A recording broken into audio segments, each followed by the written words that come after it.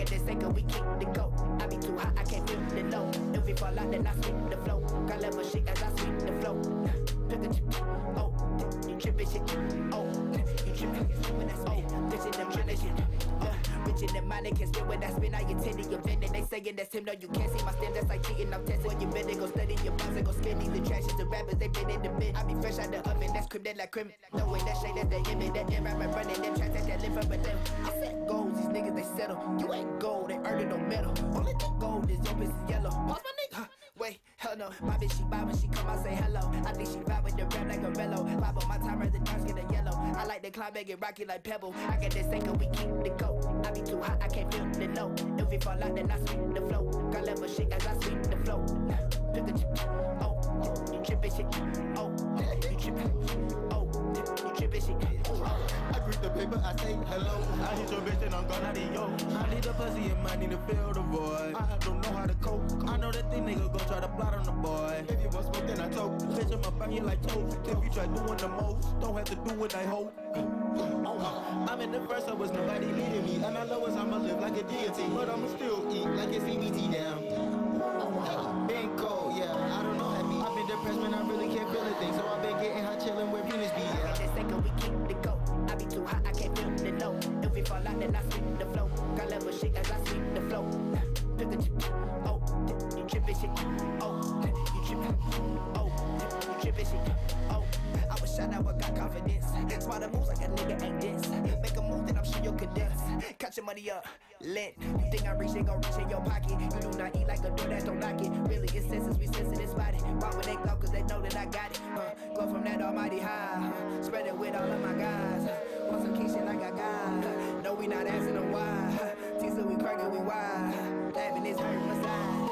Sucker for school cause I'm slide. Money said talk be at 5. I get this second, we keep the go. I be too hot, I can't feel the low. If we fall out, then I sweep the flow. Got level shit as I sweep the flow.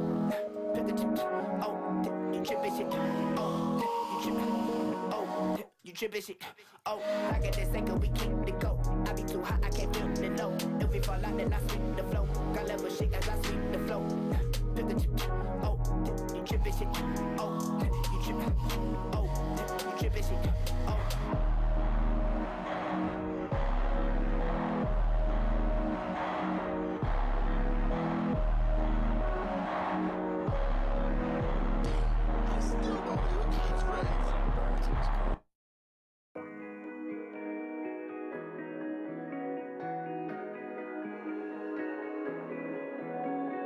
All I see in my head, broken hearts, painted red. I go hard till I'm dead, through the dark in a Benz. Burn rubber through hell and fight my demons, yeah, yeah. So wish me well while I'm breathing. Ay.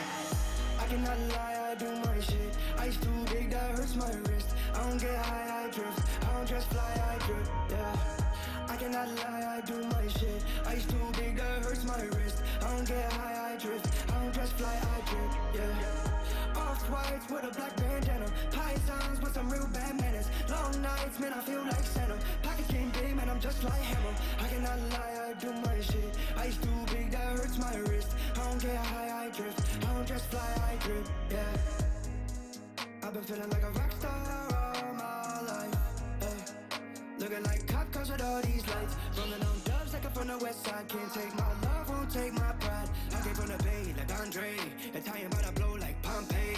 Pour me up a little bit of Bombay. I've been out here dripping all day, yeah. I know my dreams have been crazy. Back in the day they would hate me. Young and love, all I want, one chance, yeah, yeah. My heart drip blood for this, yeah, yeah. All I see in my head, broken hearts painted red. I go hard till I'm dead, through the dark in a Benz. Burn rubber through hell and fight my demons, yeah, yeah. So wish me well while I'm breathing. Ay. I cannot lie, I do my shit. Ice too big, that hurts my wrist. I don't get high, I drift. I don't just fly, I drip, yeah. I cannot lie, I do my shit. Ice too big, that hurts my wrist. I don't get high, I drift. I don't just fly, I drip, yeah. Off-whites with a black bandana. Pythons with some real bad manners. Long nights, man, I feel like Santa. Pockets game big, man, I'm just like Hammer. I cannot lie, I do my shit. Ice too big, that hurts my wrist. I don't get high,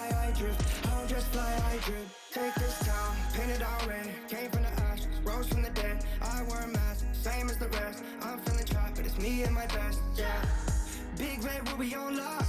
I know a big booty gon' pop. VVS will leave them shocked, like PBS will make them watch. Yeah, take a rock and press it to a diamond. Polish what you got until it shines. Searching through the darkest like we're mine. Balenciaga's filthy from the grind. Young and low, all I want, one chance. Yeah, yeah. My heart drip blood for this. Yeah, yeah. All I see in my head, broken hearts painted red. I go hard till I'm dead. Through the dark in a Benz, burn rubber through hell and fight my demons. Yeah, yeah. So wish me well while I'm breathing. Ay, I cannot lie, I do my shit. Ice too big, that hurts my wrist. I don't get high, I drift. I don't just fly, I drip. Yeah, I cannot lie, I do my shit. Ice too big, that hurts my wrist. I don't get high, I drift. I don't just fly, I drip. Yeah. Off-whites with a black bandana. Pythons with some real bad manners. Long nights, man, I feel like Santa. Pockets getting big, man, I'm just like Hammer. I cannot lie, I do my shit. Ice too big, that hurts my wrist. I don't get high, I drift. I don't just fly, I drip, yeah.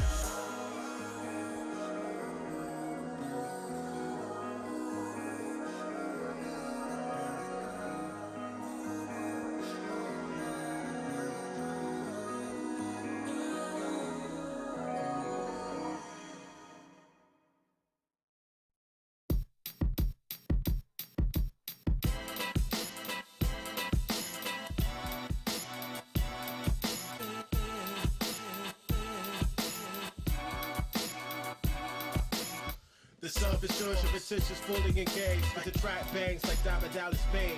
More fix the cause, derelicts the forfeit and the rage. If they don't make it like they used to, at least that's what they say. For me personally, I do me. Not really concerned with that, as long as what I make is action. Homies I respect giving me Jackson. Telling your warrior you was snapping.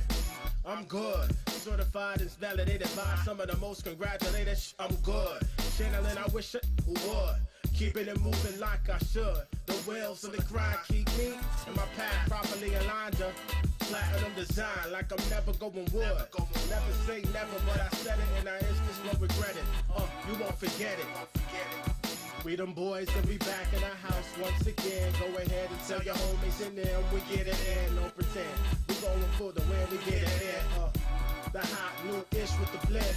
We them boys and we back in our house once again. Go ahead and tell your homies in there we get it in, no pretend. We going for the win, we get it in, no pretend. The hot new-ish with the blend. Bars all back.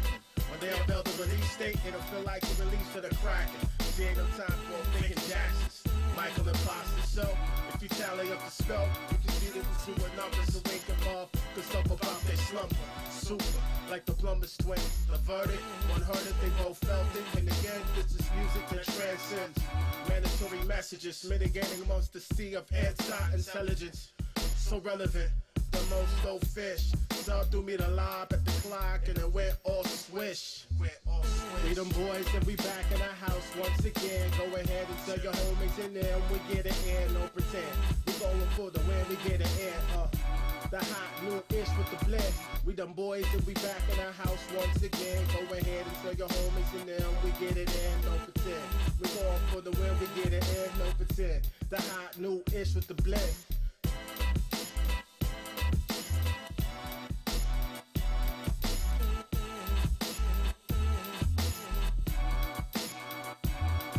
We them boys and we back in our house once again. Go ahead and tell your homies in there we get it in, no pretend. We going for the win, we get it in. The hot new-ish with the blend.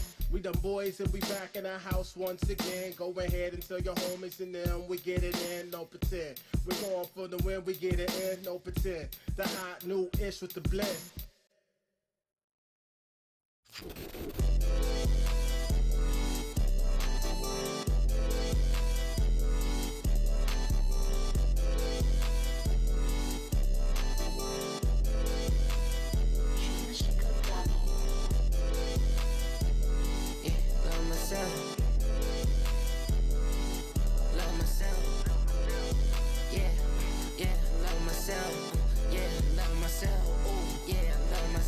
I met that bitch when I was on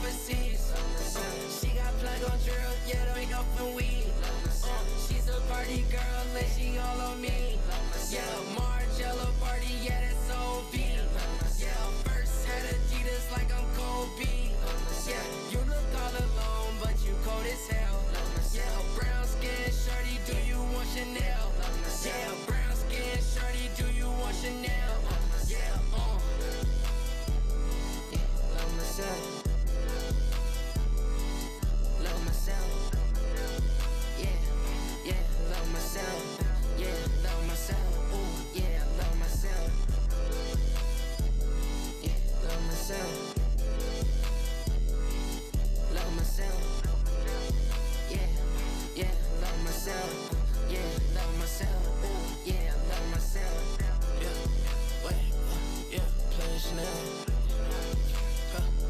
I'm a paraphernalia.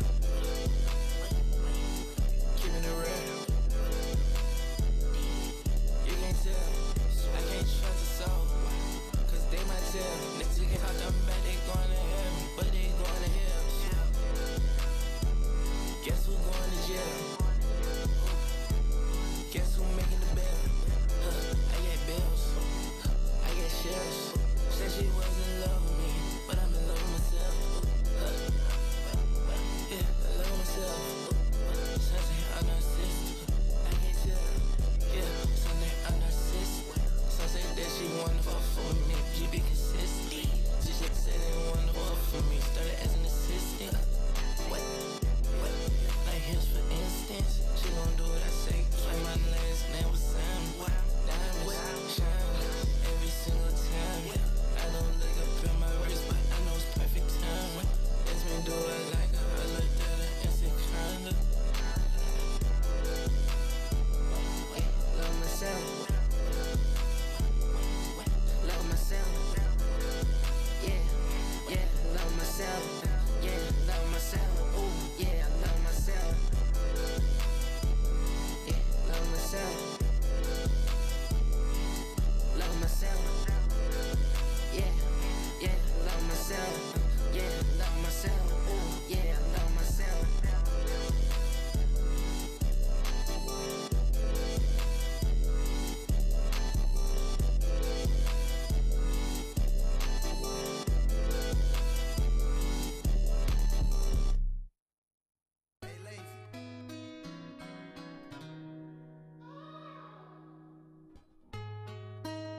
Standing right there, oh, they gotta be it. I will never ever forget who was by my side when nobody else was.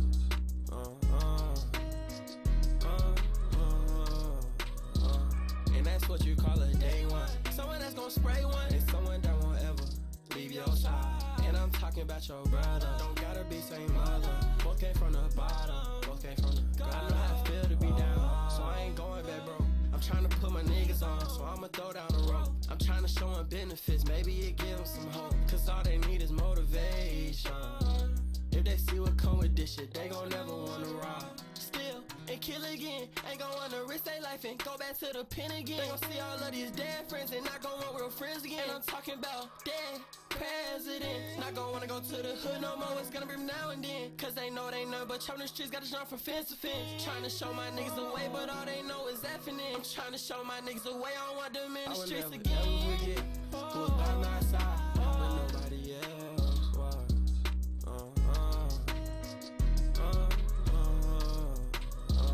And that's what you call a day one. Someone that's gonna spray one, and someone that won't ever leave your side. And I'm talking about your brother. Don't gotta be same mother. Both came from the bottom. Both came from the gutter. I will never ever forget who was by my side when nobody else was.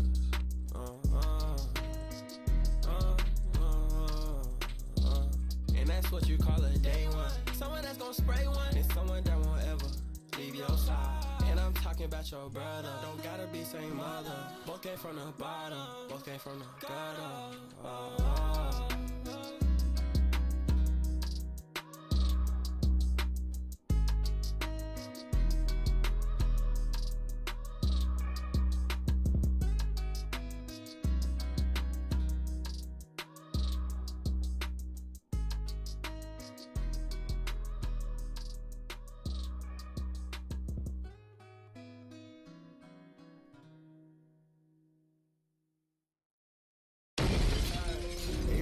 I'm at the back. Boom. 7,008. For the shit is killer season. Let's take him to the alley.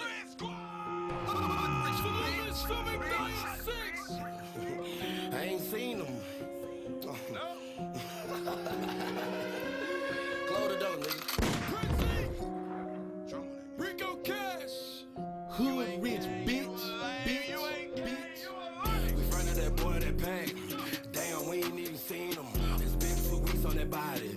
I heard they just ID'd him. And my neighborhood in killer season. Nigga walking around close to the heaters. Get that out, go chase if you need to. If I piece you up, nigga, I'ma eat you. Hey, yo, Big Tiny.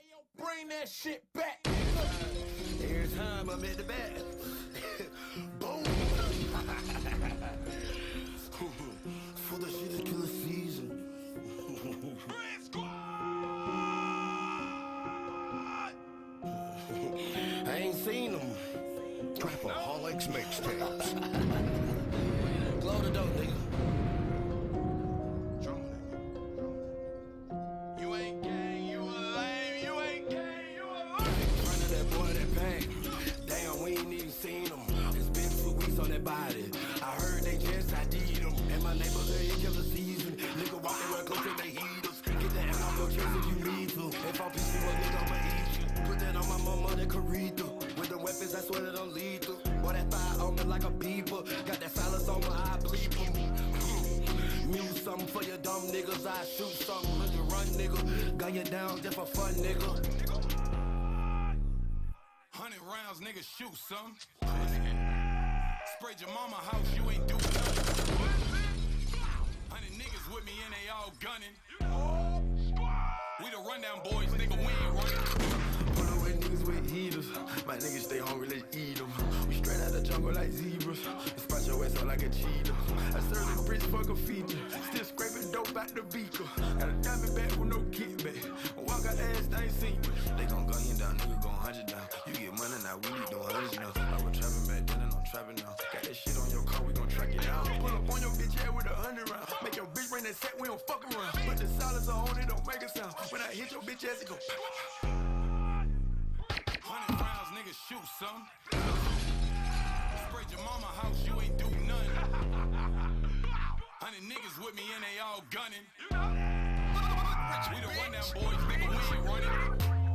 35K, 4,008 grams. 55K if you wanna see me on stage going ham. Trap money, bitch, rap money. I'ma mix it up and make more money. Trap money with the rap money. I'ma mix it up and make more money for my niggas. I'm gunning, I'm riding, I'm gunning. Running and ducking, I thought y'all was gangster. I will not suck you if you not a banger. I made $1 million with Molly. I ain't talking drugs. Grew up on road where they slanging 9. If you want the name, gotta spill blood. On Paru, 100 rounds, nigga, shoot some. Sprayed your mama house, you ain't do nothing. 100 niggas with me and they all gunning. We the rundown boys, nigga, we ain't running.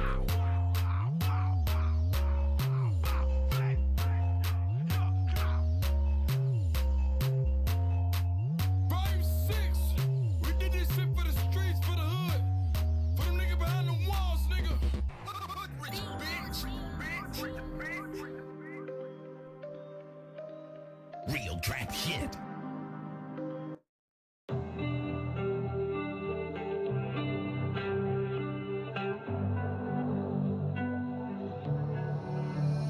I woke up today and chose violence. If you need to know my age, I'm timeless. I'm only looking to myself for the guidance. And maybe smoke a little loud in silence. Help me find my way. Find my way. All I need is some time and space. And find my way. Find my way. Find my way. All I need is some time and space. And find my way. Can you blame me for being tired? All of this bullshit that I've been took in stride. Maybe I'm foolish for thinking it's my time. Maybe I'm stupid for wanting that good life, the good old limelight. So many days I was caught up in a haze.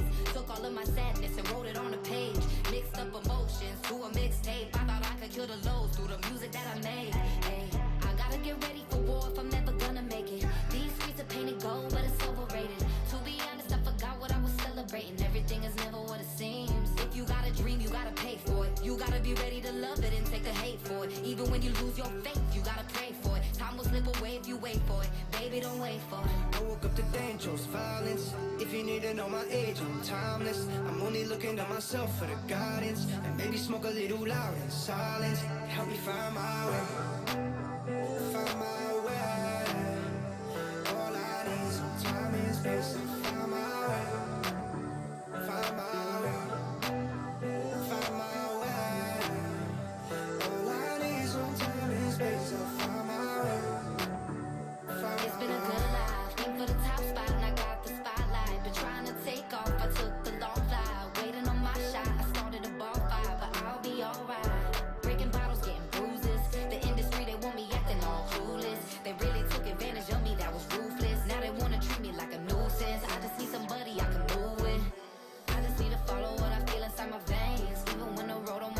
to a maze. Sick of everybody always saying that I change. I'm just going through a phase.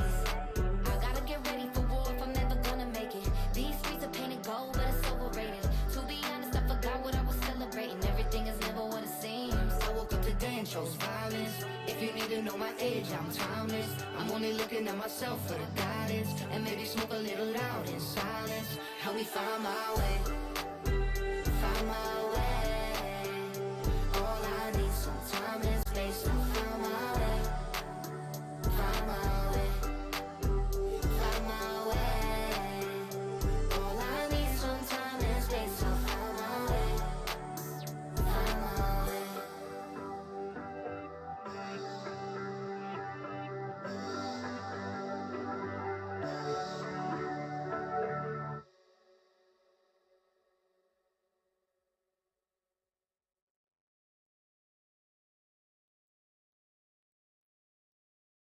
Why the fuck it sound like my phone ringing? I done seen the plug go broke. I done seen the dollar give a low nigga hopes. I done seen my uncle get my right hand coat. He gave it to a bad bitch and she put it up her nose. Yeah, rule number one, never trap on the phone. Yeah, rule number two, never trap with a clone. Rule number three, don't forget the cologne. A nigga look wrong, I'ma spread it down. Nowadays it ain't love, everything beneficial. I can't say shit, everything instrumental. Run who take what, let the baby not pinch you. Coach so, let this AR bench you. Spit it in the booth, I was chillin' in the cool. Spin this block, yeah, I'ma make chicken noodle soup. Spin this top, have you ever seen a baby bottle pop? Fuck a cop, yeah, we gon' make it big dog drop. Tiptoe, walk down, that's some damn flip-flops. I was comfortable, passed by like I don't know none of you. Funeral service, yeah, I stretch homie. Right hand turn on you, yeah, that's what the money do. Offer the love of the game, swallow the pain. Roll with the glide in the bag, come at the pallet, the battle. Roll it, fly like I'm on a ballot. Cracking and suya, come from the practice. Step with the goo, then you gon' get the mileage. Ride with the Glock, I'ma run up the mile. Straight E's in the street like my block was a college. Speed, right, I'm gone. Count the money, it took me so long to dance on the world like my nigga Corral. I done seen the plug go broke. I done seen the dollar give a low nigga hope. I done seen my uncle get my right hand coat. He gave it to a bad bitch and she put it up her nose. Yeah, rule number one, never trap on the phone. Yeah, rule number two, never trap with a clone. Rule number three, don't forget the cologne. A nigga look wrong, I'ma spread it down. Got another outfit. Is you shitting me? Black, I'm on a funeral or birthday. X on the flash, got a trap in the K. Spaz on the ad, need a Aston in gray. Hat to the back, out a splash like I'm Clash. Pass coming back, I'ma live for the day. Cash coming fast, I'ma stash for the stacks. Mash on the gas, got a clash and it crash. Strap with the strap, out the clap if he act. Back with a batch, got a flat with a latch. Make it like soda, got cracks in the bathroom. Bubble like soda, count stacks in the back room. Calico black tool, buckshot, black moon. Pussy or back page, kitty cat food. I was in a castle, Wonder Woman lasso. Running with the rascals, proton blast you. Narcotic capsule, drop it in the classroom. Click, mic, clap you, Megatron zap you. I done seen the plug go broke. I done seen the dollar give a low nigga hope. I done seen my uncle get my right hand coat. He gave it to a bad bitch and she put it up her nose. Yeah, rule number one, never trap on the phone. Yeah, rule number two, never trap with a clone. Rule number three, don't forget the cologne. A nigga look wrong, I'ma spread it down. Hey, did the cake die? Did you shit me? Or you try to shit on me?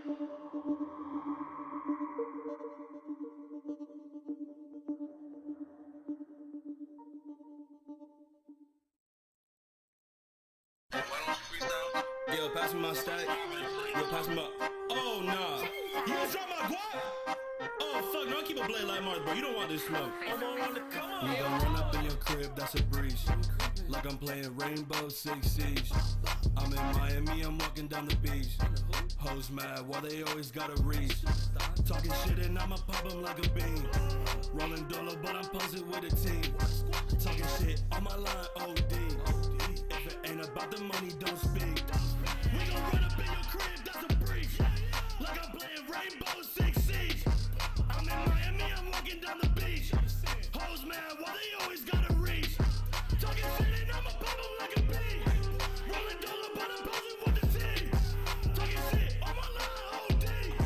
If it ain't about the money, don't speak. Who the fuck is Bezos? You don't know me?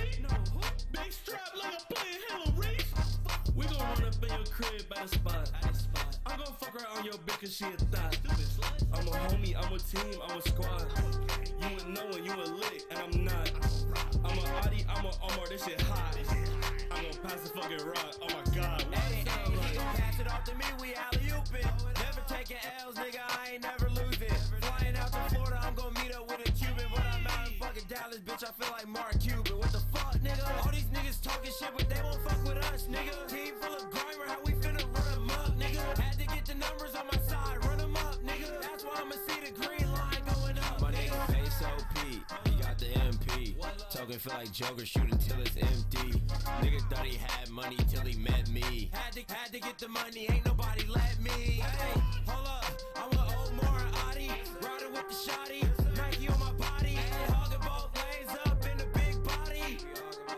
Hold up, we gon' run up in your crib, that's a breeze. Like I'm playing Rainbow Six Siege. I'm in Texas in the field with the heat. Hoes mad, why they always gotta reach? Talking shit and I'ma pop them like a bean. Rolling dolo, but I'm posted with the team. Talking shit on my line, OD.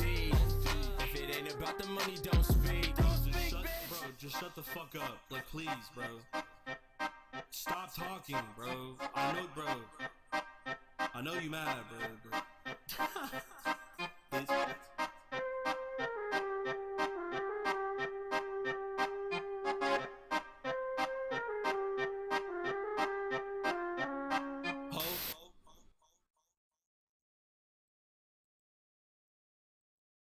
I've been chillin' in the back, no cat, low speed, no sleep, low key, you know me though. I've been bouncing back to back, no frauds, whole squad, home team, go rings, you know me though.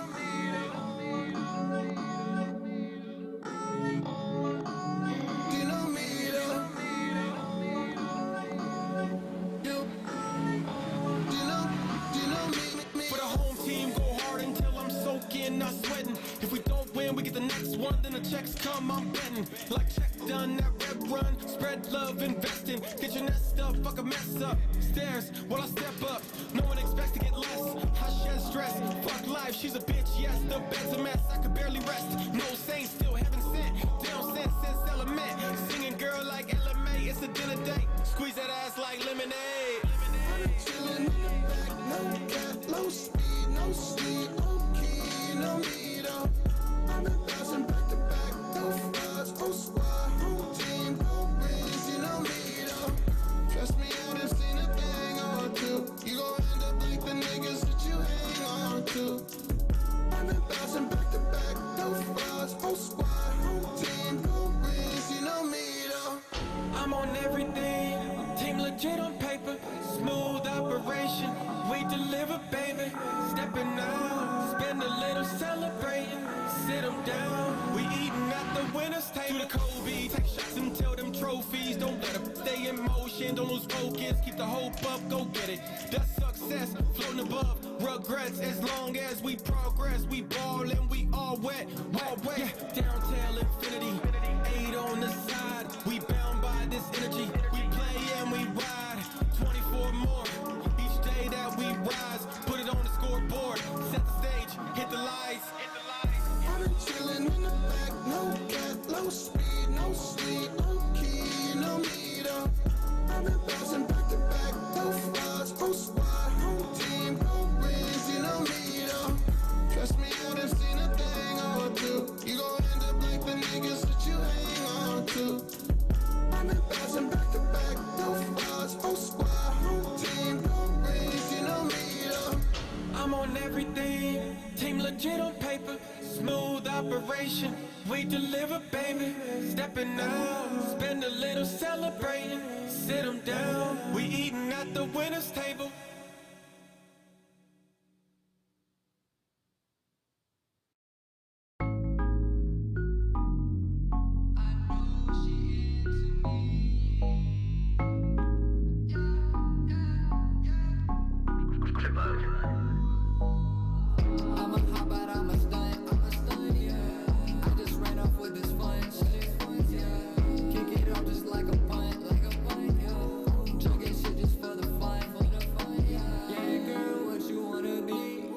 Drive them nice cars, way expensive things. a couple bands and these talking hero jeans. There's nobody else, baby, it's just you and me. Yeah, add it up, count it up. Watch how all these bands pile up. $1,000 cup, yeah, I'm pouring up. Mission to the bands, had to run it up. I'm up in the club with my 40 tuck. Aim it at your head, then you better duck. All the things I do it out of love. Tired of the pain, almost had enough. All I know she into me. All I know she into me.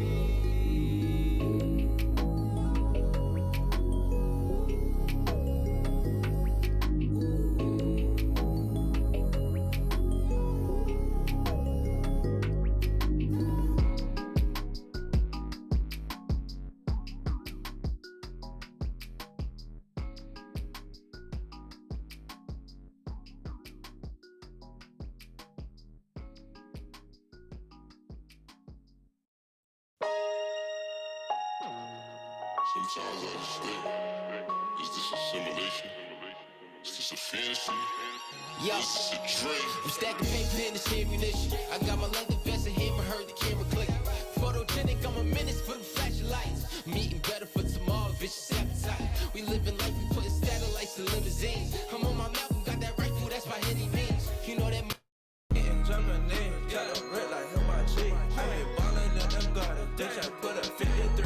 This little closer do the monster, bitch, don't call me when it's over. I been ballin', bitch, you know I keep that bitches. Whoa, whoa, yeah. Whoa, hey, yeah, hey, yeah. Turbo cop, rubber cop, I been covered like a sock. Bitch, it fucking when you pop. I get walk, walk, walk. He gon' pull up at the store. Draco hit your fucking up. Rattle with a down a nigga finna walk, walk, walk. Hey, yeah, Gucci bout to match for the weekend. Yeah, I ain't got that bag, just from Toucan. Yeah, I ain't take no bag for the weekend.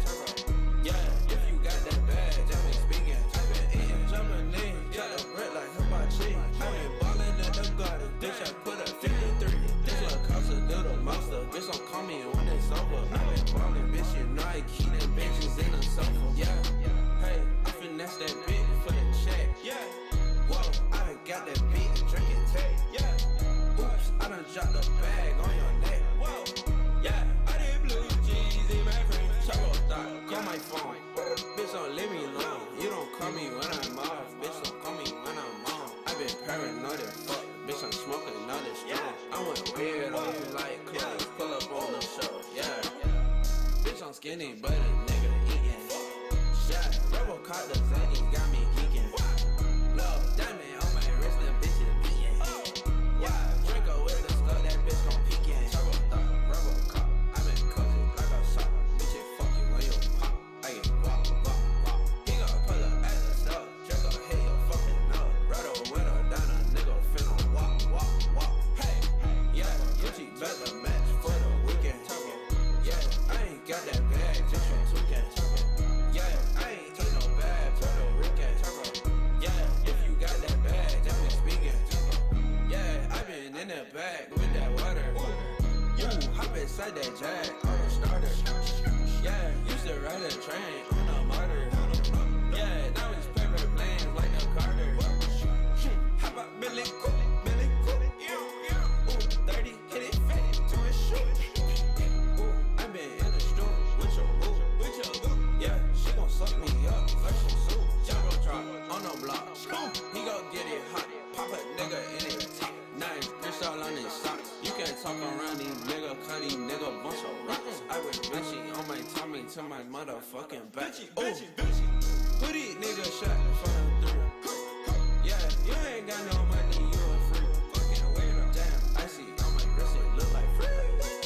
Yellow diamond, Pikachu, it look like me. Turbo thought, Robocop, I been covered like a sock. Bitch, it fucking when you pop. I get walk, walk, walk. He gon' pull up at the store. Draco hit your fucking nose. Rattle with a down a nigga finna walk, walk, walk. Hey, yeah, Gucci bout to match for the weekend. Turbo, yeah, I ain't got that bag, just from Toucan. Yeah, I ain't take no bag for the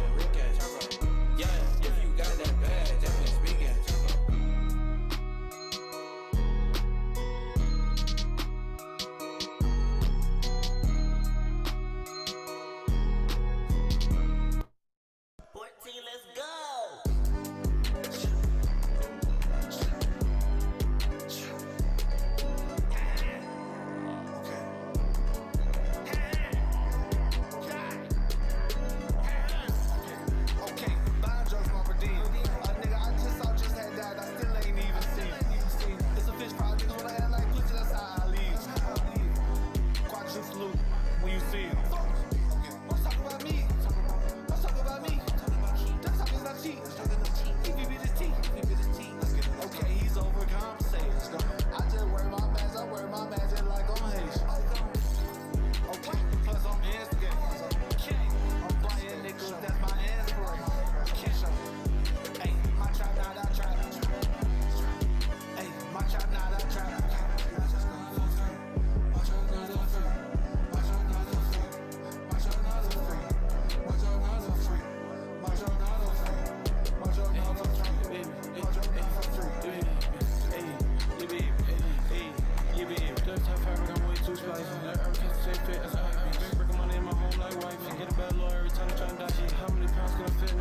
G5 send real low like knee high. Make bad bitch go low like deep fry. Push your head down like the chicken when it's deep fried. Right down in the trap to get knee guns. Fuck bitch, fish bowl with the knee sound. Front top of flavors, you could pick up just like Baskin Robbins. I'm a fucking trapper, tell her cracker, I ain't picking cotton. I be catching plays off the backboard, I feel like Dennis Rodman. You would think I apple in my pants the way she get the bobbin'.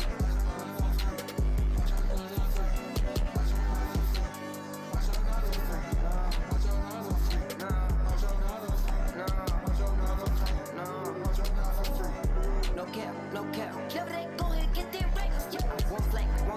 Never they race to the max. Yeah, I won't flip, won't slack. Yeah, no pics, no flash. Yeah, new whip, go fast. I don't want crash, I know I'm crash. No pop, won't. I ride. Look, I still like it's pizza rolls. Run the stove like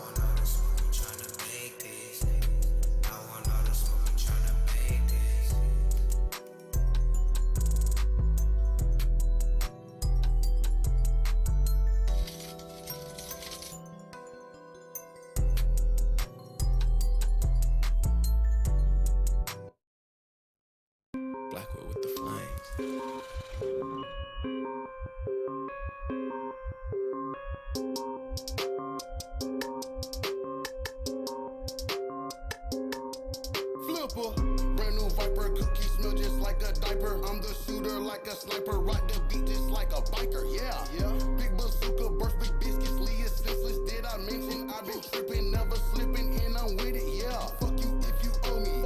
You fuck niggas don't know me, bitch. I been flipping them bags while you taking my swag. You don't know me, you don't know me, you don't know me. I just want blue chonies. Why you taking my swag? Fuck nigga, you don't know me, you don't know me, you don't know me.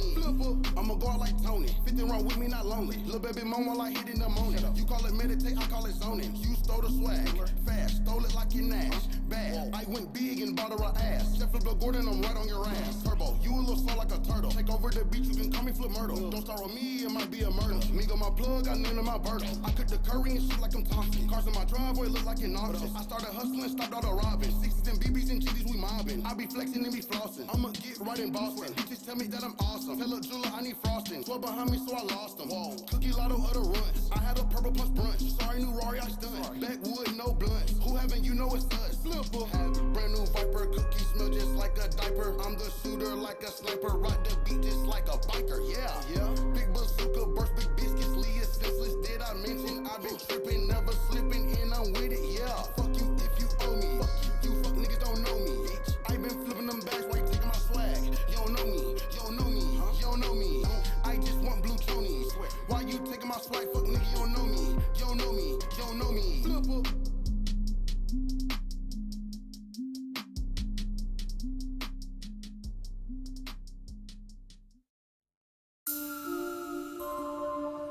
Hey, deep boy, oh dang.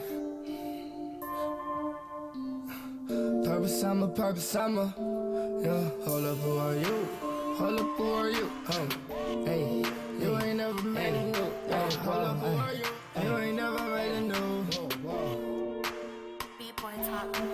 Hold up, who are you? Oh, you ain't never made the news. German game reloaded, you don't wanna make the news. My manager say they respect the money, pick the jewels. Since niggas hating on me, bitch, I gotta take the tool. I rob but I don't steal, I fuck around and take your jewels. Just cause you on your fitness, that don't mean that you a fool. Knock 'em off, breaking news. Knock it off, breaking news. Knock 'em off, breaking news. Knock it off, breaking news.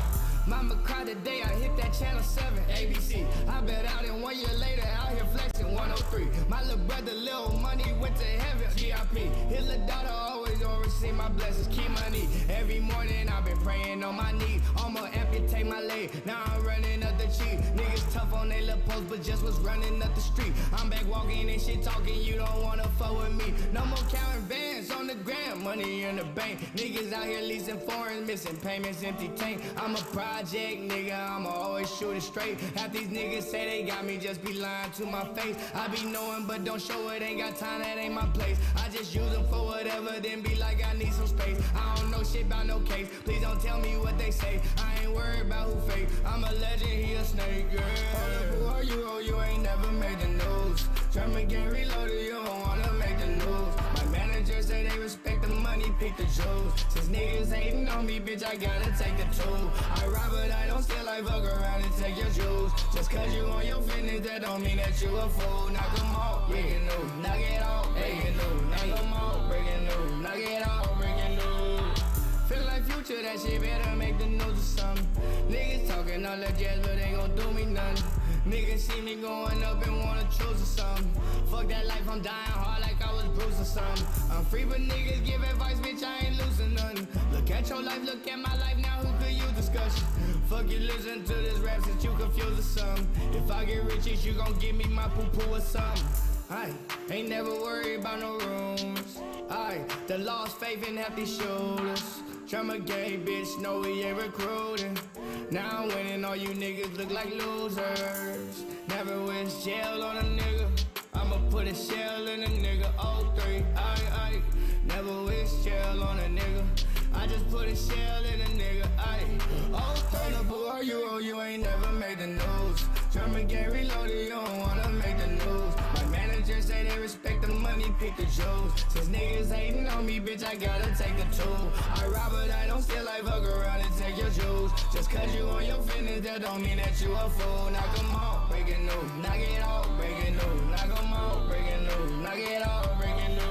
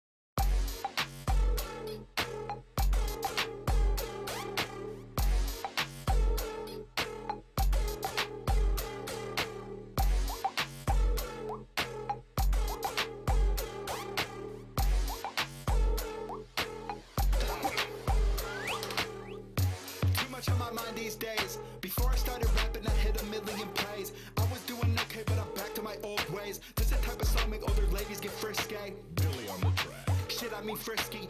I just popped a bottle, I think I'm sipping whiskey. I'm just making music for the ones that gon' miss me. This is a short song, it's gon' end pretty quickly. So let me introduce myself for those who do not know me. Homie, humana, chim, chiree. Dream about the money, only way I get some sleep. I'm not bragging, I'm just looking for serotonin. Always home alone, baby, call me Macaulay Culkin. Every single summer I got girls trying to pickpocket. The boy gets hot, baby Billy get hot pocket. I put you on, I'm popping like I'm some corn. You want me to perform? Of course. Run me that check, run it back like sports. I'm not who your friends adore. I'm barely making it out the door. I spent last week walking around like a corpse, but run me that check till I hit the floor. Bill Nye, I'm off the gas. I just did 150 on the dash. I got money like a 40-year-old man. So many people trying to steal my swag, trying to steal my bag. I'm in the studio till I make a smash. You thought you had some clout, but it passed. I'm really chill, but don't make me spaz.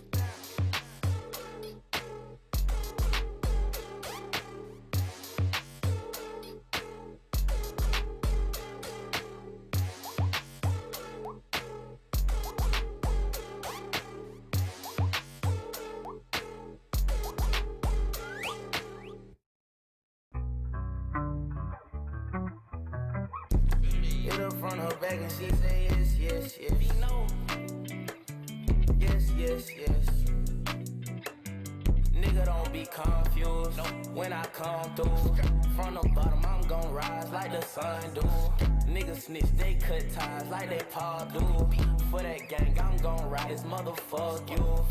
Tell me who shot, I know you not. I'm a different type of guy. Nigga, I like count money. Boss shit, no shrimp fry. Can't wait till we get the pen. Niggas drop that red dot. Forgive me, Lord, I know I sin. Off OZ until I die. Forgive me, Lord, cause I know I be sinning. I took the space route, not be no winning. Come from the bottom, it's just the beginning. I do this shit, ain't no pretend. I do this shit, I do your bitch, I keep it stick. Yeah.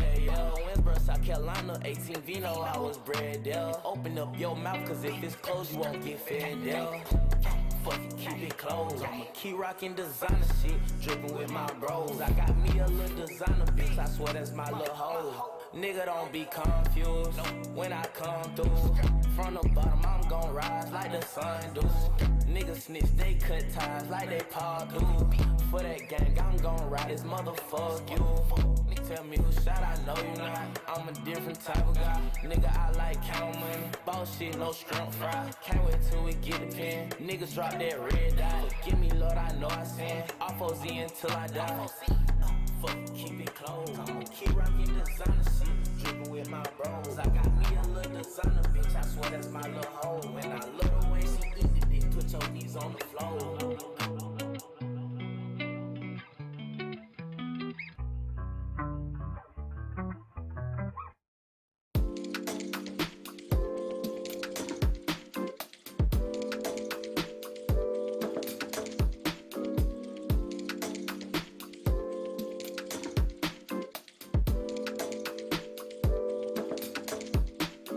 Minority getting all of the funds.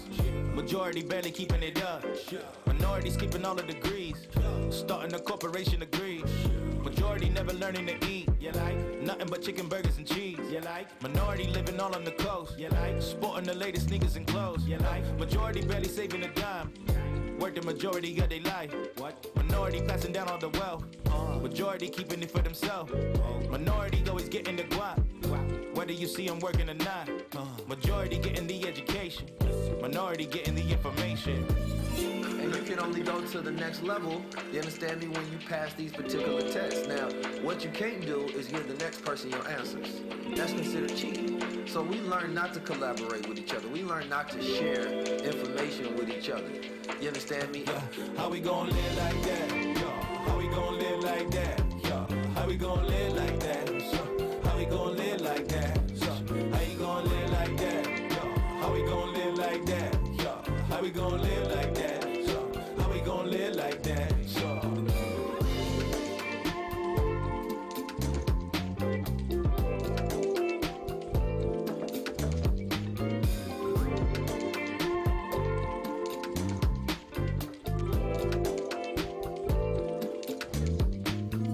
Graduate epidemic, the progression and predicate, lost minds of a youth, institution and sentences. City, see the city, not the mayor of delegates. Homicide, genocide, and they setting the president, saying lyrics irrelevant. Got the young and degenerate, hated on by the veterans. They don't listen to anything, pay respects to the ones that I love. Brand new rapper, but I'm old as fuck.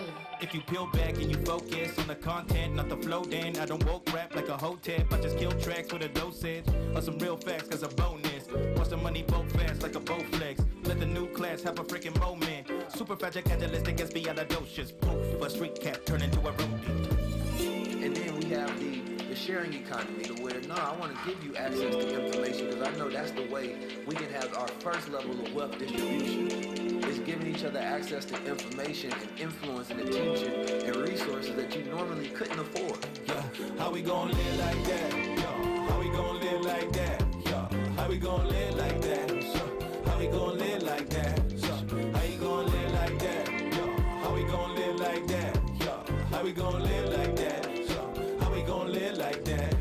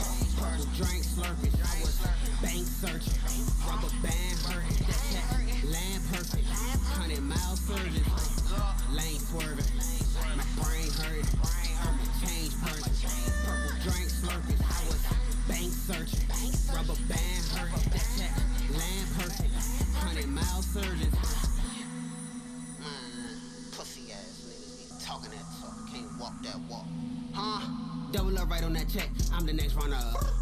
I'm on the airway, I'm speeding, my nigga, you can't get in front of us. All that, Twitter purple, my nigga, don't mention in front of us. I was down bad, little nigga had spanked me a bank for a honey bun. Nigga can't show you don't know what we do. That nigga the fast, we gon' slide like Luke. Little nigga, I'm shining on the ground like Luke. And I'm still making plays like flukes. I saw the bitch suck on the dick, got into the gaming industry or kind of avenue specifically? Yeah, I guess, super similar for me. I grew up playing games. Like, it was a huge outlet as a kid for me. So especially living in Atlanta and learning about the disparity and the growing opportunities in especially the K-12 area for students to be able to, get scholarships and study and learn at the local universities, and that those opportunities had yet not existed, within the inner city school systems or the charter school systems. So what really what got me into gaming was, just my love for competition. But I think what got us started with community was looking to close some of these digital divides and using esports as a main tool to do so. So what was one of the first programs or just processes that you all did to just give back and start with closing the digital divide?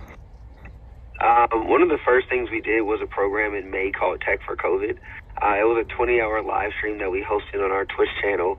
And we had some pretty cool people support that initiative, like Michael Strahan and Dion Warwick and Jeezy and some other folks. But nonetheless, within that streaming period, we raised about $118,000. And a lot of that money actually then we used to buy laptops and personal hotspot devices for students that did not have access to technology due to social distancing at the very beginning of the pandemic. Well, I should say like towards those first, 2-3 months within the pandemic when no one really had any solutions about, what to do from an academic standpoint. So that was like our first real program. I would say like a precursor program to that is that we brought 200 students to an esports center in Atlanta where they were able to come and experience like a STEM day and play video games with influencers and athletes, which then led to them getting to go to the Call of Duty homestand, which took place at the College Park Arena. So that was actually like our first program that led to the Tech for COVID. But that's what literally were the two foundational, events that started everything that we're doing now. Nice. I love to hear it. So let's get into just the nitty gritty. You all are focused on making sure that you're raising the awareness and just spreading jobs in the STEM fields for students from underserved communities. But you guys are really, really focused on HBCUs. What brought about that concept and idea, and where has it landed you today? Sure. So, to immediately allude on the fact that, a number of our founding team are all HBCU alum. And so, to speak to both Ryan, who, attended Oakwood University, and, Chris, our other co-founder, who attended North Carolina Central University, as well as, a number of 2 or 3 other individuals on the team or within our immediate peripheral. So understanding that, once again, some of these opportunities weren't in our immediate, ecosystem, that's where we understood we needed to start first. Yeah, Julius.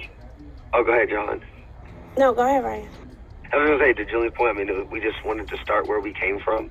And we also knew that that's where the biggest opportunity was to help, solve this problem as well.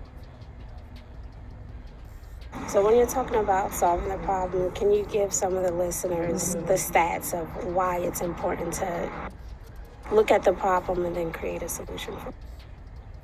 Yeah, I would say, some of the early data that we saw was that 83% of African-American teens play games weekly, but only 2% of video game developers to date are African-American. So for us, like, that staggering statistic shows that, people, African-American teens specifically, over-index is one of the largest groups at games, most so consistently, but smallest when it comes to actually being professionals in the space from a working standpoint. So for us, that literal stat is kind of like what began to drive the ideas and concepts and programs that we're looking to implement this year as well. As far as like exposing more African American students that love gaming to careers that exist behind the games that they love to play. Nice. So can you guys tell me about HBCU Esports League? Absolutely. So the HBCU Esports League, once again, starting where we come from. In the year 2019, 2020, early 2020, I believe only one HBCU at that time was engaged in esports to any kind of formal level. And so what we did immediately is, deploy within our ecosystem here in Atlanta, Charlotte, Maryland, and a number of other cities. And so the HBCU Esports League itself is an opportunity. It's a esports league for HBCU students and giving them an opportunity to play on a number of different games. And so we have Call of Duty, 2K is one of our main games as well, and Madden. And so it's really enlightening, and as well as quite uplifting to see students who have shared with us. I never thought this would be something that I would be using to support either myself or my college tuition. Quite literally, one of our students playing Madden from us alone has earned over $10,000 just playing Madden within the league. And I want to say, of course, other opportunities that he's earned. So he said, specifically, these things are life changing. So the HBCU League is huge for us. It's an opportunity to really showcase the industry to our students, but as well as our students, if you will, or our community to the industry. And so one thing that's, I think, important to point out here that kind of alludes to the games that we started with. If you kind of caught that, they're all console-based games. And so within our league, we really started with the games that we play really predominantly across the country at a higher average. Because if you look at the cost average or either the barrier to entry to console gaming versus PC gaming, I think the cost is 3 to 4 times that of one of the best consoles to date, or kind of the newest model, if you will. So that's one of the things that we understood. We had to start with the games and the titles that our community is familiar with, that gives them a glimpse into the larger ecosystem of esports.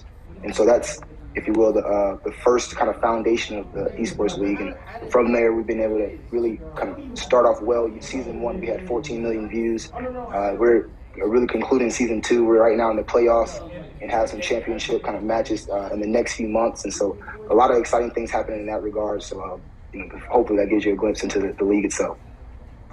And so how many teams do you actually have competing in the league currently? And yes. How many HBCUs, I mean? Yes. So to the point of, one in the year of 2019, and on season 1, I think we had a total of 13 organizations, 13 different institutions competing. And keep me honest here, Ryan, but we also, in the current season, have about 24 or 25, and currently about 12 or 13 more looking to build their esports programs. So it's been a great 2 years in regards to really galvanizing, if you will, these universities and institutions to really seeing the value in esports, both for the student transferable opportunities as well as the institution itself.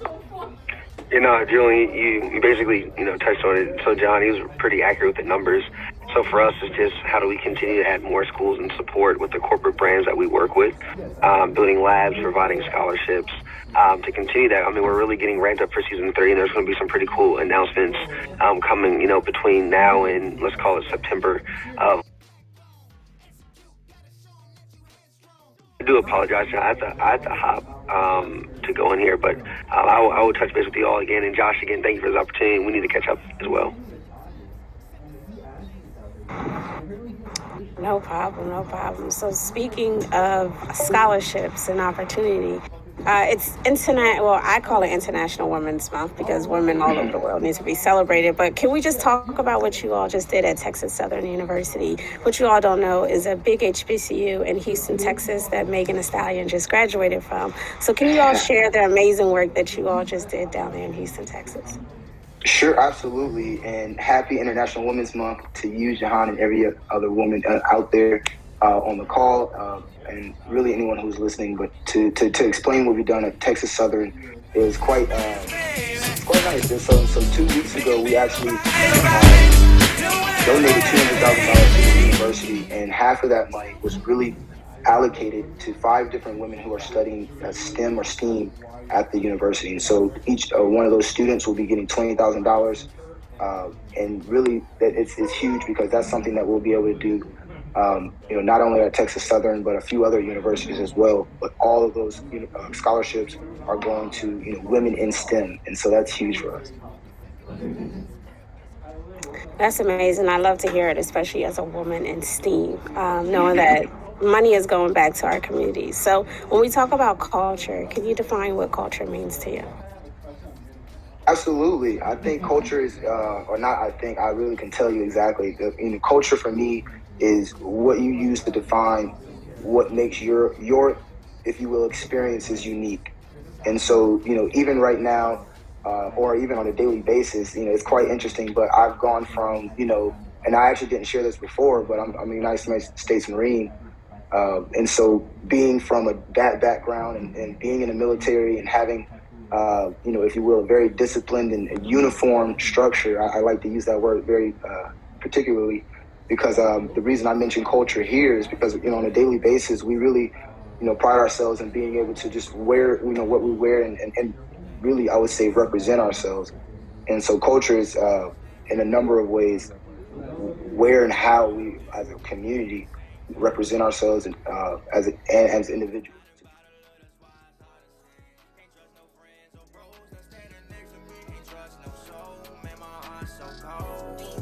Niggas claiming that they know you, they don't know. Bless a nigga with the gift, the devil gon' show. Dark places, but it's light at the end of the road. Started at the back, now I'm sitting front row. If that's your blood, show loyalty, nigga. If that's your girl, show her royalty, nigga. We are not the same, see I move a little different. You be hating on niggas, and I pray for the rest. Used to fuck with niggas, but now they sneak distance. Snakes in my grass, man, I hate their ass, yes. And watch what you say, cause they tellin' that kissing. And I gotta keep it on me, man, that's my best friend. Smith and Wesson, teach your ass a lesson. Class in session, yeah, nigga present. You can check in, just like the best thing. But I ain't resting, keep money. They know I'm gifted. At the same time, feel like they be hating me. I was blinded by the love, that's why it's hard to say. Can't trust no friends or bros that's standing next to me. Can't trust no soul, man, my heart's so cold. Niggas claiming that they know you, they don't know. Bless a nigga with the gift, the devil gon' show. Dark places, but it's light at the end of the road. Started at the back, now I'm sitting front row. The devil was at his best when his blessings with you. Watch who got your back, cause maybe they ain't with you. Blood supposed to be thicker than water, but water heavier than blood. In my face, showing fake love. But I love my bros. Just can't fuck with niggas who speak on shit that they don't know. No matter if it's blood, they can't show love, gotta let that go. Mama lied on me, so I move around with my heart so cold. So I keep that thing on me, and it's ready for the heat, can't trust no soul. And they ain't been around with things, niggas say they know, but they don't really know it. Drug up the pain, drink it away from being on. Drug up the pain, drink it away from being on. They know I'm gifted. At the same time, feel like they be hating me. I was blinded by the love, that's why it's hard to say. Can't trust no friends or bros that's standing next to me. Can't trust no soul, man, my heart's so cold. Niggas claiming that they know you, they don't know. Bless a nigga with the gift, the devil gon' show. Dark places, but it's light at the end of the road. Started at the back, now I'm sitting front row. Keep the door, can't open no strap. Niggas be goofy and most of them wet. Only few that I trust on my back. I learned long ago, gotta keep your circle tight and grind for the chat. Close on the block, 2 knots, make it stress. Hand me the pack and I handle the rest. Houston Reds, we going up next. Spin that fat nigga strike like a match. Next one person get hit with a tap. Spin that whole block so they can't double back. Ladies take a breath, calm down, relax. Keep you bitches in love with the set. Get straight to me, so I give me the net. Now the bitch down, you know it's nothing but net. I gotta get it, I'm talking about commas. Niggas don't hustle, they bitches with drama. Chasing the bank of the coin like a sign. Once we pull up in the Rapey, I promise. Yeah, see, I throw the bands of an onyx. Stomach so full, I just ate Benny Hannes. Thief in the night for the money, I'm starved. Ooh, talking about money, I'm on it. At the same time, feel like they be hating me. I was blinded by the love, that's why it's hard to say. Can't trust no friends or bros that's standing next to me. Can't trust no soul, man, my heart's so cold.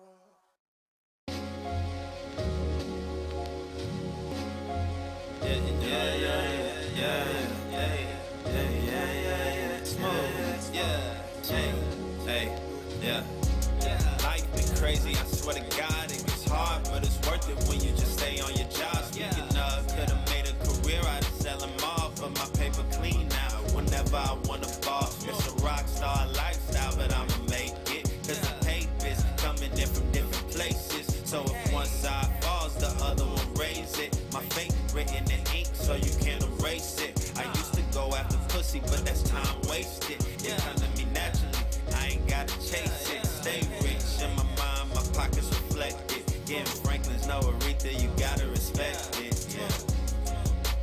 I feel like I'm running out of time, so I got this money on my mind. I know it don't make the man, but I gotta get it while I can. I feel like I'm running out of time, running, so I got this money on my mind. But I gotta get it while I can. They say you the root of all evil.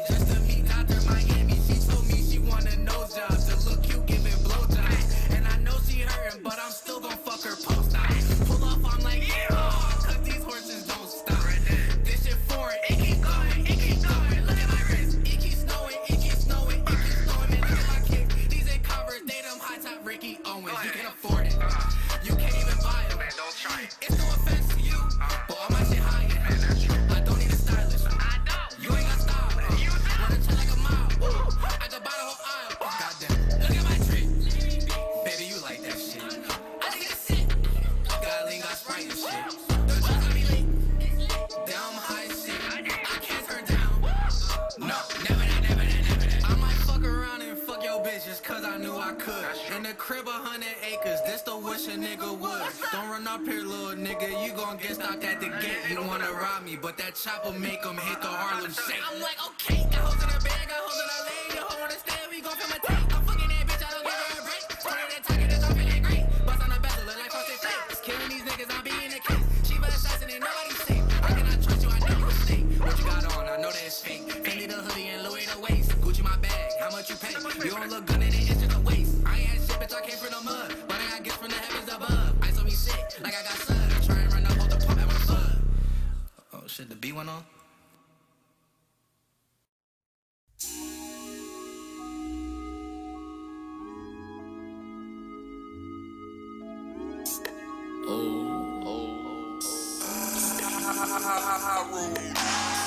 Sipping drink, rolling joints, getting money, that's the point.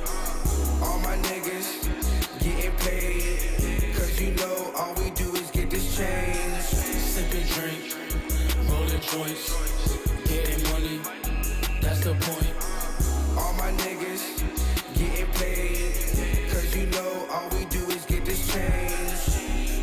Got the kush by the pound, so you know I gotta roll it up. Yeah, I gotta roll it up. Look, cause every time I hit the fucking stew, I gotta open up. Yeah, I gotta open up. Ay. Look, niggas ain't in my lane. I swear to God, I started this shit from the bottom, man. Looking back, I ain't know niggas was flexing up. Crazy at first, they really won't fucking with us. Now everybody begging to get a feature. I need a band, cause this music shit is deeper than what you think. Can't let up, can't push on the brakes. If I do that, then my family just won't be straight. Look, I do this for the game. Cause if you're around the real, then why would you be around some fakes? I gotta get my mind right and keep on going straight. If ain't put nothing on the plate, then get the fuck up on my face. Sipping drink, rolling joints, getting money, that's the point. All my niggas getting paid, cause you know all we do is get this change. Sipping drink, rolling joints, getting money, that's the point. All my niggas getting paid, cause you know all we do is get this change. They say love is a strong word, but I'm out here living God willing and I'm blessed. They just like the way I did it. Fall back for a minute and they wonder how I get it. Riding low with the seat back and the windows tinted, thinking about how I came so far from all this pain. Man, the sky should be sunny, but it hurts when it rains. I've been played once before, but I just charge it to the game. Thinking about that one day when the crowd screaming my name. Roll a joint for my niggas that ain't here to represent. I'm a star flying high, baby girl, just make a wish. When them times getting hard, just sit back and think of this. You could have the world with diamond pearls and take a trip. I'm going hard every day until it's my last breath. A young nigga getting money, you would think, what is next? I know I'm blessed and I won't stop until my niggas at the top. And all I want is a Rolex, diamonds round the watch. Sipping drink, rolling joints, getting money, that's the point.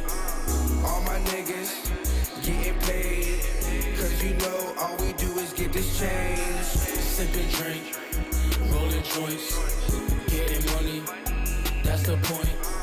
All my niggas getting paid, cause you know all we do is get this change.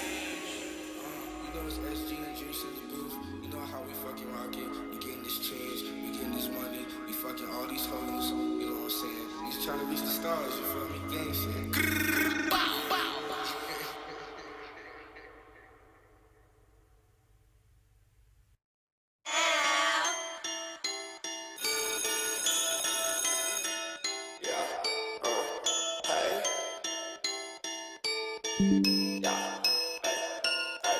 And what you gon' do with it? A nigga gon' pop my shit, what you gon' do with it? Hit on the rocks, no drip, and what you gon' do with it? All the more ones on the bitch, what you gon' do with it? Throw it on the floor, don't slip, what you gon' do with it?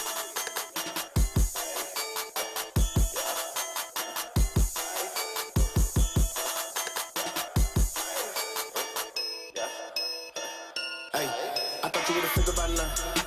A nigga gon' pop my shit, I thought you would've figured by now. A nigga done locked on a bitch, I thought you would've figured by now. Can't that nigga fuck with my drip, I thought you would've figured by now.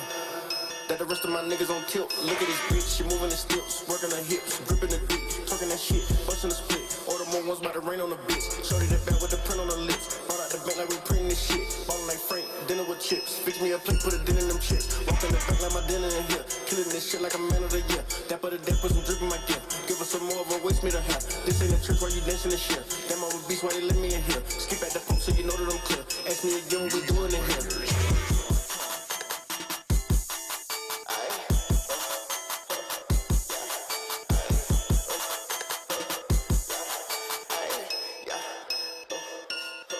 And what you gon' do with it? A nigga gon' pop my shit, what you gon' do with it? Hit on the rocks, no drip, and what you gon' do with it? All the more ones on the bitch, what you gon' do with it? Throw it on the floor, don't slip, what you gon' do with it? Do what I gotta, stand out on like I'm a model.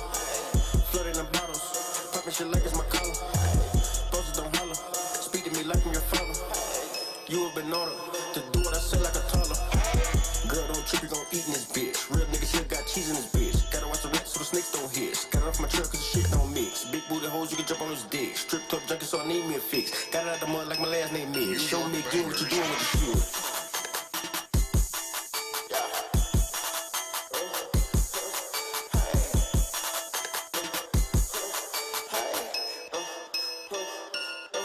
And what you gon' do with it?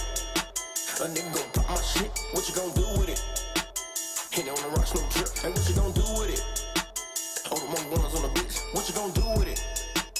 Throw it on the floor, don't slip, what you gon' do with it?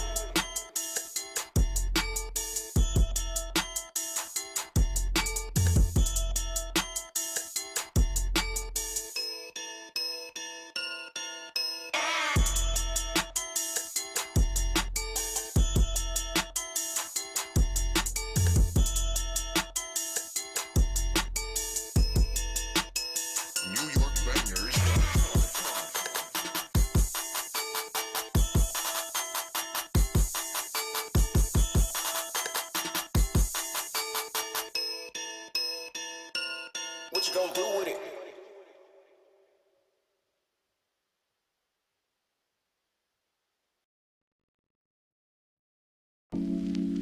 Could be dangerous, dangerous.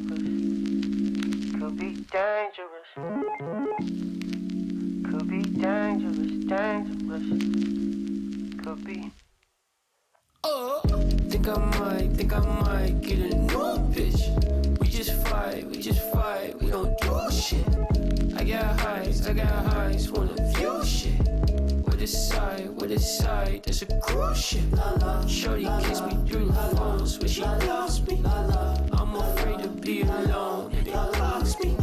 So I stand till it's gone, till it's ugly. But it's always the right way when she rubs me. What you want for say nay? Tired of checking my list.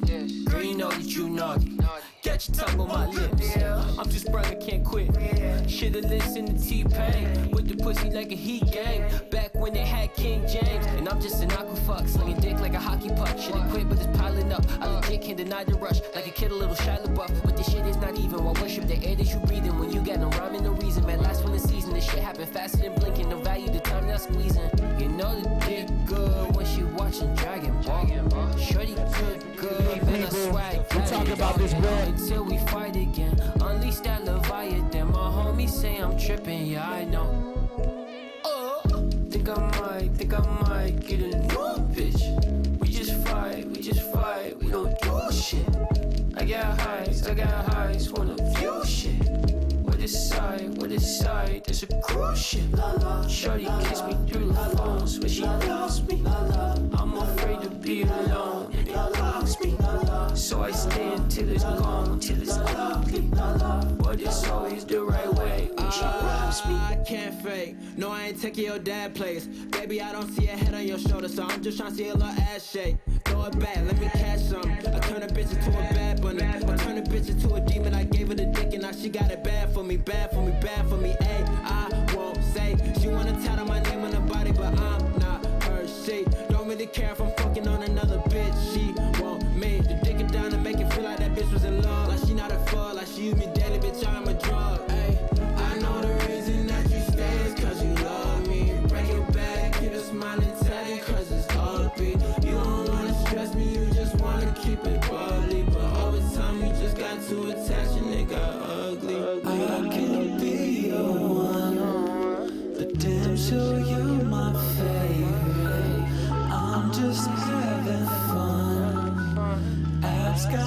so jaded.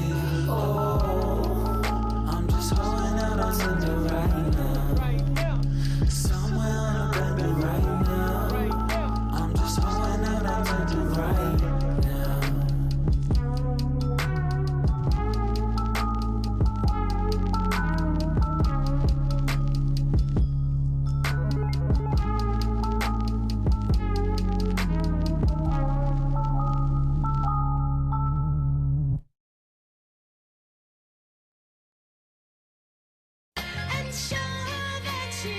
Yeah, just like spit up, Bitcoin get up, raw note is up, then it's a stick up, chain make you hiccup, old school pick up, been consistent, I am that. Get your check right, I'm in Gwinnett right, first class bid it, I Drew Santana bandana, I Supreme up tempo, I dick and mental, I got it tight, bad bitch model type, shorty got a big mouth, suck me up, overbite, popping like I'm dynamite, you was wrong, I was right, make sure that your paper right, big house, stay the night, always lit a skater light, tiger stripes, say you like. Eat the beat, yeah, that's my diet. Pockets on good, never try it. This that good, Louis had to buy it. Jump on, ride it. Everything we do is private. Every superhero need a sidekick. I just want my head like a sidekick. Remember, used to have the sidekick. I'm through the roof, kid. My beard foreign, just like the coupe is. I'm trying to make stupid hits. Yeah, I really do this. You know she flew in. Foreign year with her 2 friends. I think she booed in. I think she choosing who's shooting. 2 flights in a day, sending texts to my babe. I get on some cookie rolling through the A. She know I'm getting paid, paper planes in my A. She wanna learn how to skate, yeah, show the way. We gone all day, stop Vogue, take a picture, Vogue player, yeah, I never been hold. Alright, Uno need to come in, stop off playing with me. The activist, first. Gotta buy a fit whenever I feel out of place. Try to put the rest up in my pocket, I run out of space. The S-Class so big, I had to park it out of space. The best things are last, and I showed up a couple hours late. About to caught the Rollie, Mary Jane plane. 4, 3, 2, 1, and that's game. Top shotter, you know I had to let it bang. Now they hit me like I'm riding on a Nazi plane. Little chicken job be hitting like a little chicken job out here shake just like a boxing ring. On my coat is a couple foxy things and pump to his chest, needed a little oxygen. Why these little niggas be mocking me? They skip the birds, so you know them who gon' flock to me. Ass she give me that like an ostrich. Yeah, I said you know you right like a sausage. Say the least you need an Oscar. Boy, give it a rest, should've been a doctor. Yeah, I was on the beat like coppers. Yeah, said I am on the beat like coppers. Said try to run up, no shoot, I sock ya. Like Tetris, I'm connecting all the blocks up. Shell like a Diddy, yeah, heard you she getting jail shot. Still gon' get my shit all like Josh Stockton. Yeah, no comprehendo, huh? Fuck out there. It was over jealousy. Niggas plotting, this is what you're telling me. Boy, you niggas look to me like your majesty. I leave these niggas singing out the balcony. I remember when you said you was a friend of me. When I see you, mama spraying just like oil sheen. I don't know why you singing that like I hold loyalty. I ain't standing there, y'all thinking that was forgery. I'm real like poetry. Your heart adore me, find me door explorer. Cause you know I got more punch than Jersey Shore. Once you want the trash can of the dump. I ain't talking wrong when I told you that I'm a bust. Yeah. She gon' drop it down so you know that I cannot trust. I remember I used to bring straps on the school buses. No, I am ballin' like I am here at the ruckus. Jelly fam, my nigga, no puckers. Ice on my neck, I'm a ice road trucker. Try to run up, but let it burn like Usher said. Yes, I am ballin' and I Milwaukee buck you. 2 middle fingers, I check up. You can get whipped or get buffed up. Told her please spit or please suck up. Yeah.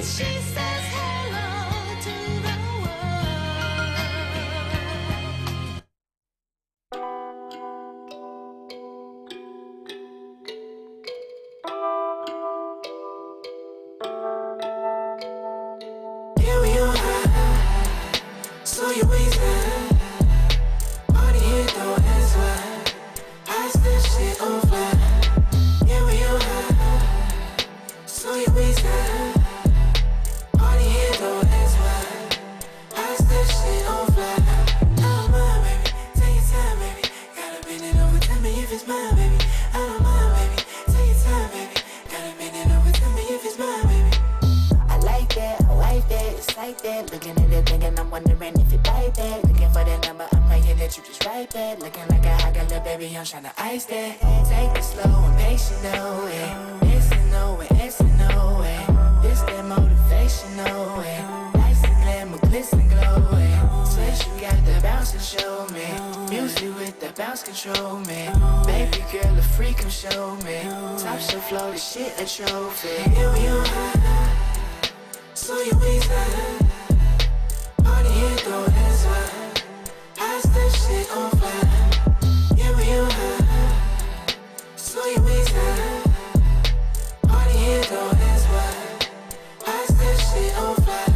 I don't mind, baby. Take your time, baby. Gotta bend it over, tell me if it's mine, baby. I don't mind, baby. Take your time, baby. Gotta bend it over, tell me if it's mine, baby. She said this is some good taste and good flow. Guess you a good match and good smoke. Can't feel this little more, you should know. Number check backstage to push up. In the A, I be in it. A and A, I ain't finished. Windows up and they tinted. I be up in a minute. Car slow when it hit it. All the eyes on my sending. All she back going minute. Yeah, old man going in it. Yeah, she right by my side. I hope cloud like now. Baby, that glow, that shine. Party right here, we find. Yeah, we on high. So you waist high. Party here, though, that's why. I start shit on fire. Yeah, we on high. So you waist high. Party here, though, that's why. I start shit on fire. I don't mind, baby. Take your time, baby. Gotta bend it over, tell me if it's mine, baby. I don't mind, baby. Take your time, baby. Gotta bend it over, tell me if it's mine, baby.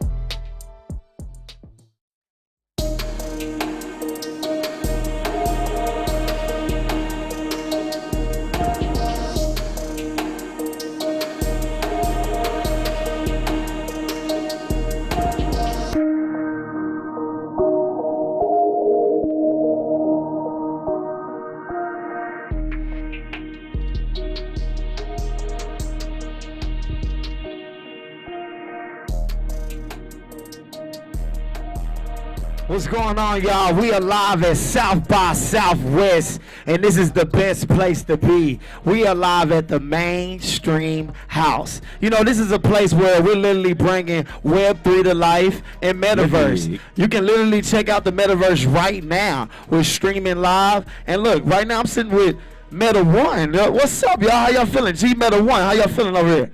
Oh man, it's amazing, man. It's amazing to be here. It's a blessing to be here, sitting on this couch with my brothers, G Meta One, Meta Academy, biggest crypto player ever in the building, Mainstream House. Yes, sir. Yes, sir. Yeah, and you know, crypto is becoming such a big thing, man. With the metaverse and Web3 is just growing, man. It's such a emerging, just what's going on. It's where it's at. If you're not in, you better get in. So look, we got to thank some of our sponsors real quick first. You know what I'm saying? Shout out to Flash Party Photo Booth. Shout out to Hint Water, Topo Chico. We have a whole bunch, Boat Culture, Warrior GMR Foundation, Inflow Music. Man, it's so much going on. We got, and then you know we got our artists coming up too. So look, this is G Meta One, right? So we finna start the G Meta Showcase, correct? Let's get it. Is that what this is? Yeah, we okay, streaming live in the Metaverse right now. We got an artist. He's coming all the way from LA. He goes by the name of GoPro. Lambo GoPro. So Top Lambo 10, GoPro, you got to give it to him, brother.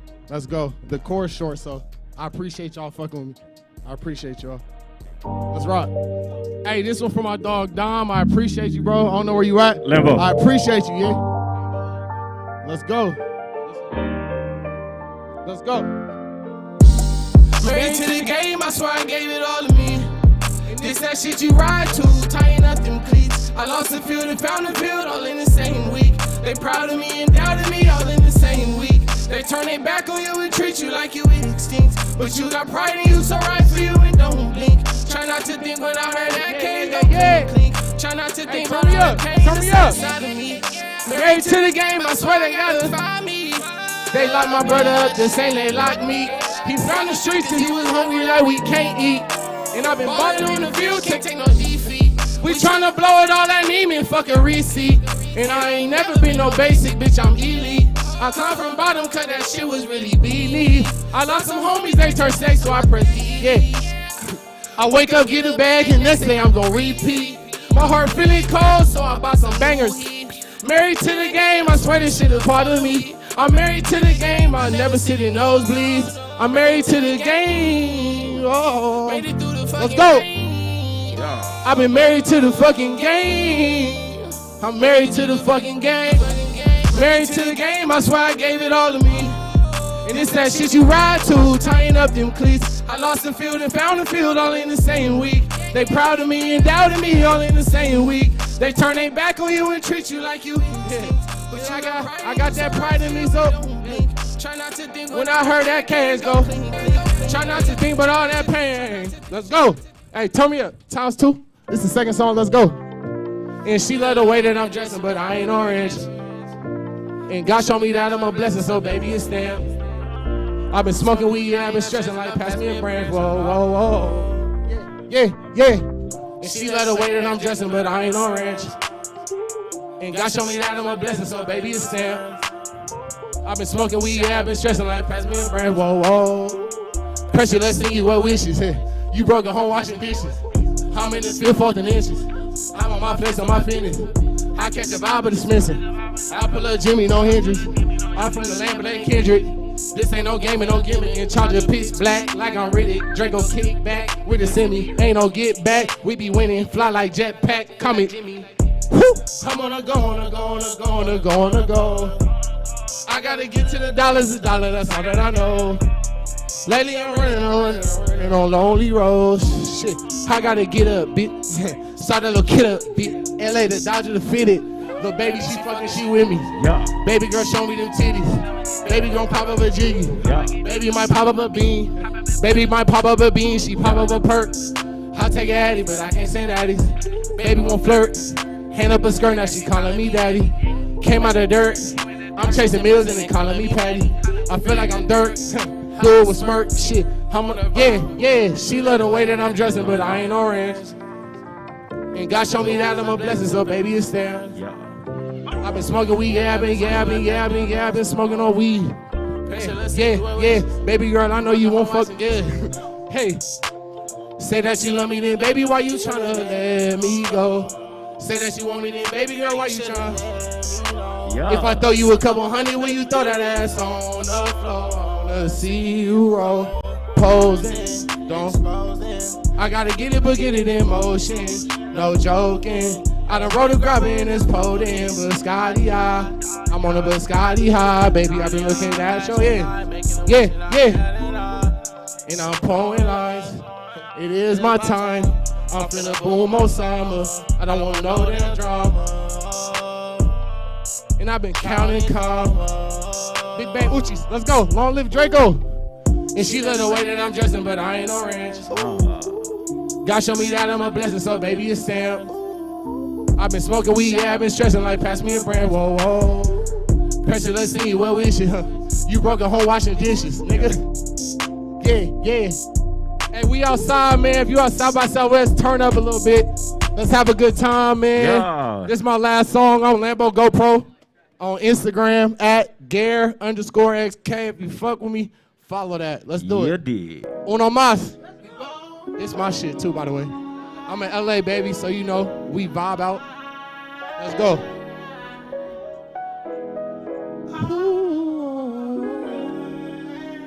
Yeah.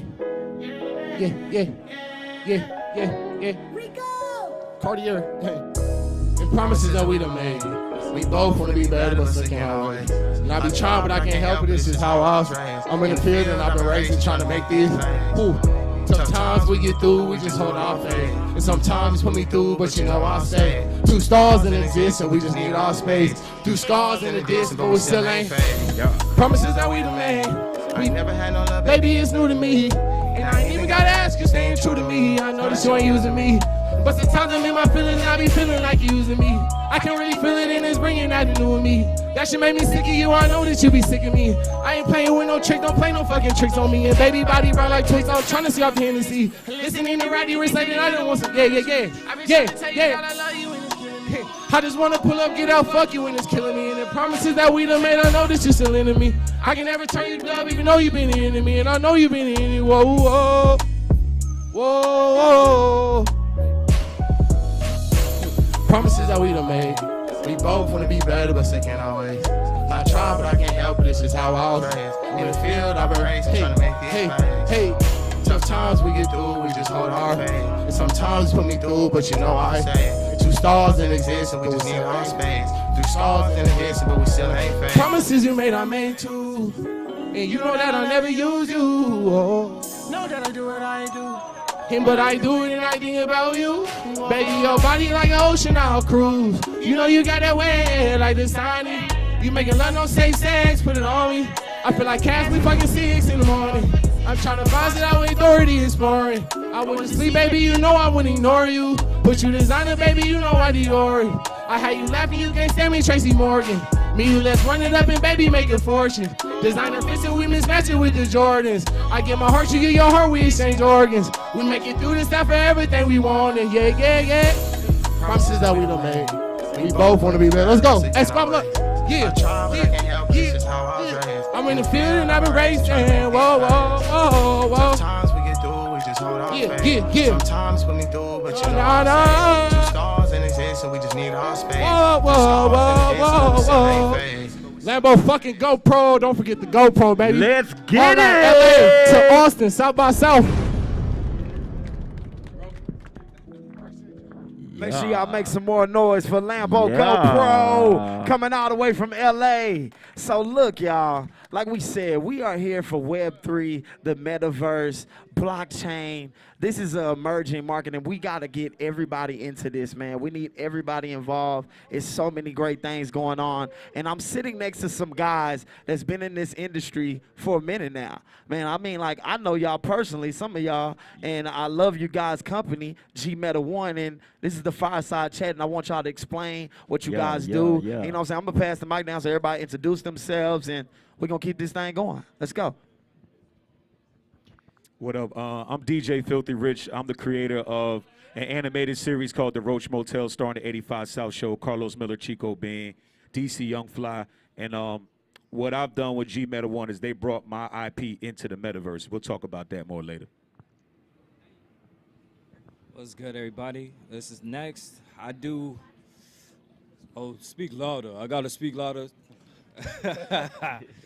Yeah, what's good, everybody? I'm Next. I make all of your different ideas come into reality in the metaverse and Web3. So I pretty much build, I make things, I'm creative. What's going on? How y'all doing? Slice IX. I pretty much, you know what I'm saying, me and Nick's pretty much in the same field, you know, bringing IP into the metaverse, and I pretty much help facilitate a lot of what's the word I'm looking for? I facilitate merging the convergence between the virtual world and the physical world, so that ties into events, being able to, you know, just convey these brands in a way to where people understand that it's not just an ideal, it's not just something that we just coming up with it out of our head. You know, it's real use cases. Like even with this is bro's intellectual property. We looking at it as a physical product, but also we got NFT representations of this. We got virtual representations of this. So it's really just showing how everything comes together. That's what I do. What's going on, everybody? My name is Iggy. What I facilitate is marketing, communicating the ideas to the masses, helping people understand what your IP is when it comes to the digital world, when it comes to the virtual world, to be able to illustrate those in a way that people can understand, communicate, and digest. What's going on, everybody? I'm Jay Crypto, and I've been in this space for a few years, and pretty much what I do, I handle any type of development, oversee any development that's going on inside of the metaverse. And so the things like, we'll have some things set up for you guys to check out in VR that are pretty cool. You know, if you guys stick around, you'll be able to kind of see some of the creatives. But yeah, we're definitely going to go into what we are, what we do in the metaverse. I think now's the time to really have a conversation like this And I want to definitely pass it to Ig because he's going to kind of give a little bit of the history of things, and then I'm going to kind of speak on exactly what this project is and what we're doing and how we're going to be able to bring brands into the space effectively and create a standard for a space right now that's it's the Wild West, so we want to make sure we get this info out the correct way for people to be able to utilize it and really expand in the space. So yeah. Yeah, most definitely. The biggest thing that we want to make sure everybody understands is the effectiveness and to be able to enter into Web3, into the metaverse. And in order to do that, I think it's important that you understand our history and how we got to this moment. Right, so when it comes to our skills, dating back to social media and developing and understanding that we've literally hit the mark 3 different times, being ahead of the curve. Back in 2018, early 2019, we were pushing and telling people that they needed to use QR codes in order to automate systems. People looked at us like we were crazy. People looked at us like we were retarded. We developed systems to be able to automate things for restaurants to be able to scan a QR code and order. Right. Fast forward 2020, we all know what's happening. Now QR codes are a part of our everyday life in multiple different aspects. Right. We move forward into the crypto revolution. We started the biggest crypto play ever, where we focused on educating and onboarding people into the crypto space, helping people understand the fundamental basics of being able to move in the space, from wallets to being able to help move and develop cryptocurrencies, to be able to launch those and on forward into the metaverse. Right. And just like the other two, people looked at us like we were crazy.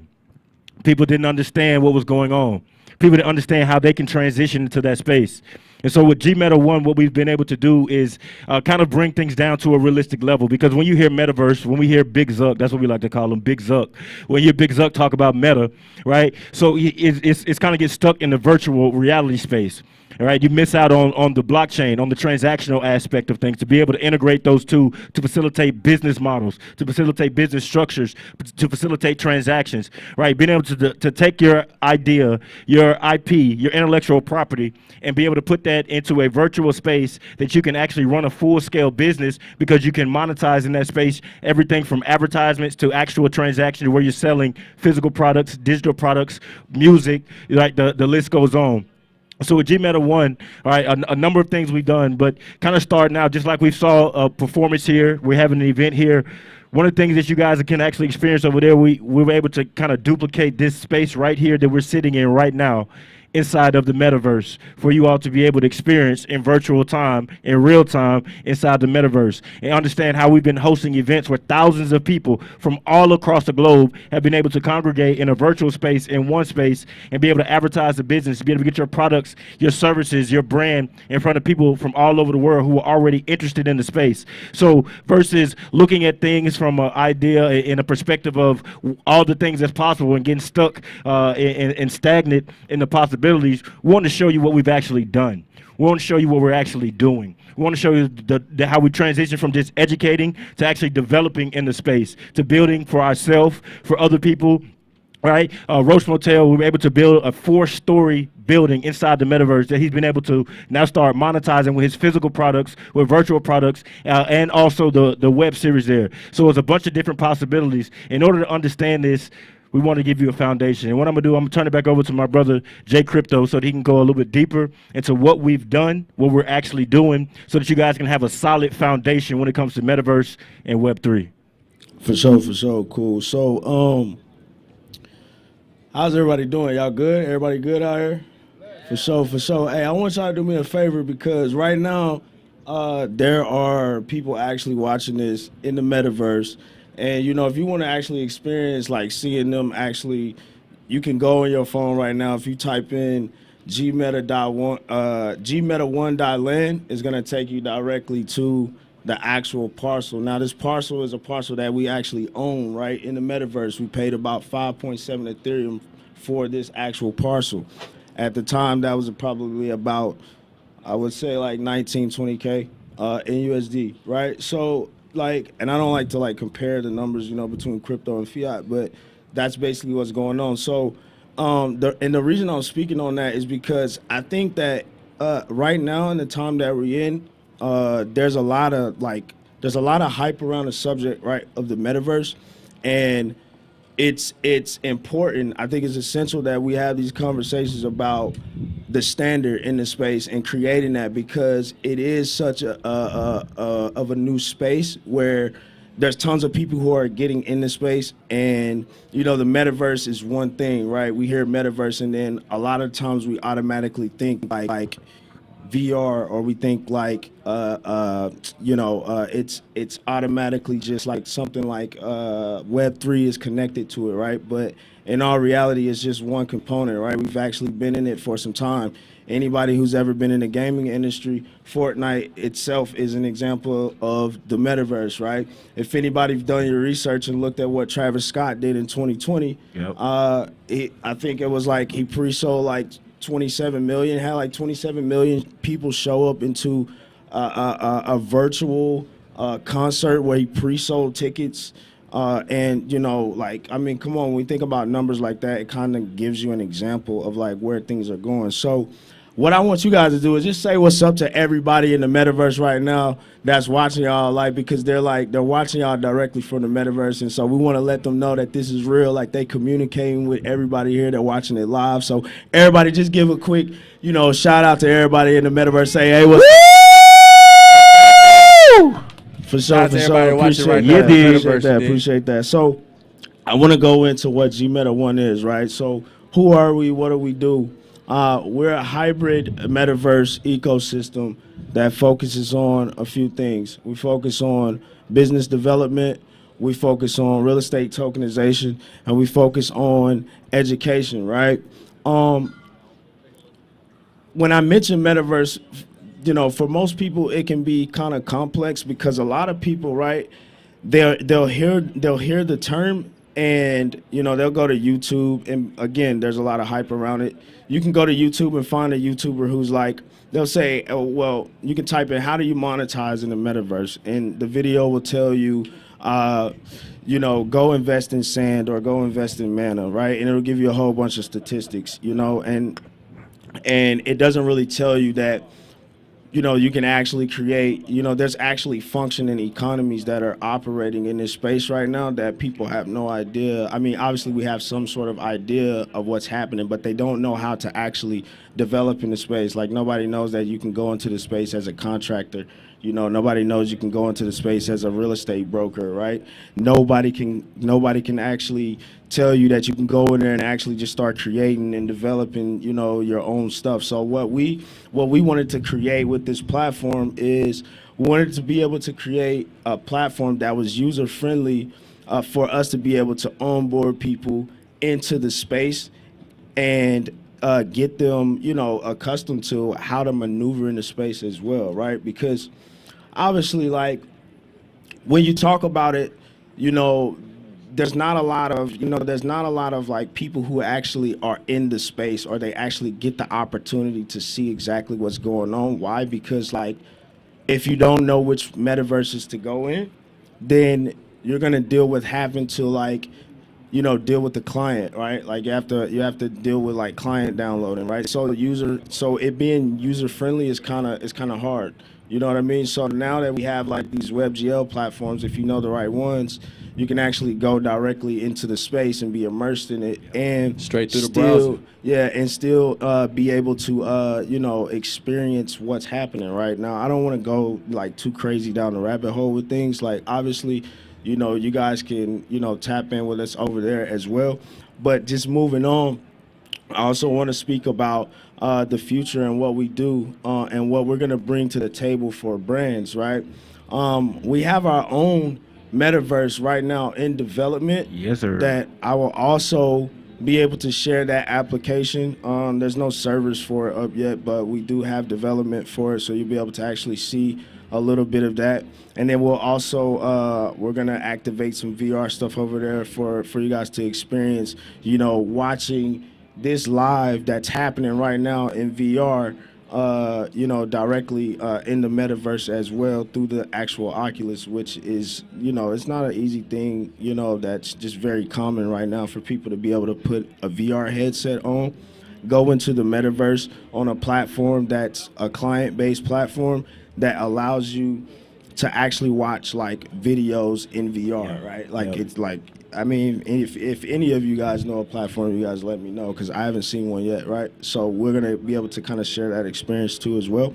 But as far as like brand activation, we're gonna be able to allow brands to put their brands, products into the actual metaverse the proper way. We're going to show you how to onboard into the space. We're going to show you, like, you know, if there's anything that you are looking to do and looking to get into, as far as like, how do you onboard into the space? How do I get my brand activated into the space? That's what our platform provides.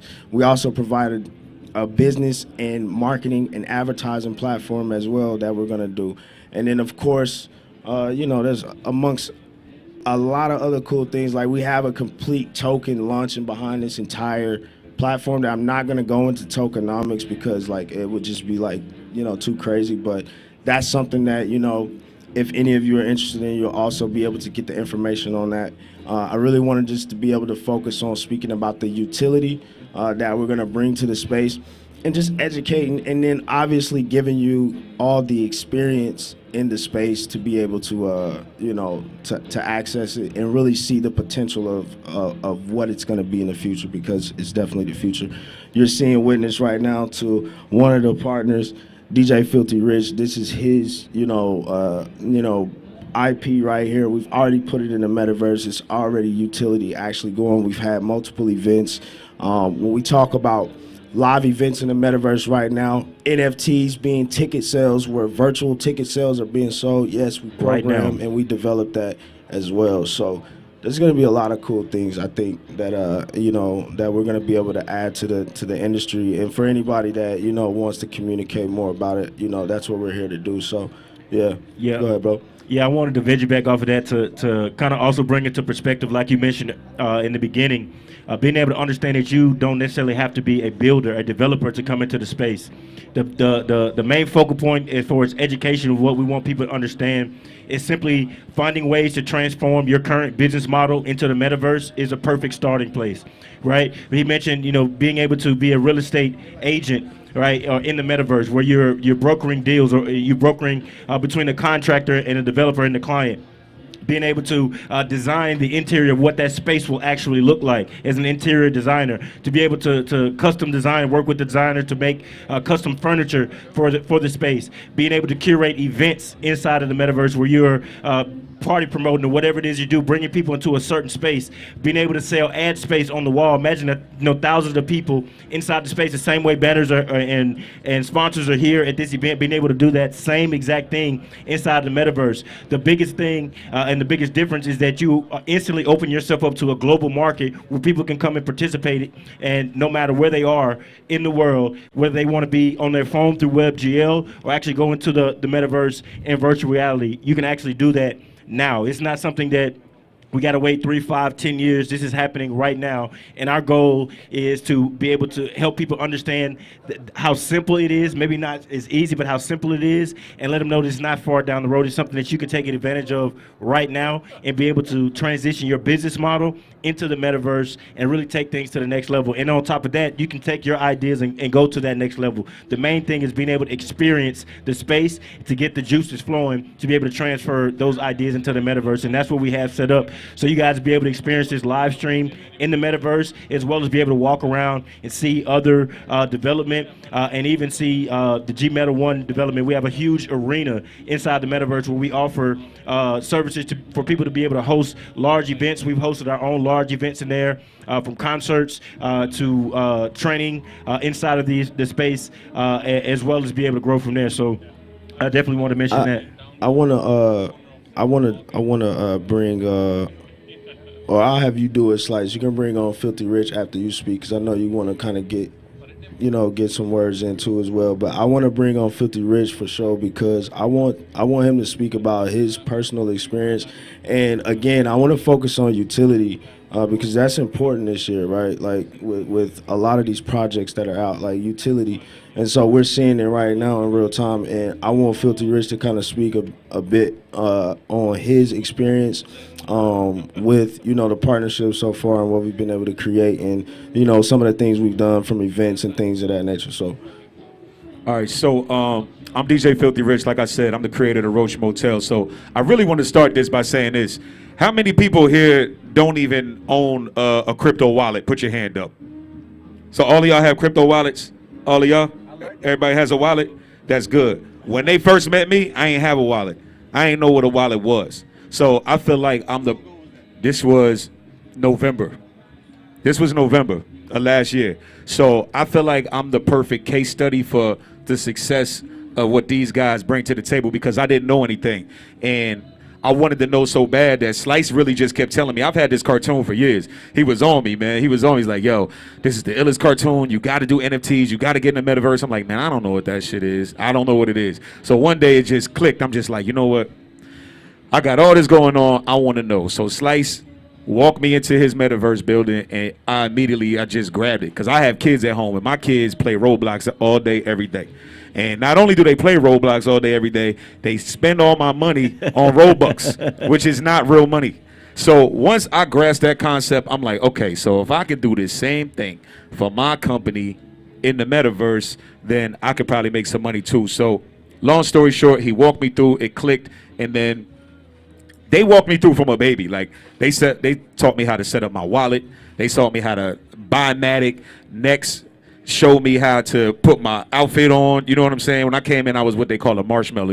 So all y'all on the live, if y'all new to this, you see a bunch of people that's floating around and say anonymous above their head, and they look like crash dummies. We call those marshmallows. We were all born marshmallows in the metaverse until, you know, you get some NFTs or you get some wearables, which next is the god of the wearables. So, you know, it's been a big journey and a transition for me, and I love every minute of it. But the thing is, I put my money where my mouth was, first of all, because I didn't even know you could buy a building. Slice was showing me like, yo, you could buy a parcel. I'm like, what's a parcel?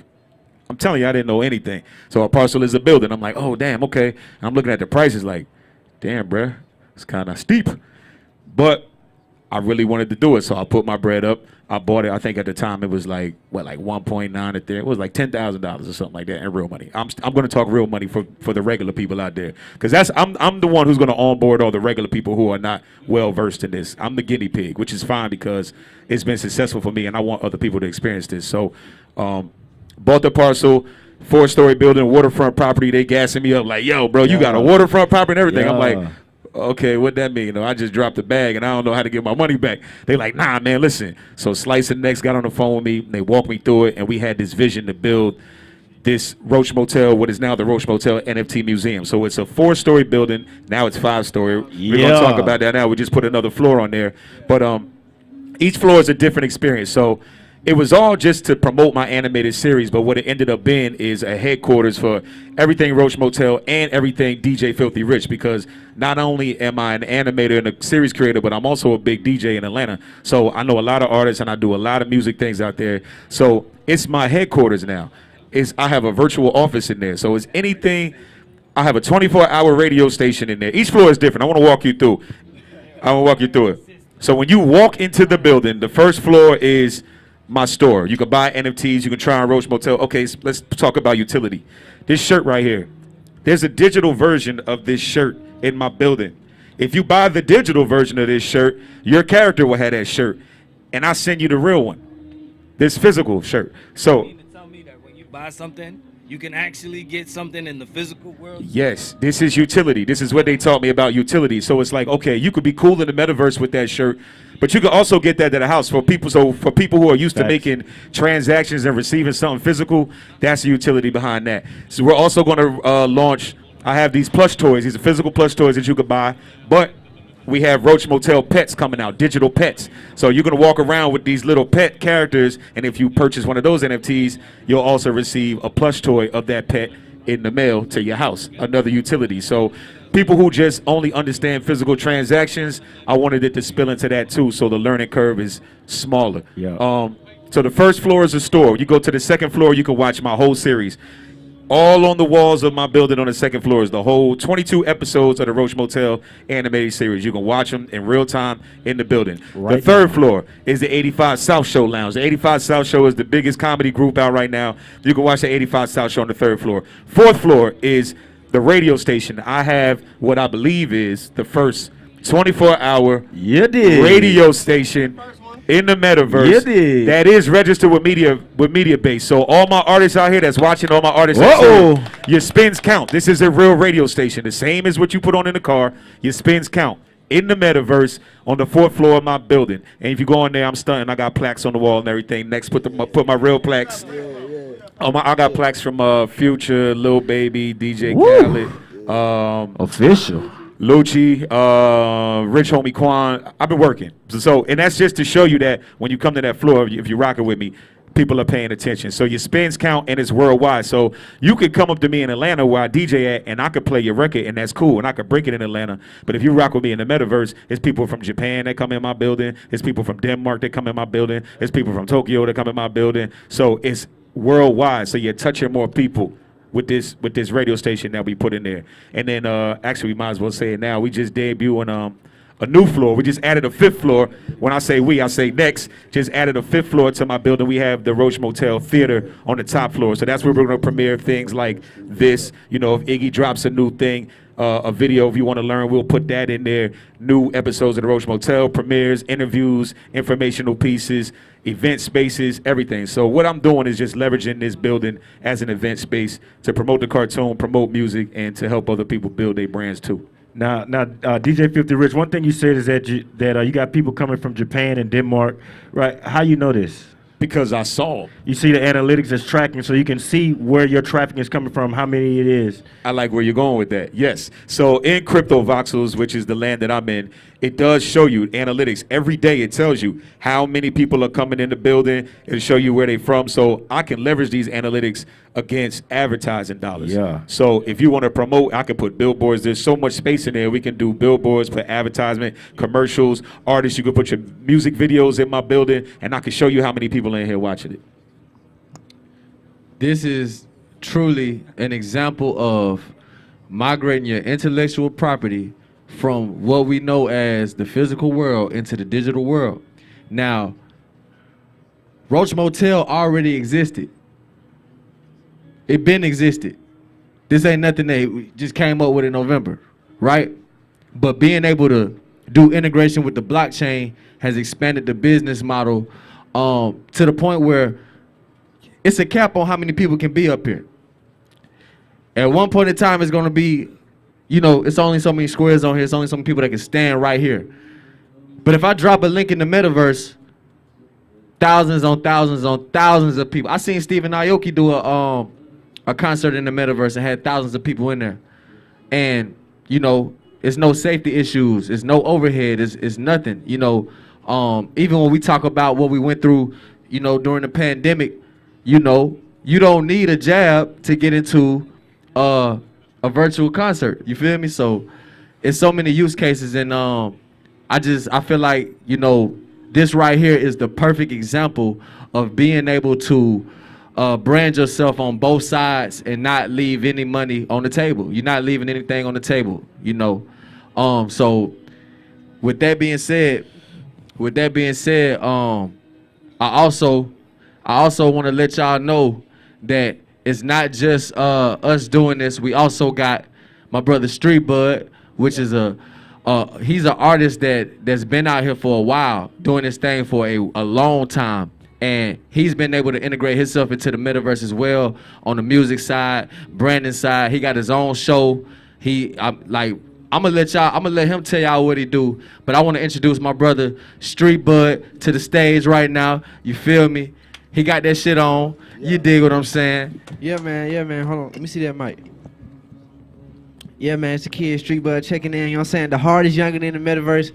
I want to shout out my boy Slice, my boy Iggy, my boy J Crypto, my boy Next, my boy DJ Filthy Rich. You know what I'm saying? I'm the hardest youngin' in the metaverse. You know what I'm saying? I got the most NFTs for a youngin' in the metaverse, man. You know what I'm saying? The youngest crypto player ever, biggest crypto player ever. Yes, sir. You know what I'm saying? I'm gonna let y'all hear my new song out right now. It's called Put That Shit On. Let's get it. Yeah. Done deal on the track. Ooh la la, Shies.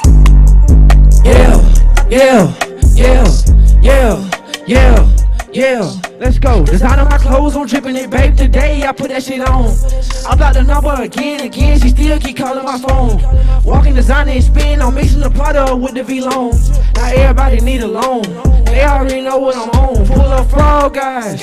When I'm hopping out the porch, I got so much money on me, I can buy the whole store. I be ballin' like on Kobe, I be jumping out the court. Bought that brand new Lamborghini, it come with a lot of horse. And I bought that new McLaren just to post it up and flex. I don't go through TSA because I'm hopping out a jet. Designer my clothes, I'm dripping in, babe. Today I put that shit on. I got the number again. She still keep calling my phone. Walking designer and spin, I'm mixing the pot up with the V-Long. Now everybody need a loan. They already know what I'm on. Designer my clothes, I'm dripping in, babe. Today I put that shit on. I got the number again. She still keep calling my phone.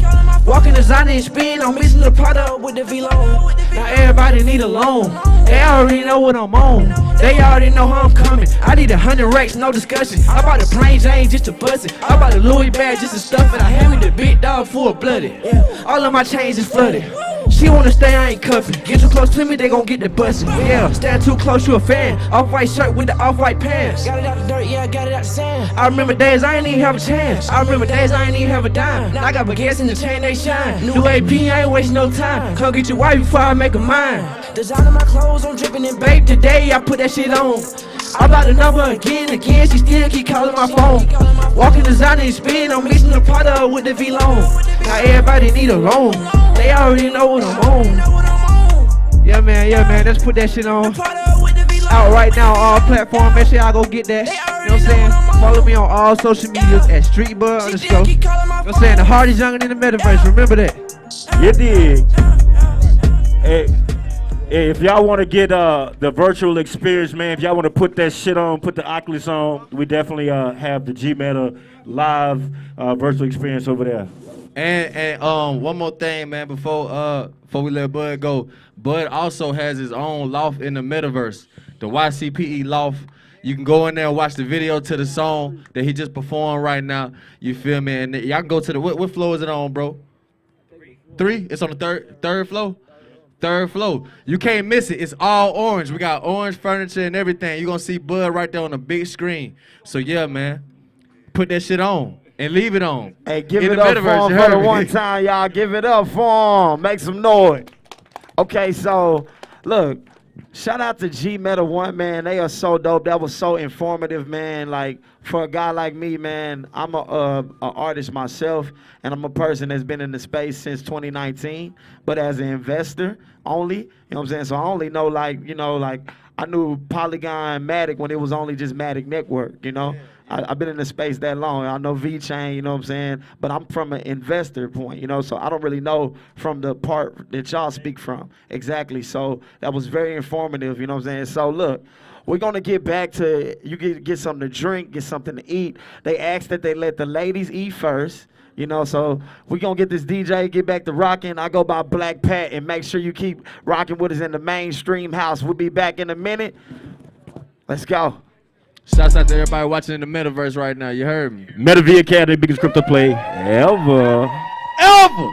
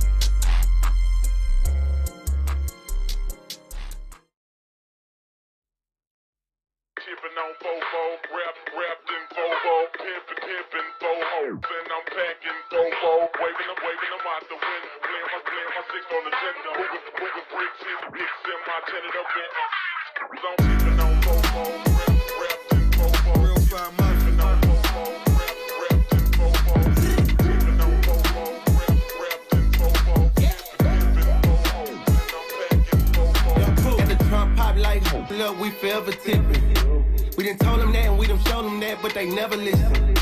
This This the next edition on the pedal with it. I'ma shut it down like the epidemic. They infested with the devil, let's admit it. But I'm legend with it, coming hella different. Ran in the heavy, then I had a blessing, met power. Well, I call it International Women's Month because women all over the world need to be celebrated. But can we just talk about what you all just did at Texas Southern University? What you all don't know is a big HBCU in Houston, Texas that Megan Thee Stallion just graduated from. So can you all share the amazing work that you all just did down there in Houston, Texas?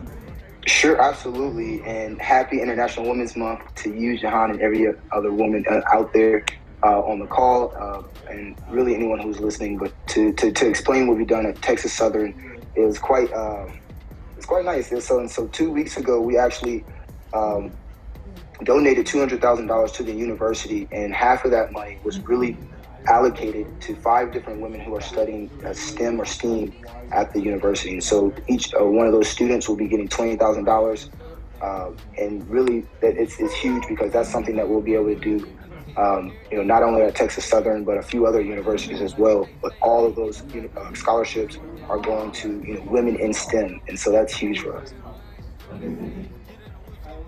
That's amazing. I love to hear it, especially as a woman in STEAM, knowing that money is going back to our communities. So when we talk about culture, can you define what culture means to you? Absolutely. I think culture is, I really can tell you exactly. Culture for me is what you use to define what makes your, if you will, experiences unique.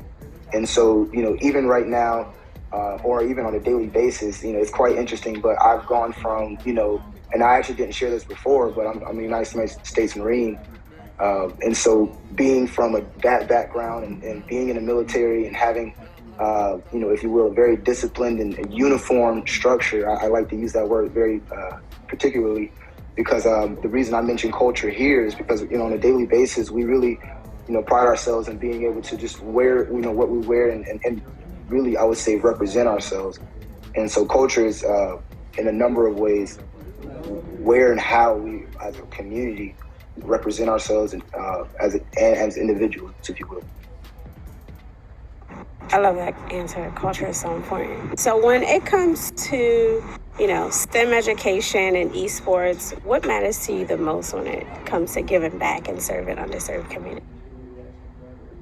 Great question. Oh man, I want to go back and forth on this one. I think this is really worth the, if you will, the dialogue.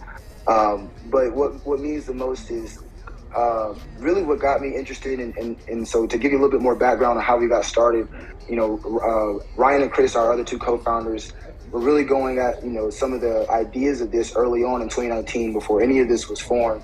And my background at the time was, building and helping develop nonprofits and stuff. As we kind of collected and formed this organization community, one of the earliest things that we realized is esports, gaming and esports in particular is an interest point for a number of students. But if you look at the different skills that are required into the field of esports, and a quick differentiator between esports and gaming for those who may not know is esports is really the competitive lens of gaming, as well as it has that viewership kind of component as well. It's very important to kind of think about not just the competing component, although it has been historically, that is esports. But to date, if you think about the common definition, it does also include that. And so for us, it was an opportunity to both attract our students based on their interest, but in the process, teach them a number of transferable skills and even just skills that will help them further develop their ability to navigate their interest. And so to give you a couple of examples, within the field of esports, there are a couple of disciplines that, if you will, you can extract and compare them to the traditional business world, starting with the actual event itself. If it takes place, if it's a one-day event or a series of events like a normal tournament is, that's event planning. And so we help just, students understand the essential structure of every component of the gaming or esports ecosystem. Whether it's gaming or esports, we really break down both of them. So giving you kind of a few more examples, the other few areas that we really help students understand is, if you like the actual gameplay component or maybe the coaching or shoutcasting component, that really goes into the the School of Journalism or School of Liberal Arts in regards to communication. And so we help students understand really these different pathways and be explored through your interest, but understanding these pathways can also be something that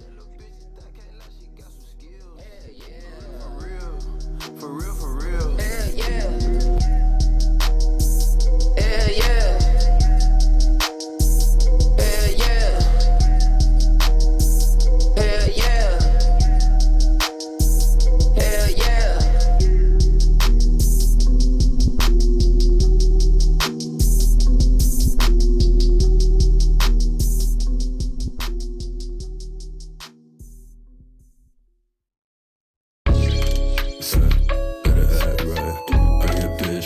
She better act right. Low key in the act, but my sack right. Up and out, fucking out, come my jeans tight. Better act right. Had the Glock and got a nice sight. Port switching on my cargo, sunset. In my cargo, then I'm out of sight. Had to start the purse, it was fucking on my appetite. But you know I always eat, fuck, young dry cheap. I'ma spill my drink like a nigga wearing cleats though. I'm a bad bitch, but I'm looking for a free girl. See a free throw, bitch, I need my Cheeto. Scratch my car, I'ma break your jaw, Eddie. Look at my thing out and his hands be confetti. White no Betty, drip hand steady. Cut you off in traffic, you can call me machete. White no Betty, drip hand steady. Cut you off in traffic, you can call me machete. Better act right. Bring a bitch from me, she better act right. Low key in the act, but my sack right. Up and out, fucking out, come my jeans tight. Better act right. Had to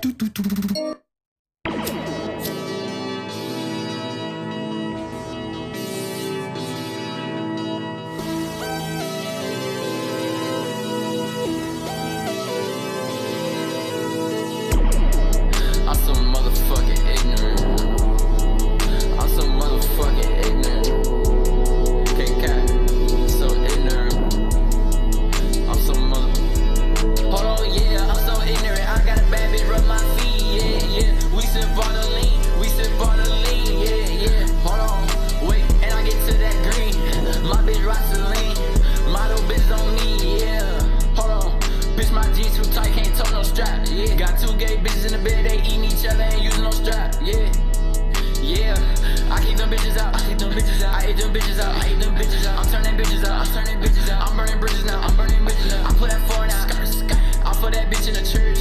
I take these bitches to church. Got demons, I think that I'm cursed. So every morning I pop me a perk. I don't even care about life. I don't even care if I die. Yeah, niggas can't drip like me. Yeah, Velo on my teeth. Yeah, I need a SRT. Pistol a bitch, free arcade. Damn, I'm so ignorant. I put that bitch, she so ignorant. Yeah, yeah. Damn, I'm so ignorant. I'm fucking fresh, she so ignorant. Yeah, yeah. Damn, I'm so ignorant. She fell in love, she so ignorant. Yeah, yeah. Damn, I'm so ignorant. I don't give a fuck, I'm so ignorant. Yeah, yeah. Yeah. Let's go. Let's go. Bitch. Let's go. Let's go. Bitch, I'm so ignorant. Yeah. Bitch, I'm so ignorant. Got a little bitch in that bitch is so ignorant. She said my dick, give me the brain, now she illiterate. Her pussy so sweet, it's so damn sweet, it's like the licorice. I'm stressing myself out, I need to go like a cigarette. Yeah, I've been so different, I've been really on some other shit. I can't care about a bitch, cause these bitches out here just sucking dick. I don't care about nobody else, I'm on my selfish shit. But when it come down to it, I got money for my brother, bitch, on God. Cause I'm so motherfucking ignorant. I'm so motherfucking ignorant. I'm so motherfucking ignorant. Bitch, I'm filled with the ignorance. Need a bad bitch that look like Rihanna. Want a bad bitch from Dolce & Gabbana. Need a bad bitch who suck in the Honda. Need a bad bitch who keep it 100. Bitch, I still couldn't cuff a bitch cause I'm so ignorant. I still couldn't cuff a bitch cause I'm so ignorant. So hold up on my dick cause I'm so ignorant.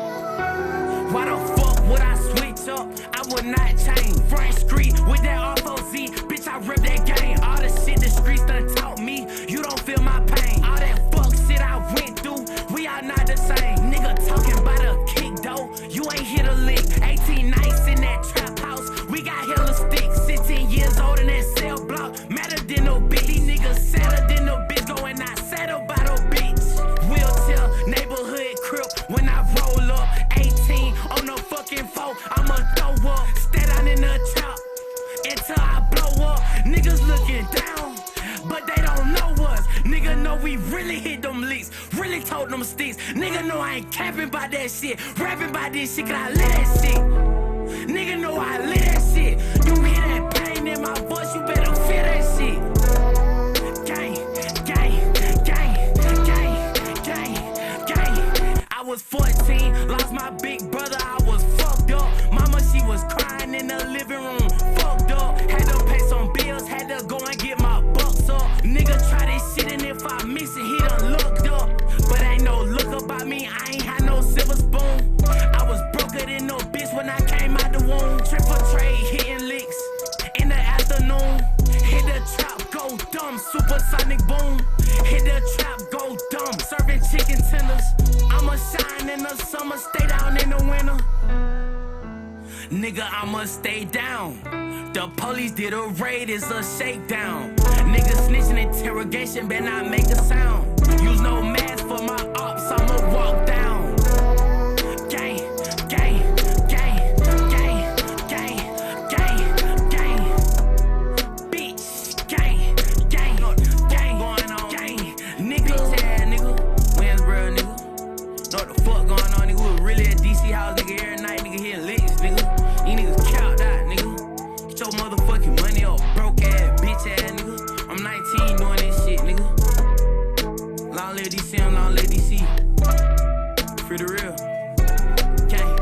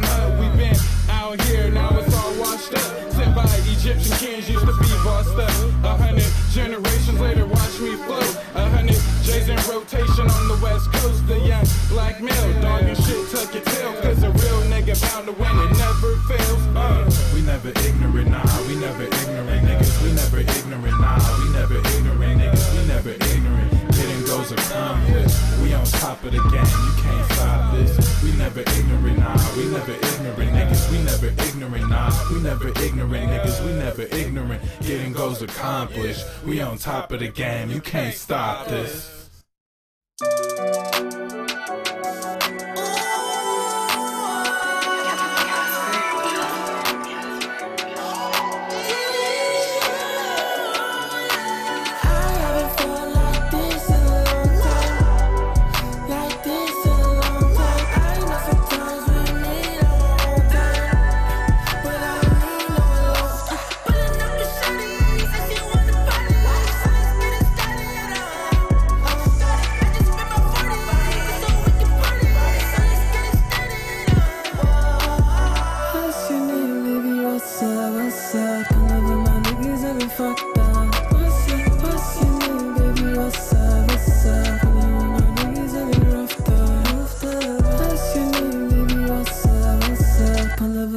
niggas have been fucked up. What's your name, baby? What's up?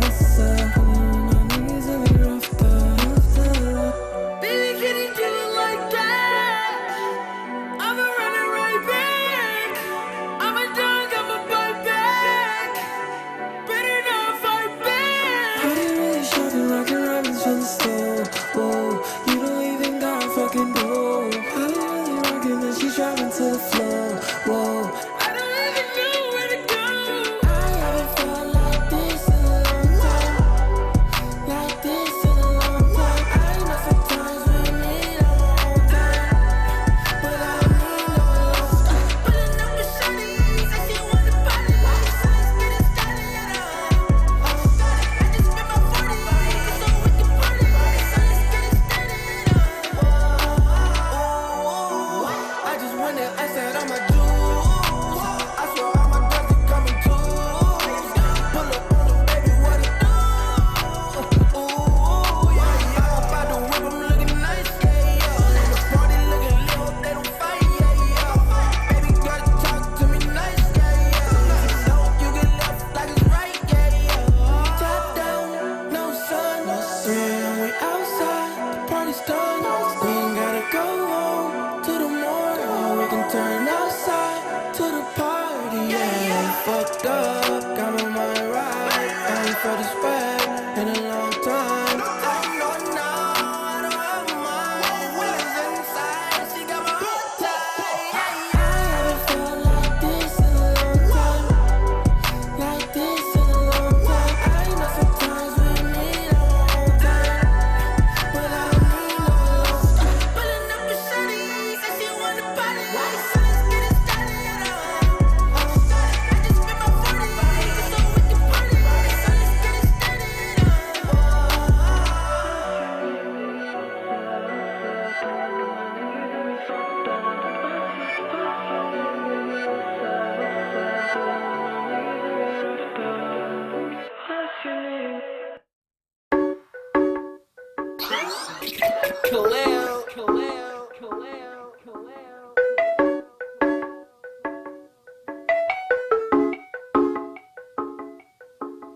Sunset, I'm top of that Ferrari. Crenshaw, the color says and Harleys. Sunset, I'm top of that Ferrari. Crenshaw, the color says and Harleys. Then that shit is still alive. Shit is still alive. Then that shit is still alive. Shit is still alive. Versace, my tan showing. Go on the back of that body blowing. Body rob, my favorite fragrance from the Cuban links. My back sore. Sunset with a gang of crips. Had it lit like the Vegas Strip. Made a bet with my dog Khalil. She live with us. Better action strip. Double M's and them double R's. And that mad lamb and that drop Ferrari. He asking why nigga cheat. He said because of you and she told me sorry. Sunset, I'm feeling rich. Hanging out the roof. Coat, he lit. 6 plaques, ain't your mama rags. Spend the gang of money. Talk a lot of shit. I'm on. Sunset, yeah. I'm top of that Ferrari. Yeah. Crenshaw, what? Color says and Harleys. Right. Sunset, I'm top on that Ferrari. Crenshaw, color says and Harleys. Then that shit is still alive. Shit is still alive. Then that shit is still alive. Shit is still alive. Slow sand. Cuban links and presents. Okay, we are back live at the Mainstream House, man. We're live from South by Southwest. I am your host, Black Pad. We're live in Austin, Texas, and we about to get to a whole nother fireside chat. You know, we are sitting here live with Blockhead Sports, man. Y'all is one of the world's first simulated NFTs. So you're gonna grab the mic, and I want to, go ahead and get it started. I want y'all to introduce yourselves, tell them what you guys do, and just a little bit about y'all in general.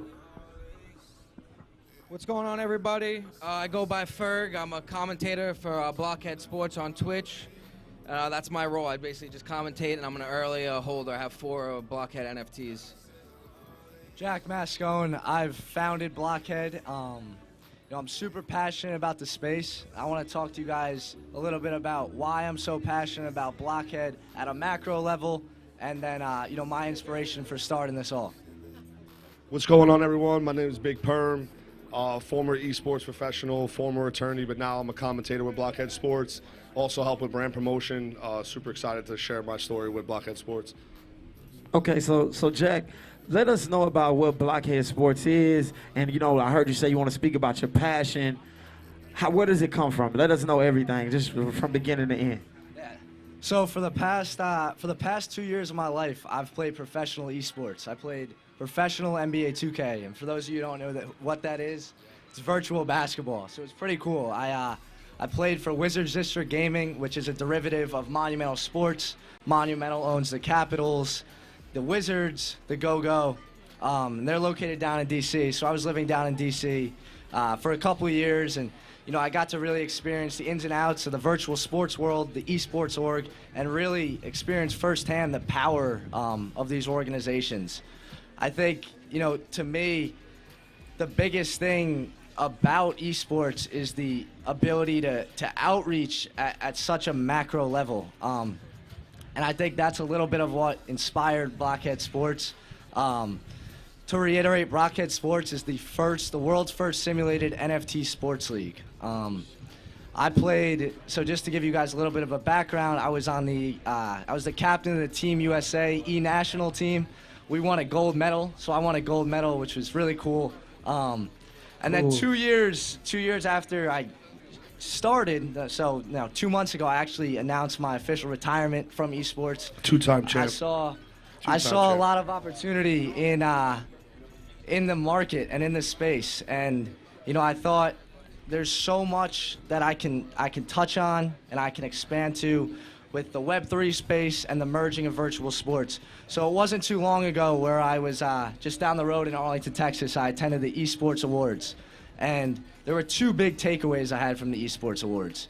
One of which being the past of esports and the progression of it, and how Twitch, which is a streaming platform, I'm sure a lot of you guys know, really accelerated brand activation and actually allowed for these gamers to receive sponsorships and pursue this full time, which I think was groundbreaking.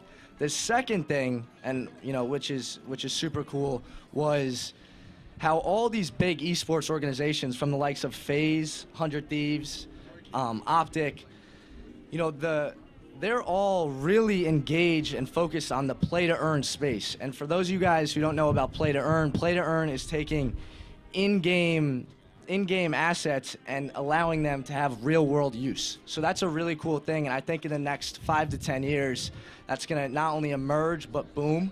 So I want to talk a little bit about the NFT market as well. I think that's important to touch on.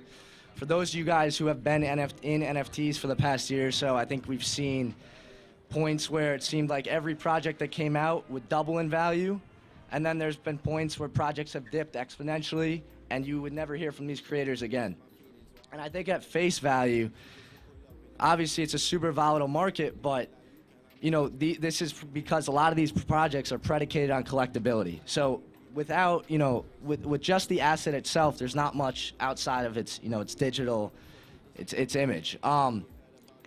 So, what I'm trying to do here with Blockhead Sports is bypass the volatility of the market through predicating a project on utility with a hint of collectability instead of collectability with a hint of utility. So I want you guys to imagine real quick, you're watching the Super Bowl, watching the NBA Finals, whatever it is. Every player on that court is owned as an NFT. So somebody who's watching that, somebody in the stands owns every player. And you actually reap tangible benefits from that player's in-game performance. So that's what we're trying to accomplish here at Blockhead Sports. Blockhead Sports is a virtual sports simulation simulated on Twitch, where every player within the simulation is owned as an NFT. I think what's super interesting about this is it appeals to a ton of demographics. a lot of people can appreciate virtual sports for what it is. In our utility coin called Blockhead Coin gets accumulated through your player's performance. So, for example, our inaugural season was hockey. For every goal scored, the holder would receive 40 Blockhead Coin. For every assist of your individual NFT, the holder would receive 20 Blockhead Coin. For every hit, 10 Blockhead Coin. And if you owned a goalie, every goal saved, every save was 4 Blockhead Coin, and every goal allowed was actually minus 8 Blockhead Coin. So this is really cool. So there's, just to give you guys like a quick briefing, a quick idea of the league, there's 6 players on each team. There's 6 teams, so there's 36 different NFTs within the league. And then there's 7 forms of each NFT, all of which come within a different color. So our initial collection was 252 NFTs, all of which are represented digitally, within the Blockhead Sports ecosystem. So now, what is like the value? Why would you want to hold a Blockhead? So the Blockhead coin has exchangeable value within our marketplace for specific prizes, for any prize. So an example of prizes, or an example of a prize includes, thousands of dollars of cryptocurrency. We have a Tesla, we have future mints, and this is all achieved on 1/8 of an Ethereum investment with only 252 holders to start, right? So you're thinking $350 US with the potential to buy a $300,000 US car, with no potential of losing anything after that initial investment, which is, I think, a really cool thing at face value to think about. And I think what's also really cool about that is there's no weird activity. Like, you can see exactly who's accumulating this coin and whatnot, and then exactly how certain holder, certain owner accumulated whatever amount that allotted him to get a prize. And one thing I want to touch on is, after a prize is exchanged for, it's no longer available again on the marketplace. So there's a competition component to accumulate Blockhead Coin the fastest. And you may be thinking, okay, how can I accumulate Blockhead Coin faster than somebody else if I'm not playing? And that's a great question, and that's something that I think drives the engagement behind Blockhead. So we have something called Blockhead Coin multipliers. Blockhead Coin multipliers allow you to place a multiplier on a certain statistic, such as a goal, a hit, a save, a win, or a win plus a save. And through predicting that statistics, you're able to accelerate your Blockhead Coin accumulation, which I think is a really cool thing that engages people to watch these games on a nightly basis and keeps people super active. Just to touch on the Blockhead Coin is interoperable between all Blockhead sports. So we're started with hockey. We're not ending with hockey. We plan to do virtual basketball, virtual hockey, virtual boxing, so virtual football, all sports.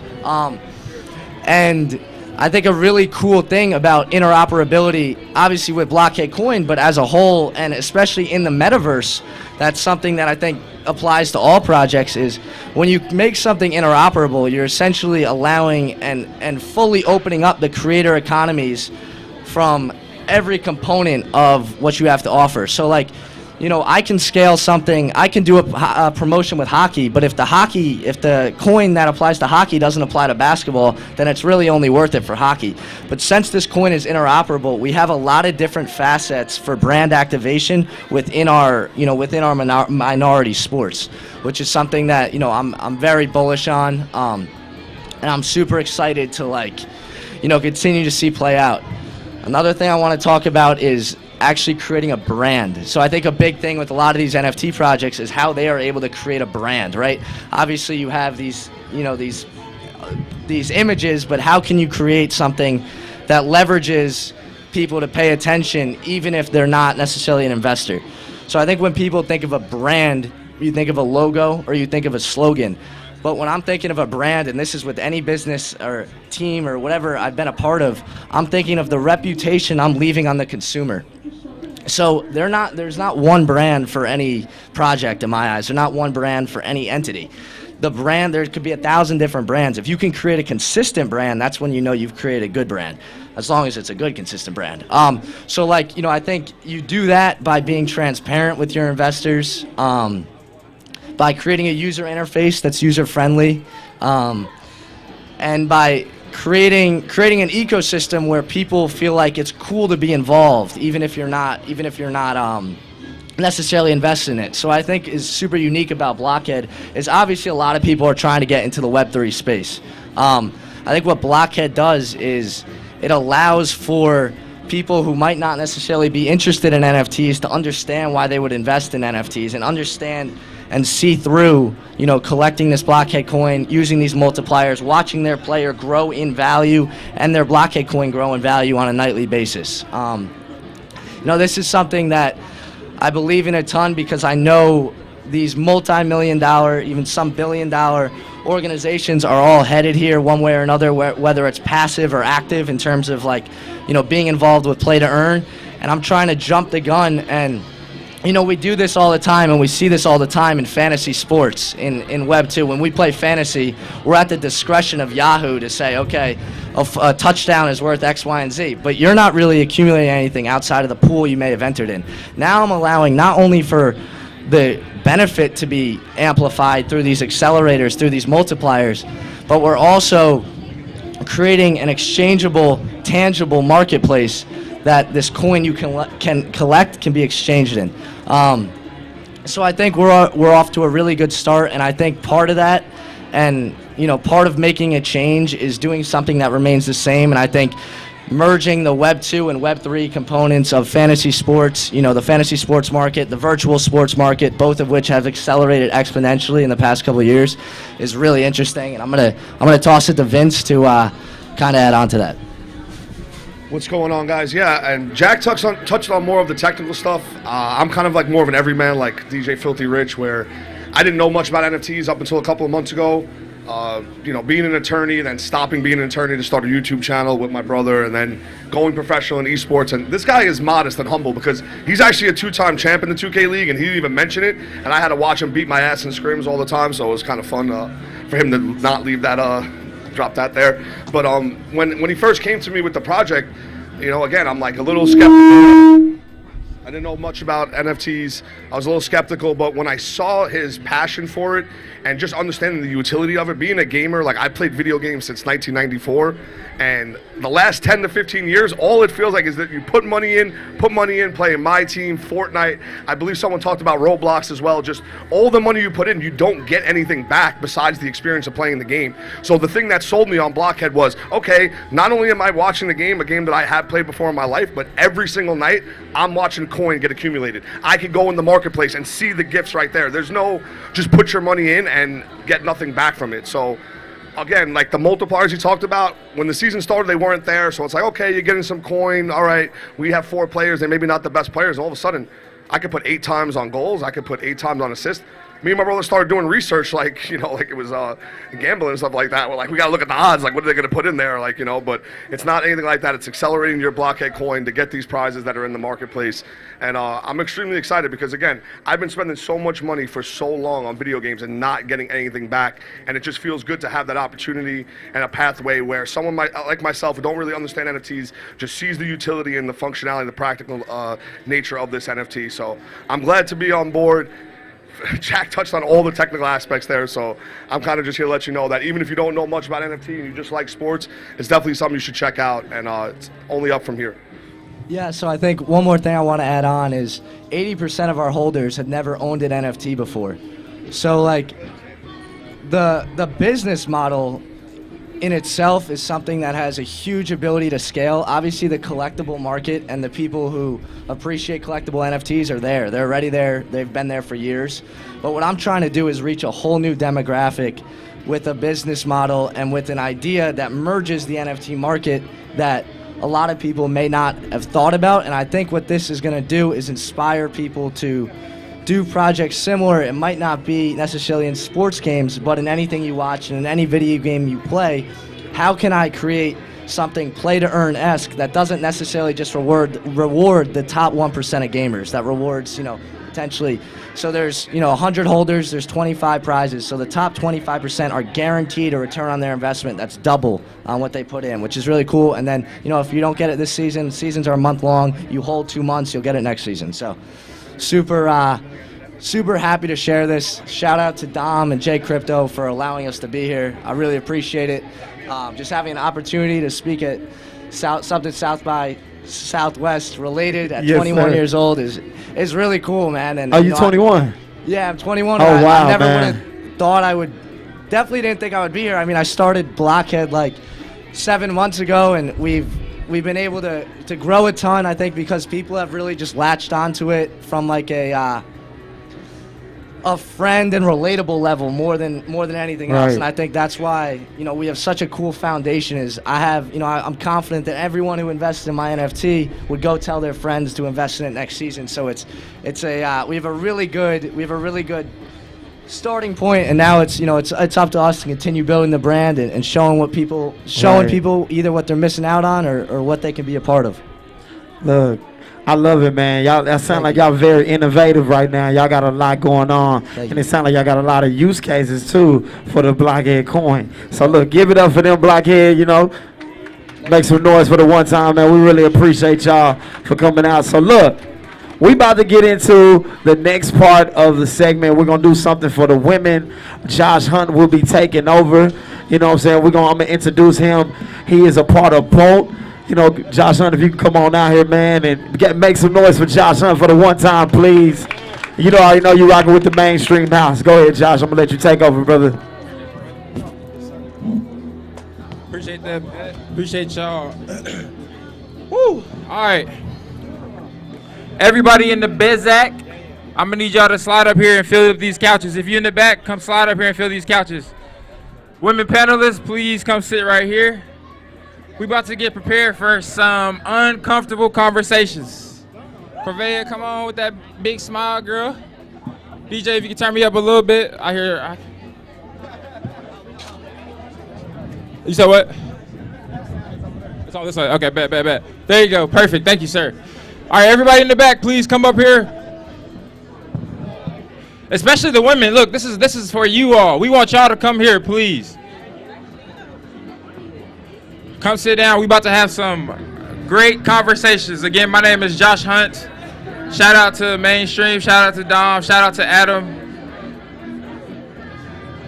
I'm gonna give you guys a couple more minutes to come slide up here.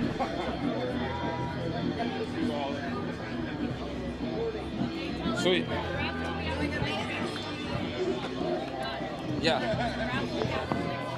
Okay, perfect. Here. Yeah, that's good. Hey, everybody, especially the women that's talking in the corner. Ladies, this for you, baby. Call them out. Hey, y'all come slide up here. We want to hear y'all. This is for you guys. And then some of the men that's talking, calm down just a little bit. This is important conversation. This is the Women Empowerment Panel. We need support for women. We need support for men. We need some support from everybody here. So we want everybody to be attentive, listening to what's about to go on.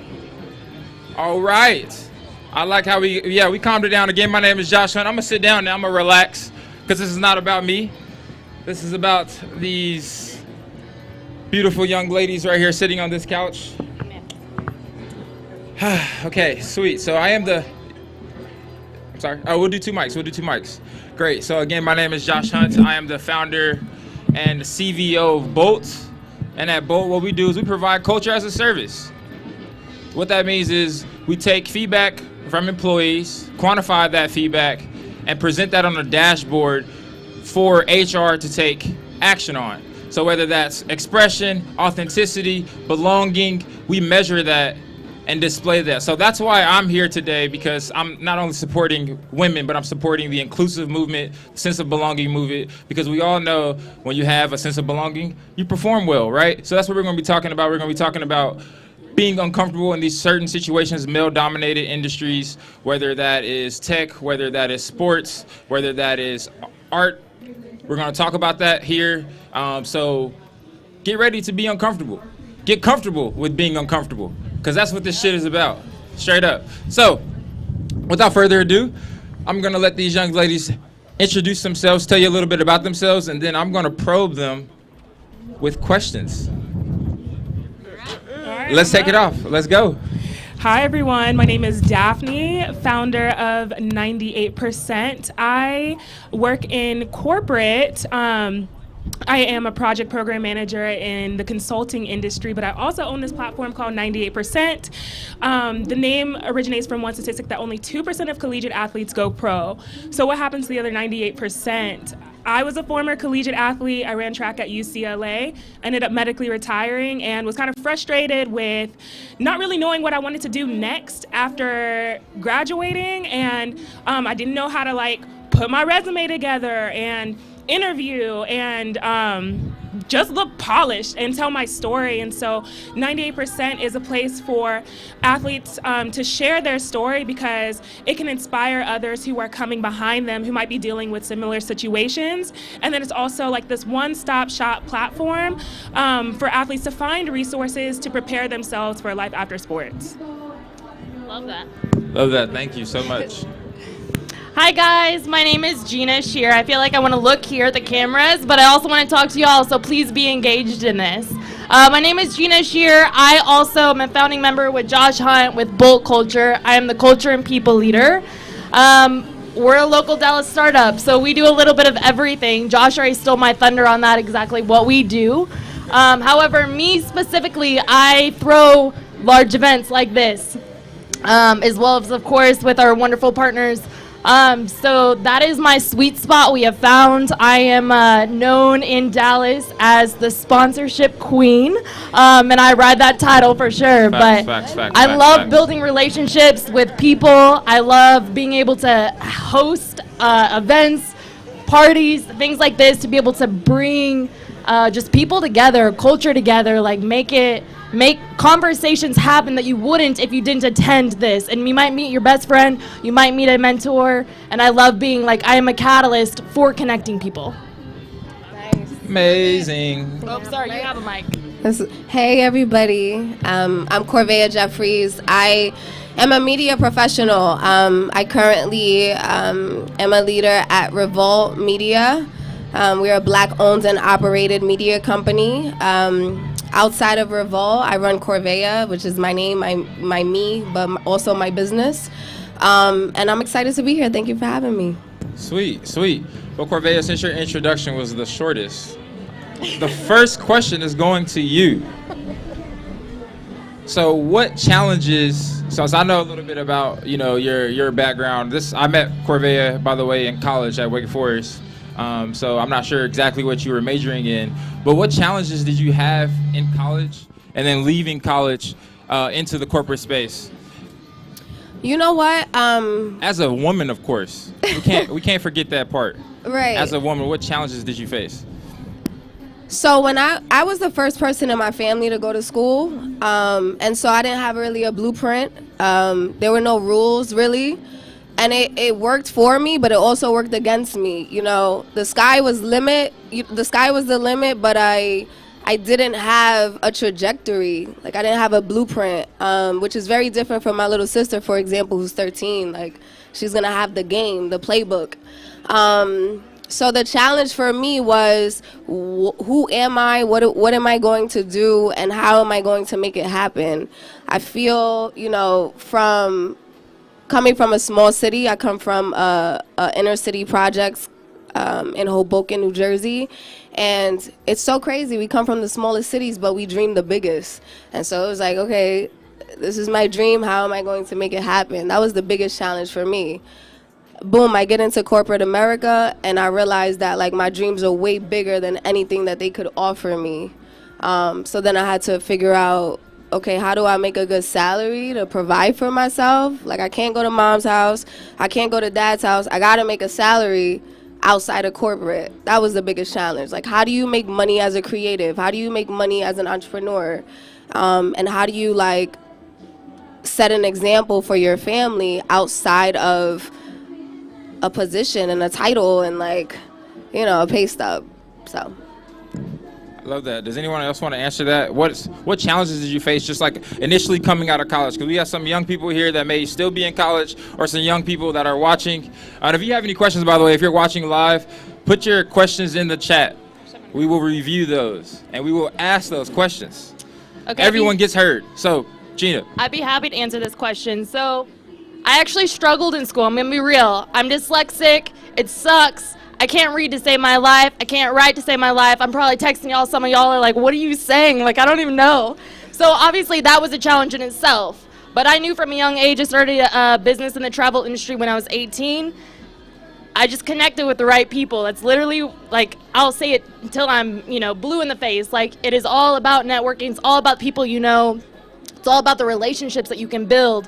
So I was grateful for that experience to be able to connect with the right people at a young age, and I knew college was not for me. So I skipped that route, became an entrepreneur at a young age, and had I had some success at a young age, but I really had an amazing support system, number one, but trainings, number two. And I will always be a student, maybe not in a classroom, but I will always be a student. I am constantly on the look of, hey, what's an event I can attend to learn from these people? What is a workshop or a mastermind that I can attend to learn from those people? So I've never learned in a classroom setting per se, but outside of that, on a business level, connecting with people, building those relationships, that's where I've learned to be able to actually adapt and be able to really hone in on that and really like find my confidence, my value within that versus within the school route. But I had to learn that the hard way, and I had to just put myself out there. So like you said, there was no blueprint. I didn't go to school, so I had to find out the hard way. And when Josh and I started Bolt, we look at each other and we're like, what are we doing? We didn't know what we were doing for the first little bit, but we just figured it out. I mean, it was, hey, this didn't work. Let's learn from our mistakes and let's move forward with that. Yeah. So that was a lot of what we were doing. We finally found out what it was that we were really good at. We tapped into that and we went hard. That's what we're still doing to this day. All right, so you said, really quick. All right, so you said networking, right, was a challenge. To some of the women out here today or live stream watching, what would you say would be some advice, or what advice would you give someone, I should say, that struggles to talking to people or struggling getting out there and actually communicating and collaborating and working with them? What advice would you give them? What do you have to lose? That's literally that. So like if you meet someone, they could become your best friend, or you may not like them. You don't ever have to have a conversation with them again. But you can learn that you became great friends with them, and you can benefit each other, whether that's just in friendship and life and whatever it is, businessship. So what do you have to lose? Like, I tell people that all the time. Like, people are like, oh, how are you so daring to take these risks? I'm like, what do you have to lose? Like, I'm not afraid to fail. So just go out there. If sign up for events, like, just get there. Like, don't be shy. Like, just get there and make a new friend. That's it. There you go. It'll start happening. I love that. Does anyone else want to weigh in on that? Yes, please, Steph. Yeah, you know what? I love the fact that we come from very different backgrounds. Yeah. Is anybody here Nigerian? African? Okay. All right, so shout out Yosef. We don't have any other choice but to go to college. Is that correct? Yeah. Okay, so education is number one in our culture, right? So I was one of the top sprinters in the state at the time, and dang, I had this dream to go to the Olympics. That's what I wanted to do, but I also knew that education came first. My parents speak 5 languages between them too. They're both very educated, 4 degrees between them. And so when I got into UCLA and I was thinking, oh my goodness, I'm gonna be this Olympian of some sort, and really just disregarding the statistic that only 2% of athletes go pro. Come on, like, I thought I was gonna do it all. Athletes have the mentality that we can achieve the impossible, right? So I didn't, okay? So, and I came in with a civil engineering degree, or major, y'all. Anyways, graduated with a 2-point-something GPA, majored in sociology with a focus in pre-medicine. So I was a little bit everywhere here and there. And my parents wanted me to become some type of doctor, lawyer, engineer. I was nowhere near the path by the time I graduated. And so the challenge for me was figuring out what exactly I wanted to do. What could I do? Because I didn't have the grades. I couldn't go and get a master's degree. There was literally, it just felt like there were no next steps for me. And after some time, I just always felt like I needed to move. So I ended up moving to Seattle, and I ended up meeting people who looked like me that weren't athletes. And this was huge for me. I was like, how are there Black people here that are working for Google, Microsoft, Zillow, and they didn't even go to UCLA. Like, UCLA is the #1 public school in the nation. So how did they get these jobs? And here I am kind of stuck trying to figure out what's next. And so I started asking questions. Literally, you have nothing to lose. How do I get to where they are? And so I started asking questions. How'd you get here? Where you from? What you do? What could I do to be better? This is my resume. It looks like trash. Can you help me?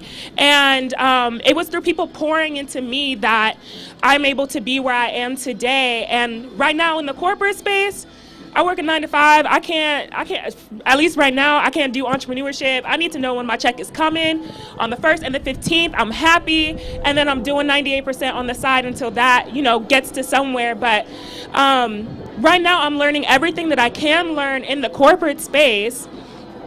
And I'm going to yell it from the rooftops. Literally, everybody's going to know what I know because I wish I had known this information when I was in college, just before I graduated. So.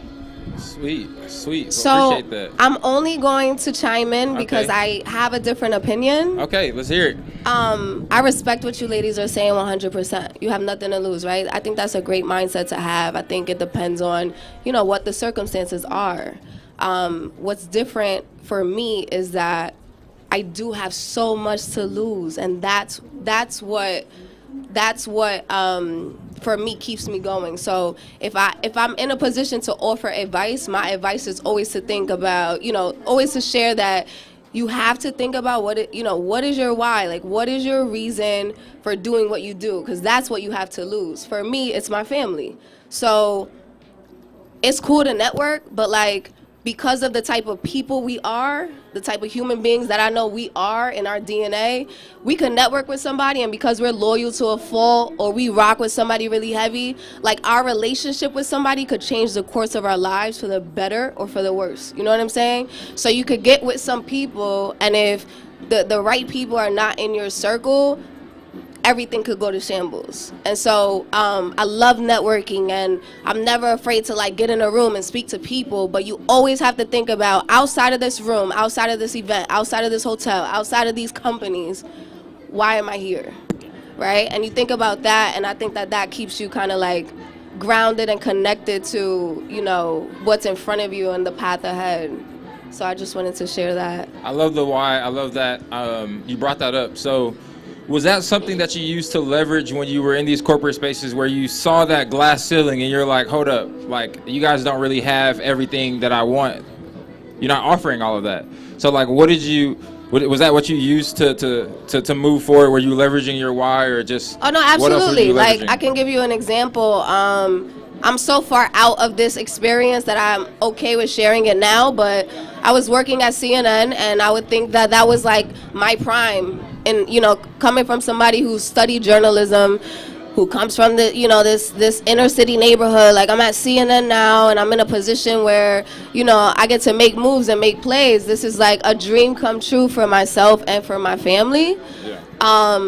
But when I thought about my why, CNN wasn't really giving me what I needed to pour into my family. CNN was giving me what I needed to have a great resume and to be able to come places like this and be I work here and I do this. But when I think about, I'm one of 11 children, what is that doing for them? Right. And so I was at CNN, I think, for 9 months. I had negotiated the position, created the job description. I had really went back and forth with these people to get in the door. And they invested so much in me, and 9 months later, it broke my heart. But I had to tell them, I can't stay here.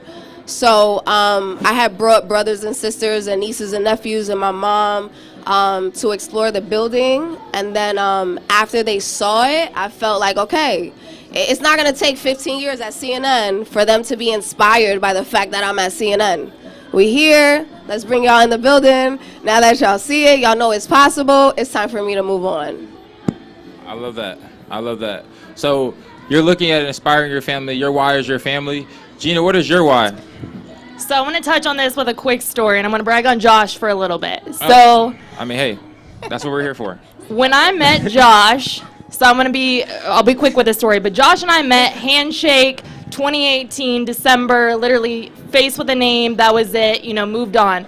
Followed each other on social media. We're just seeing how we each other, both of us were moving, and we were both very different, but we had a common goal, and we could tell that with each other. So we decided to sit down August 2019. This is how Josh and I actually connected. This is a true story. So Josh is like, hey, we need to meet up. Let's have coffee. So we sit down at a coffee shop in Dallas. This guy pulls out a notepad and a pen, sits down. We don't know each other, really. We've just followed each other on social media, whatever, highlight reel that is. And a handshake at a gala past 6 months ago. Pulls out a notebook and a pen, sits down, and he goes, so tell me about yourself. I was like, okay, what? What do you want to know? My name, my favorite color, Sure. He's like, no, what are you passionate about? How often do you get asked that question on a first conversation basis? Doesn't happen, honestly.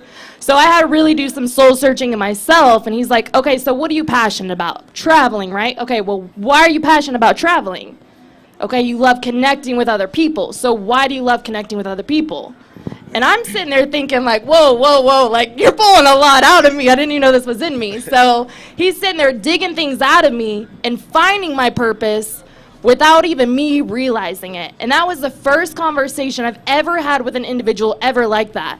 And I left that day thinking, wow, I know my why. I'm here to help people. At the end of the day, that's what it boiled down to. That's what we realized my why was, is to help people.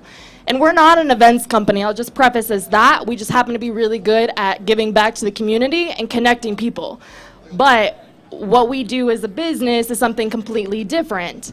But what we do as a business is exactly what he did to me that day, which was discover my why and pull something out of myself that I never seen before. And that's what we do for employees in the workplace. How, can you imagine if you're in your workplace and you realize your why and you're living in that? That's what we're building a business off of. So I found my why as I first connected with Josh and was able to sit down, and that's how we built Bolt off of both of our whys. And there's obviously a need for that, because had Bolt existed, in this so-called prime that I had, I would have maybe stayed at some of these companies. There's such a need for that. There's no, work culture is so important. I don't think that when we go into corporate America, we realize that there are tiers to what work culture is like, and there are strategists and people behind what is the work culture. How do people feel when they're at work? And so you really, when you're working for a company, you really have to find the company that makes you feel like, okay, I'm home, and this place is a part of my journey, and it's gonna, rocket me to the next place in my life.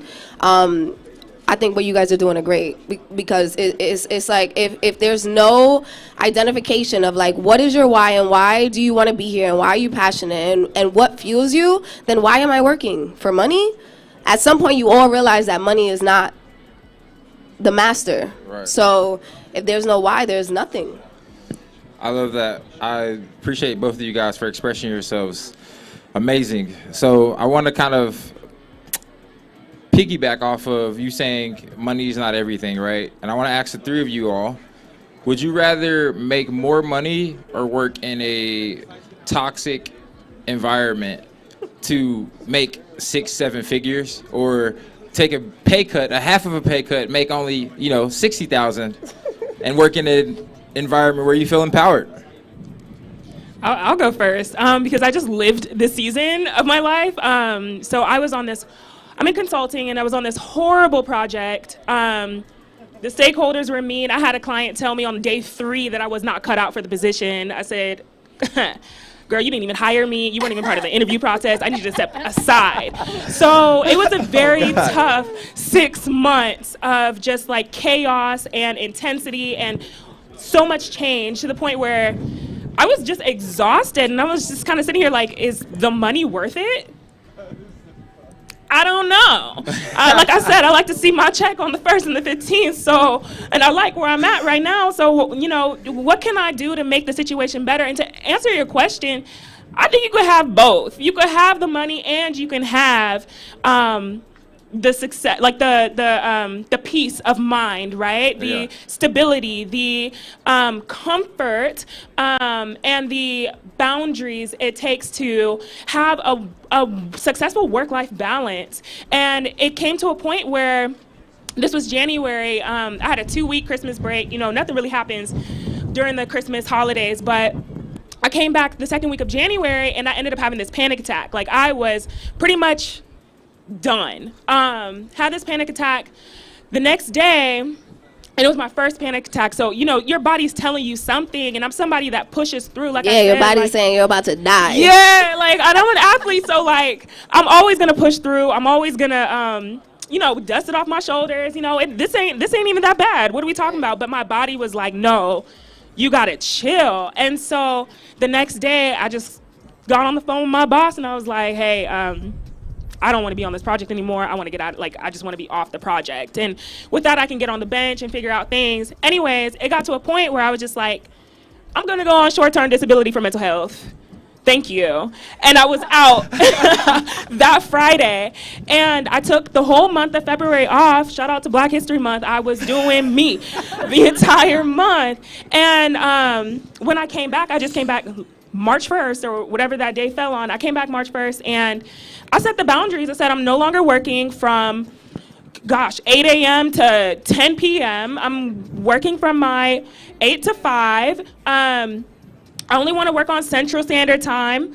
I was laying out all my She said, this is my criteria. Look, if I don't like the client, I'm out. And that means that I had to understand how to interview the client and interview the project so I know whether I want to be in or whether I want to be out. Because another thing, too, is like as a woman in this space, you don't want to seem weak or you can't handle the project. And that's why I stayed in it for so long. But also, like, there comes a point in time where, like, you can also say I've had enough, right? And make sure that the people around you understand what the situation is so they can make it better for the person that's coming behind you, because they're gonna have to fill that role anyways. Business is business. So you do what you need to do to get yourself right, because the business is gonna keep moving without you regardless. So you treat yourself like a business. You take that PTO, you take that short-term disability, and that's what I did. And take care of yourself. So to answer your question, like I said, you could have both, but it also requires that the organization that you're in, the culture of the organization cares about you, cares about their people, and wants to see you succeed, thrive, and have balance. Ooh, okay, hold on. Before you pass the mic, I want to spice it up just a smidget. Okay. All right. How would you, the question I asked in relation to corporate, you being in a toxic environment there, would you rather be there for, you know, the money or leave and go elsewhere? Same goes for a relationship, right? I know this is a corporate conversation, but we're switching it over. We're switching it back to, this is just a conversation, right? So from a relationship standpoint, would you rather be with someone who has a lot of money that's toxic, or would you rather leave that relationship and Gina, do it yourself? Hey, I told y'all before he answered, this is uncomfortable conversations. That's what we're here for. If you feeling some type of way, that's good. It's growth. I will say my guy makes a lot of money and he's only growing from there. But if there was any toxicity, boy, bye, I'm not dealing with you. So, I mean, I won't stand for that personally. Like, I have my own character. Like, I don't need him to financially support me. Even if it was in a bad place, like, I have a support system outside of him. So I wouldn't necessarily need that. Like, I don't care how much money he makes. If he makes a great amount of money, awesome, congratulations, let's build together, let's both do that. Like, let's build an empire, but I don't need that in the sense of, you know, I'm not there just for the money. Like, if he doesn't have character, if he's not a character quality person, I'm not gonna be with him. Perfect, professionally, corporately. Professionally. Yep. Okay, so I was gonna jump on this a second ago. Before Josh and I started Bolt, I was actually in a position, the last conversation I had with my employers was this. We sat down at a table, and I told them that I was not being valued as a person. And that was strictly like, that's where I was. Like, everybody needs to feel valued in their workplace, in their relationship, wherever it is. So we sat down, and I told them I wasn't being valued. I said, I am a great employee, and I'm not being valued as a person for this. And you know what they said to me? This was my last conversation with them. They said, well, your paycheck is your welcome.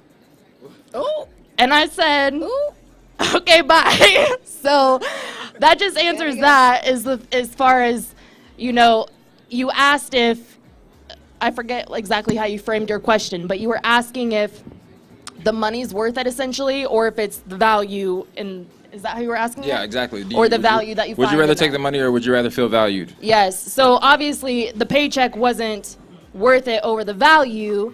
And Josh and I decided before we ever built Bolt, we actually started again on the events side with giving back to the community. We actually right out of the gates started hosting events at Microsoft store in North Park Mall in Dallas. That store is no longer there. We started hosting events there with Microsoft called cultural entrepreneurship events. Actually very similar to events like this, like fireside chats, panelists, conversations.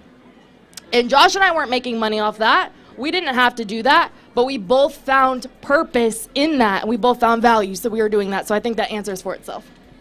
Amen. For sure. We in church right now. Corvea, take us to church. My answer is like, it's a million ways to get it. It like, is. Come on, like, you're not Hey, a slave to 30K, 50K, 100K, 150K. It's a million ways to make $1 million. And so for me, no. Like, I would not work in a toxic work environment for $3 million a year, $6 million a year, $450 million a year, because my grandmother already did that. She wasn't making millions of dollars, but she was working under circumstances that weren't safe, weren't healthy, weren't happy, and she was getting pennies. And so for me, if I'm not safe, healthy, happy, and I'm not able to be and to live and to be free, then no, millions are pennies. So when it comes to relationships, same thing. It's a million ways to get it.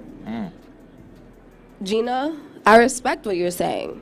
But in a relationship, the man will have to be financially secure as well as secure in all other areas. And if not, cool. There are a million ways to get it.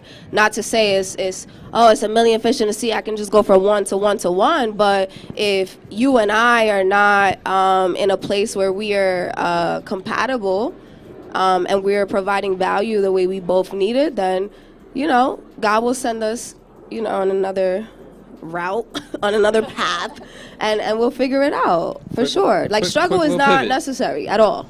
Quick little pivot. I love that answer. All right, so jumping into a safe place. There's a lot of men here today.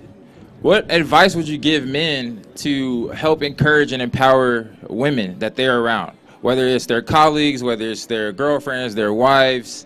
What are ways in which some of us men here, including myself, can learn on how to, Gina's reaching for the mic, learn how to empower women? Ask them what they're passionate about. How often do you ask your woman or your female friends what they're passionate about and feed into that? If that's them and that's what sets their soul on fire, you need to feed that flame. Boom. Agreed. I think another thing too is being empathetic to the situation and hearing her out. A big thing that's missing is that emotional intelligence. Like, what is it that you need from me? How can I be an ally to you? You know, how can I make your experience better? That is so important, especially in the corporate space and even in entrepreneurship. Women are seeking ways to build a business fast. Like, I think it's black women that are the fastest growing entrepreneurs right now. And it is so important that we have our men who are literally leading the industry. It's so hard for women to break into any industry, any sector, because it's male dominated. So having a male ally in that space is so critical for us to succeed, and being able and mentoring us and showing us how to think like y'all so we can get into those spaces and transform those spaces.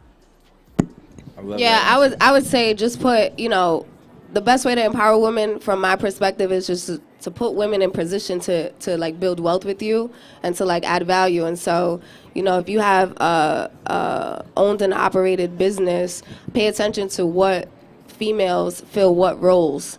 And so a lot of the times females are filling administrative roles and production roles. And if more women had the opportunity to be in leadership roles, I think that they show out. They thrive there because women work so well under pressure. And just it's so empowering to put a woman in a position to like make good, valuable money with you and like make good, valuable connections with you. Amen. I heard somebody saying amen back there. Yes, Lord. Josh, can we do a Q&A? Oh, yes, we're going to open it up for Q&A right now. Also, if you're online, please submit your questions in the chat.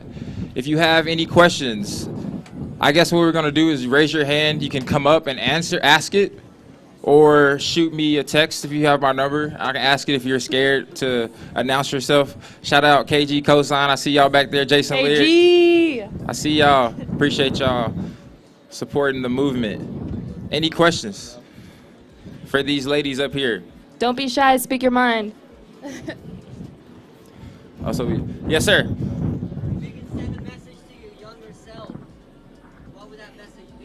All right, the question was, if you could send a message to your younger self, what would that message be? I would say you don't have to have it all figured out right now. Just start somewhere.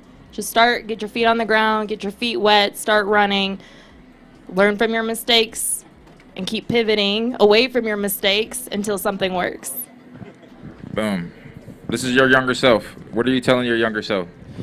Ask as many questions as possible. I feel like I grew up in a household where I wasn't allowed to really ask questions. Everything they said goes. And so I really feel like I didn't have a voice for a long time. So it wasn't until I got to college, I think a little bit after college, that I was just like, I can speak my mind, and I can ask questions, and I can ask why, and I can say no, So I wish my younger self knew that I had a voice and I could ask more questions to figure things out a lot faster. That's a great question. I would tell my younger self to document everything, because everything's so like, I've lost some people, and if I could just sit down with them, one more time and ask them, their perspective on things or how things were for them, or what would they do if this or that, I think that we would have that blueprint that we don't have now. And so a lot of times, you are this first generation student, or you are this first generation child coming from an immigrant family. You don't have the blueprint because no one documented the stories of your ancestors. And so I would document. I'm documenting now, but man, I would have been doing this. And I think with that, you not only can turn documentation into a business, with storytelling, but you can also like feed, generations to come off of that. Genius. Yes, ma'am. I work for an international accelerator, and my goal is Hey, you want to pass her the? Sorry, can you pass her the mic? Sorry, I speak softly. So I work for an international accelerator, and my goal is to support underrepresented founders, especially females. What can we do to help support you? Support us in general? In general, females, underrepresented founders. Right now, we're trying to do affinity groups, fast tracks, competitions, trying to help support and expose and support the opportunities for underrepresented founders. What other ways do you think that we can do to help support that? Get us in the room and have a conversation.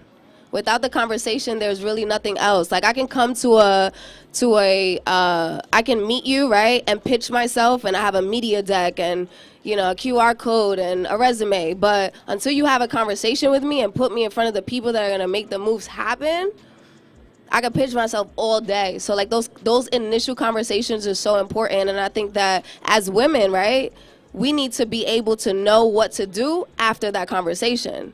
Like you have to follow through after every single conversation. As long as the vibe is right and you feel it's good, you have to follow through that conversation. And guess what? If we don't follow through, reach out to us and say, hey, you didn't follow through, what's up? Because that woman may not have the education or the knowledge or the experience to know better. She might be sitting down waiting, right, for somebody to reach out to her. Even though she's very skilled and very talented, she might not have that like business savviness or that, you know, corporate or professional savviness, but she has everything you need in terms of value. So it's about holding each other accountable. So if you put me in a room with a bunch of men, right, who are going to rocket me to the next level, and I don't follow through the way you think I should be, knowing that you know their communication styles, you know these men, you know what they're looking for, reach out to me privately and say, hey girl, I think you really should send the email to this person and say this, and then I'll help you take it from there. Like, we have to be more real. We have to be more open with people and take risks that way, because if you're not building relationships with real people, you know what I'm saying, you're not really going anywhere. It's all on the surface. Facts. Thank you for that. Does anyone else want to answer that question? How could they help? What was the group again? I'm sorry. Mesh Challenge. Mash Challenge. Yeah, that's a big deal, by the way, guys. This is coming from Dom, so it's automatically certified. Appreciate that. You got that blue stamp. Yeah, it's got the Dom stamp.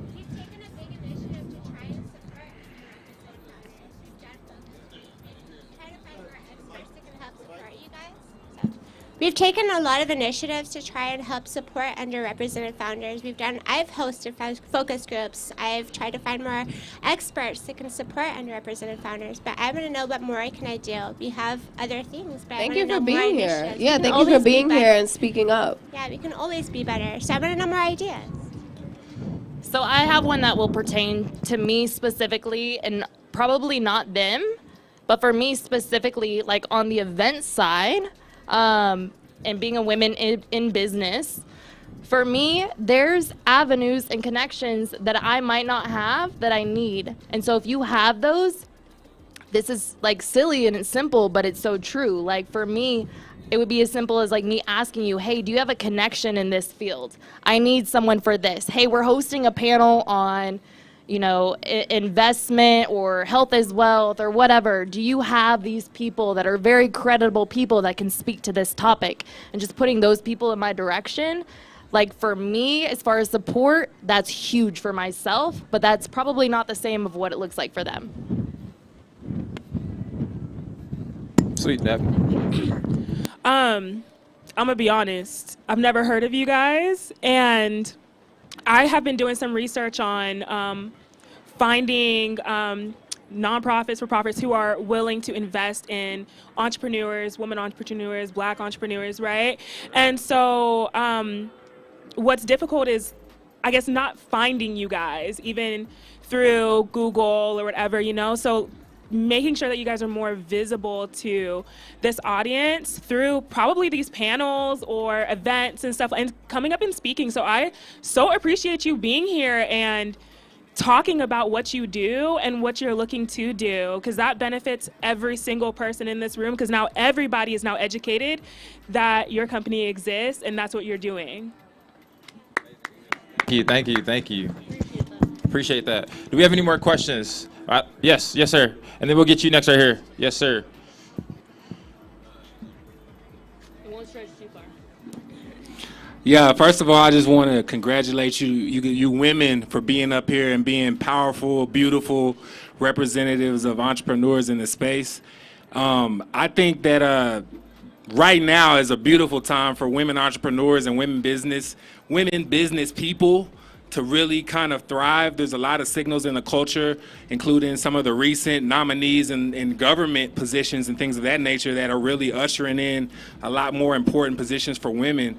And I guess my question is, as a black man, do you guys, especially the women of color up here, do you guys see opportunities that you guys can also step in and kind of, break barriers and help other minorities, kind of see additional equity in some of these business scenarios? Yeah, I'll go.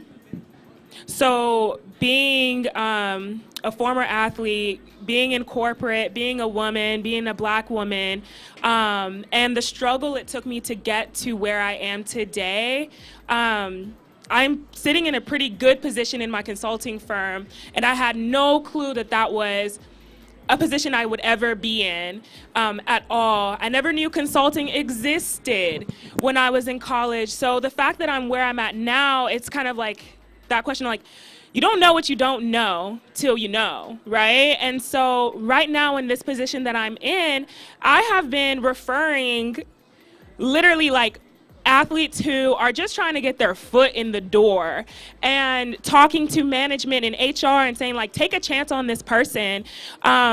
Because, again, like I said, you don't know what you don't know. You don't know the skill set that you have. You're probably already doing something so spectacular and so valuable that you don't even realize. So my job, even with 98%, is to show athletes that, first of all, what you did is incredible. Only 15% of high school athletes go on to play college sports. And then, like I said, the statistic is only 2% go pro, right? So what's going on with the other 98%? And that 98% is struggling to figure out what's next. What am I good at? What can I bring value to? And so me being in the position that I'm in, I'm literally ushering these former athletes into positions where they can grow and also share the knowledge that they're learning. I love that question. So two things, there's two buckets for me. One is the city that I grew up in, Hoboken, New Jersey. It's 1 square mile. Hoboken, for reference, like Frank Sinatra was born there, right? Okay. The first baseball game ever was played there. There's a bunch of history, but Hoboken is 1 square mile, and it's like 1st Street to 14th Street. I grew up between 1st Street and 6th Street, which is the project. So after 6th Street, you got, hippies, and you got people that are coming from Manhattan to live in Hoboken, but they commute to Manhattan and work, and they're on Wall Street and all of those things. So there's been a plan to redesign my city. Essentially, that means they're tearing down the projects and they're rebuilding it to accommodate, everybody coming in. And so for me, I would love, and this is very premature, we just found this out at the beginning of this year. It's heartbreaking. It makes me so emotional because those are my roots, right? Like, this is, every time I go back to Hoboken, I go there, and this is everything. This is our history.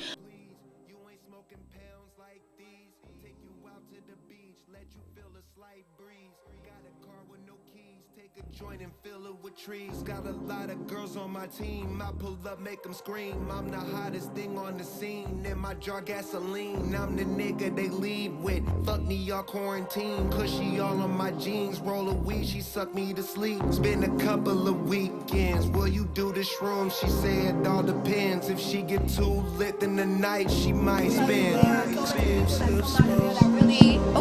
There are so many people that come out of my city that really paved the way for some really successful people. And so breaking barriers for me looks like going back to my city, documenting it before it's torn down and they pay everybody to leave. And what they're doing is they're paying everybody to leave and convincing them that, hey, you'll get the first opportunity to come back when we rebuild. But those people will never be able to afford, right, what they're rebuilding. And so after that tear down is gone. like my roots, that history is gone. And it's not just me. I'm just a small part of such a big, group of people. And so for me, breaking barriers, that means documenting those stories and making sure they're archived for generations to come. So that's one bucket. But the second bucket is, lately I've been making major life changes to pour into my brothers and sisters, and not black brothers and sisters, my blood brothers and sisters. I'm black and Latina, by the way. But so my brother is 13 years old. He's 200 pounds, size 13 feet, and everybody wanted him to play football. And it's like, no, that's not his thing, right? He's a fucking gamer. And when I say he's a gamer, it's not that he sits in front of the TV all day and plays games. This dude is so involved in the animation, the production aspect, like all the people involved in the tech startups. He knows all of the startups around EA Sports and around gaming more than I do. And so I feel it's my obligation to pour into him and make sure that in the next 5 years, he's able to monetize that passion that he has, and he doesn't have to take this like traditional route of like, I gotta play football, or I gotta be a doctor, or I gotta be a lawyer. And he can move into the gaming space and know like, hey, this is a profession, this is something I can monetize. So what I've been doing lately is building with people that are part of these communities to make sure that there's a representation for like black men and black women in the gaming society. And even with Revolt, one of the reasons why I love working at Revolt is because Revolt in 2022 is so about that. They're so about making sure that there's representation for black people in gaming, and making sure that they create content for those people, and making sure that they're in the spaces where those people are. Even black people in the LGBT community, you don't see a lot of black media companies representing black gay people. You only see the white media companies representing and putting black people on the screens to show that they're flamboyantly gay, or they identify as female when they were born male. And so Revolt is really in a space where they're inviting all of these things and making it possible for, black men and women of color to like feel like, damn, I'm a gamer, but I'm not weird. I'm a gamer, but I'm not a nerd. Like, I'm a gamer and I'm a genius. And I love that. Inclusive. Yes, love that. Any more questions? Jennifer, you had a question, right? You want to use a mic? So, you straight, one take, you did. So look, how do you, all right, let me see. My question, on God, now my question is pretty much like, man, it's not even balanced, but how you balance out the spirit and business? Like, if you believe in something and you can't be bought, how do you choose a business that you want to work for? Pretty much, like, if you believe in something and the people you work for don't believe in that, why would you work for them? So, how would you answer that question? Like, I don't know how I'm answering it, but. Yeah, no, I understand what you're saying, and I feel like you're making a lot of eye contact with me, so I feel like I have to speak. Honestly, though, like this whole regardless of religion is so interesting, right? Like, we all have a creator, we all come from somewhere, and we all are always envisioning things that are outside of our control and trying to control things that are outside of our control.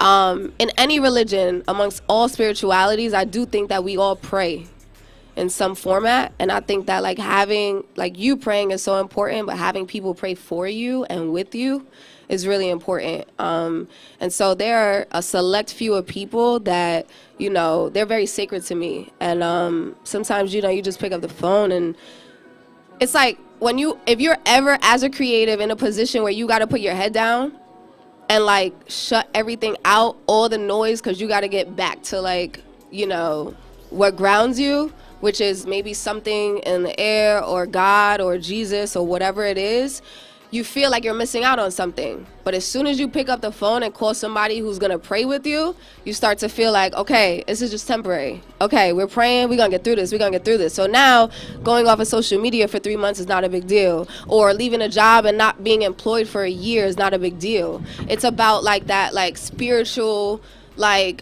seclusion.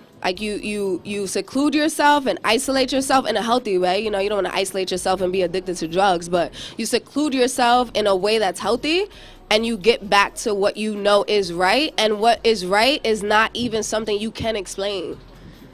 you just feel it like, okay, I'm ready. Let's go. Go ahead.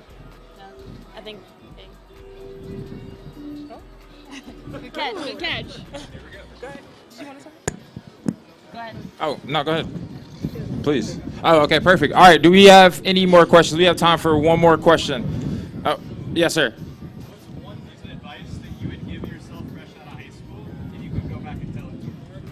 Yeah, we kind of already had a question like that. You might have, you might have been out there. Yes, yes, yes, sir. My question is, as a supporting, loving husband, boyfriend, Yeah. how can we help us women be better parents? Wait. That's a good question. That's a good question. Boss women, that's intense. You're also parents at some point. As men in that relationship, how can we help y'all be boss fucking women and also be badass parents? Oh. Raise my kids. Ooh. That's a great one. I mean, hey, we here for uncomfortable conversations. Let me go ahead and sit back because I don't know if y'all want to hear my 2 cents. No problem. You can curse. You can ask whatever question you want. I think that's the space for this, right? Hell yes. Right. We said we're gonna have uncomfortable conversations. Are any of us mothers, by the way? So I am not a mother, but my boyfriend has 3 beautiful girls, and I'm not stepmom yet, but hopefully will be one day. So and the age gap is wide on that. So I'm dealing with a 15-year-old, almost 16-year-old, a 9, almost 10, and then a 7, almost 8. So wide ranges of ages. Luckily for me, I was a nanny for a long time, so kids is easy for me, but I haven't been a mother yet fully, but I'm stepping into that role. So for myself, I think the best, to answer your question specifically, how to help us is to support us in the time frames of our business, which is a little different. Like, I'm an entrepreneur, they work in the corporate field still. So I think our answers are gonna be different, but for me is, you know, allow me to have my business time and focus on that. You take the kids, but then also help me cut off business so we can spend it as a family. Because a lot of times that's very hard. Like, my phone is blowing up constantly. I made a joke to Josh the other day. I said, I feel like it's gonna literally catch on fire any point right now. Like, it's just blowing up. And it's hard to disengage, it's hard to disconnect. But for a man, if you build that sense of disconnection from everything and separate that family time, and if you really hone in on that, I think that's really important to really capture that family piece. I love that. Okay, so my goal, I will say, is to quit corporate by like 32, 33. I'm 27 right now. I don't want to be in corporate forever. I don't want to work for anybody. So I'm trying to make as much money as I can and take money as much money as I can from these people. That's what I'm doing. And so, and hoping that my business and whatever platform and everything that I'm doing right now to set the stage takes off, right? And I think what I'm learning right now, even in corporate and even being in a relationship right now, it's difficult. Like you said, it's difficult to disengage. Like I said, I had a horrible season where I was answering emails till 10 p.m. at night, like thinking that things had to get done. And so having someone there to just take my phone away and remember that, like, the grass is green, the sky is blue, you know, like, people aren't dying. At least I don't work in a field where I'm saving lives. I'm not saving any lives. It's either you have the deliverable or you don't. So we're gonna keep it pushing, but I had to be reminded of that constantly. And then another thing too is I don't have any kids right now, but my hope is that when I am married, that we have as much time with the kids, but also as much time with each other and putting ourselves first, meaning that, like, whatever business we got going on, we dedicate time to each other. I think that's something that's really important to me. I'll answer. I think it's a great question. I think it's an uncomfortable question. It is. For women. And this is what you preface with. Yep. One is, who am I, right? Like, I'm not a mom, and I respect my place in that world because I've seen how hard my mother went. and I know it's coming, but I'm not there yet, you know. So we don't understand the sacrifices until we're birthing a child. But two things. One is there's a book that I read called Maternal Desire. It's about a French woman, and I'm sorry, it's by a French woman, and she's a psychoanalytic, and so she has this really academic way of describing what maternal desire is. And I would love to meet a man who could recommend a book to me, who could say something like, hey, check out this book. So that particular book goes through like what it feels like when you really want to be a mom, right? Like that inner feeling, like I want to mother a child. I don't know what that feels like, but it shows up in our everyday lives at work. Like we're taking notes at a meeting when we're not even the secretary. We're bringing coffee to people when we're not even, you know, the intern. And so we're motherly in our ways. And so that book kind of like puts you in a position where you realize like, the only reason why I feel like I have to be a mother and a boss and a mother and a leader and a mother and this and a mother and that is society, right? And so once a woman as a woman understands, okay, I have a maternal desire and it is stronger than my desire to lead in tech or lead in corporate, then all the other stuff is irrelevant. And now I can work with my partner to develop a life or create a life that matches what I'm truly wanting. The second part is I would love to, you know, cohabitate with someone or go have on a baby with someone who could, you know, build in a way that we achieve financial freedom. Because when I think about how I was raised, my mother is a hustler, you know, and she's 51 years old. She's still going. It's all she knows. But if she had the free time to pour into me and to teach me and to talk to me every day and to bathe me every day, wow, how different life would be. So like, God, please let me meet someone where we can build to be financially free so we have time for our children. Parents don't have time for their kids. You can't be a boss mom and a boss leader at a company. You can't. Like this whole like women can have it all. I don't agree with it. You can't. You can't. You're gonna be a great mom or you're gonna be a great woman and nurture all of the people that you're pouring into at work. And if you're not great at both, right, you're gonna be mediocre at all of it. And so that's my opinion. That's a great question. Did that answer your question? Yeah, that was perfect. I love that. Well, this is the end of the Women Empowerment panel. I am sad that we have to leave this moment, but please give them a round of applause. Thank you so much for sharing, expressing yourself, and helping us all learn. Did you all learn? Y'all learn something? Yeah, I learned something too. Come talk Facts. to us after. Yeah, exactly. Come, yeah, please go talk to them.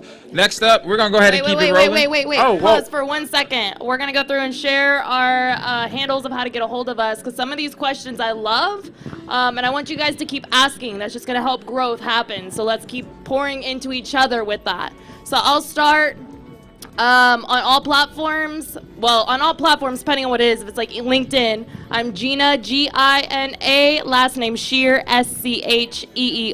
On the gram, I am A_beautiful_mess, a beautiful mess with underscores between.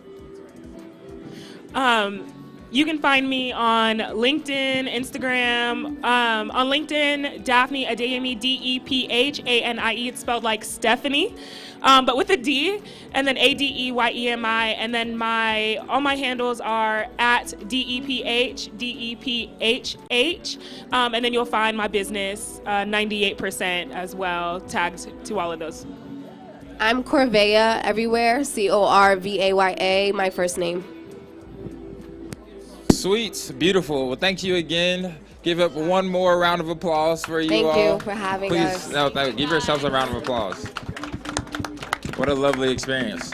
All right, next up, I guess I'll make you the introduction. We got Alec. Okay, bet. We about to make some sponsors. Let's do it. Here we go. Hey guys, thanks for coming. I think I met most of you. I'm Dom, co-CEO, co-founder of Mainstream, and Adam, co-founder and co-CEO of Mainstream as well. I want to thank some of our sponsors and partners, especially Boat. You guys have definitely showed out today.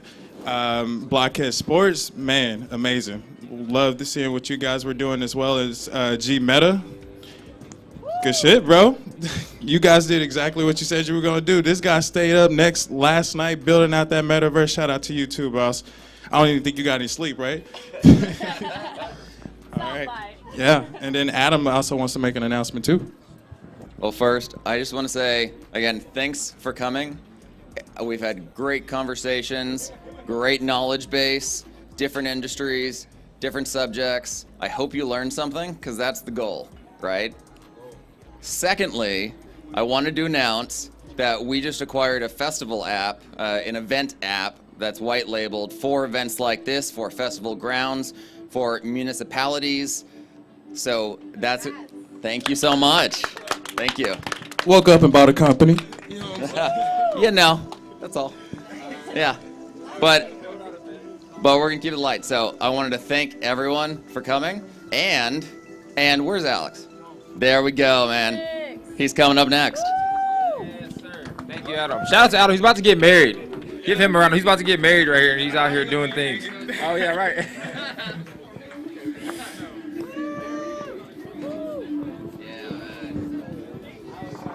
And Corvea will be a test. Okay, perfect. I was just saying you would be accepting applications for boyfriends, and they all have to give her book suggestions. All right. All right, next up. Oh, you want me to sit next to you? I got you, brother. All right, what's good? Testing 1, 2, 3. Test. All right, if you're an artist and you still here, post up over here. If you're an artist, if you're creative, we about to have some creative conversations. Thank you, women, again. I appreciate it, the support. Yes, sir. We about to have a conversation. What's up? This is gonna benefit all creatives. So stick around if you're creative. Stick around. Come join the conversation. We're going to talk about crypto. We're going to talk about being black in crypto. We're going to talk about empowerment, what we got to do as a black community, all that. All that. All right, so if you are chatting, if you can keep your chatting not to a minimum, but just down, if you will. Just quiet just a little bit, because trust me, you're going to want to hear this story. You're going to want to learn how to connect in this space from Web 2 to Web 3. To being a creative in the crypto space. So let's pop it up, Alex. All right, tell us a little bit about yourself. Give us an introduction, who you are, and the company that you founded. Wait till fight them down. Okay, all right, I got you. Shut it out, like you did with them girls. All right, yo. I know that the Women Empowerment event was so dope. We're gonna talk about it in just a second. But if you guys could please come in here into this space underneath this awning. Sit on the couches, listen up to this conversation. You said what? 5-minute break. Oh, we're good. We don't need a 5-minute break. No breaks. We're going no breaks, all gas. Back to back. What's good? So, as we do our conversation, just keep in mind any type of Q&A, any questions that y'all wanna pose. We're gonna do an AMA at the end. So, everybody in the back, feel free to come through. Yeah, please come through. It's going to be more of a group conversation than anything. So if y'all want to fill up the couches, we're going to have a dope conversation. Yeah. So cool. Let's kick it off. All right, let's kick it off. All right, Alex, we know your name. What is the company that you found? And tell us a little bit about Inflow. Yeah, so my name is Alexander Yosef, and I am the founder of Inflow Music. What we do is we allow musicians, athletes, and content creators to launch their own cryptocurrency. And so currently, right now, we're at a huge point in time in history. Wait, can you tell us again what it is that you allow creatives to do? Because I don't think the people in the back heard us. Yeah, so we allow musicians, athletes, and content creators to launch their own cryptocurrency and monetize with your community. So think about Coinbase for the culture. Oh, Coinbase for culture. So how did you get into the space? Like, what inspired you? I know, for those of you who don't know, Alex was with us early on in founding a company called ETA, which was a recruiting company. So we started in corporate recruiting, started in tech. This was what Gina, infamously stated. We didn't know what the fuck we were doing. So like from that, how did that spin into the creative space that you're in, the Web3 space that you're in, and really being passionate about that? Yeah, so absolutely. So like the ladies before us, they talked a lot about their passion, right, and mixing their passion with their purpose. And so essentially what I did was, when we were together, we was doing a lot of music work. And so when I started out in college and even after college, I worked in the music industry. I worked in tech at the same time. So essentially, I would be going from my 9 to 5 in my corporate office in the tech world, and I'll go straight to the studio where I'll be working with Josh. We would manage artists. We started managing a label, and then we started doing consulting, music consulting as well too. And so essentially what that did, it gave me a lens into 2 separate industries, right? It gave me a lens into the corporate world, how to build an application, what it took to run a tech company, and then what it took to manage an artist. And I realized that musicians, artists, the music industry in general is like so far behind. It's very janky how the music industry moves. Like, so I know y'all have heard it, right? The music industry is very bad. It's evil. We hear all this Illuminati stuff, right? It's only because they're taking advantage of the youth, the people that don't have lawyers to read contracts. And so essentially we want to bring an alternative monetization structure to that industry. So bringing this structure to the music industry that desperately needs it, what is your approach? Like, how do you approach actually bringing this? Because we were there. We were in these studios where we witnessed just the shystiness, for better lack of words. Yeah, shysty as The hell, shysty yeah. shit that happens in these spaces. So how do you bring structure to a space that's so shysty, and that's like for decades, right? Systemically shysty. Yep, exactly. So raise y'all's hand if y'all invest in crypto. Anybody invest in crypto? Oh, we got a lot of hands in here. Good Raise y'all's job. hand. Y'all invest in crypto? Oh, hey, we don't got no women investing in crypto? Do y'all invest in crypto? So we got to do Congrats, some more congrats. empowering. And so the reason, how we plan to approach and change the music industry is give people options, right? Yeah. So instead of signing that record label, that record deal, you have an option to monetize outside of that. So Yeah. NFTs, Yeah. crypto. So now that artist is not forced into signing that shitty record deal just because they have no way to make money, right? Right. They could do an NFT. They could launch their own cryptocurrency. They could just put out music and music videos. We know a girl named Latasha. You have no clue who this name is, Latasha, right? Anybody ever heard of Latasha? Nobody's heard of Latasha. Yeah. She sold 3 music videos, one for 50K, one for 30K, and another one for 100K. That's wild. This is an unknown artist that nobody's ever heard of that's selling music videos Yeah. for the prices of cars, right? Right. She could buy houses with her music videos that she sold as NFTs. And so we're just trying to give them an option so you don't have to sign that shitty record deal anymore. Nice. So we talked about equity a little bit ago. What does this do for the equity within the community that you're trying to reach? So think about it, right? What does equity mean? Does anybody in the crowd want to take a guess at what equity means? Who wants What to is- say? They said you own it. I like that. Someone said ownership, right? Ownership. So equity is ownership. And so with our platform, what we allow people to do is launch their own cryptocurrency, Yeah. their own token, their own stock, so to speak. So automatically you have ownership.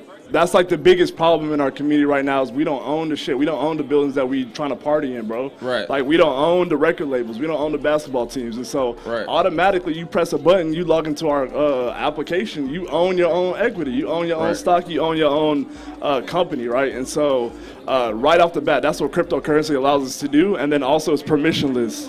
Permissionless. Permissionless. And so with cryptocurrency, permissionless is a big thing because now I don't have to get your permission to launch my own company, right? I don't have to Right. do no legal paperwork.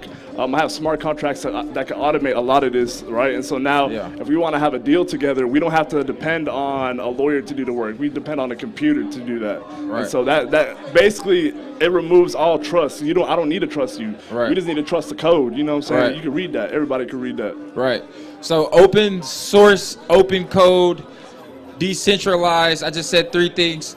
Talk about all 3: open source, open code, and just decentralizing the system. Essentially, when you talk about Web3, you're thinking about, the way I look at it, I think of essentially just getting away from the system, right? Mm-hmm. And you're now in charge of your own funds. You're in charge of your own investments. So tell us a little bit about that and why you're so passionate about that space.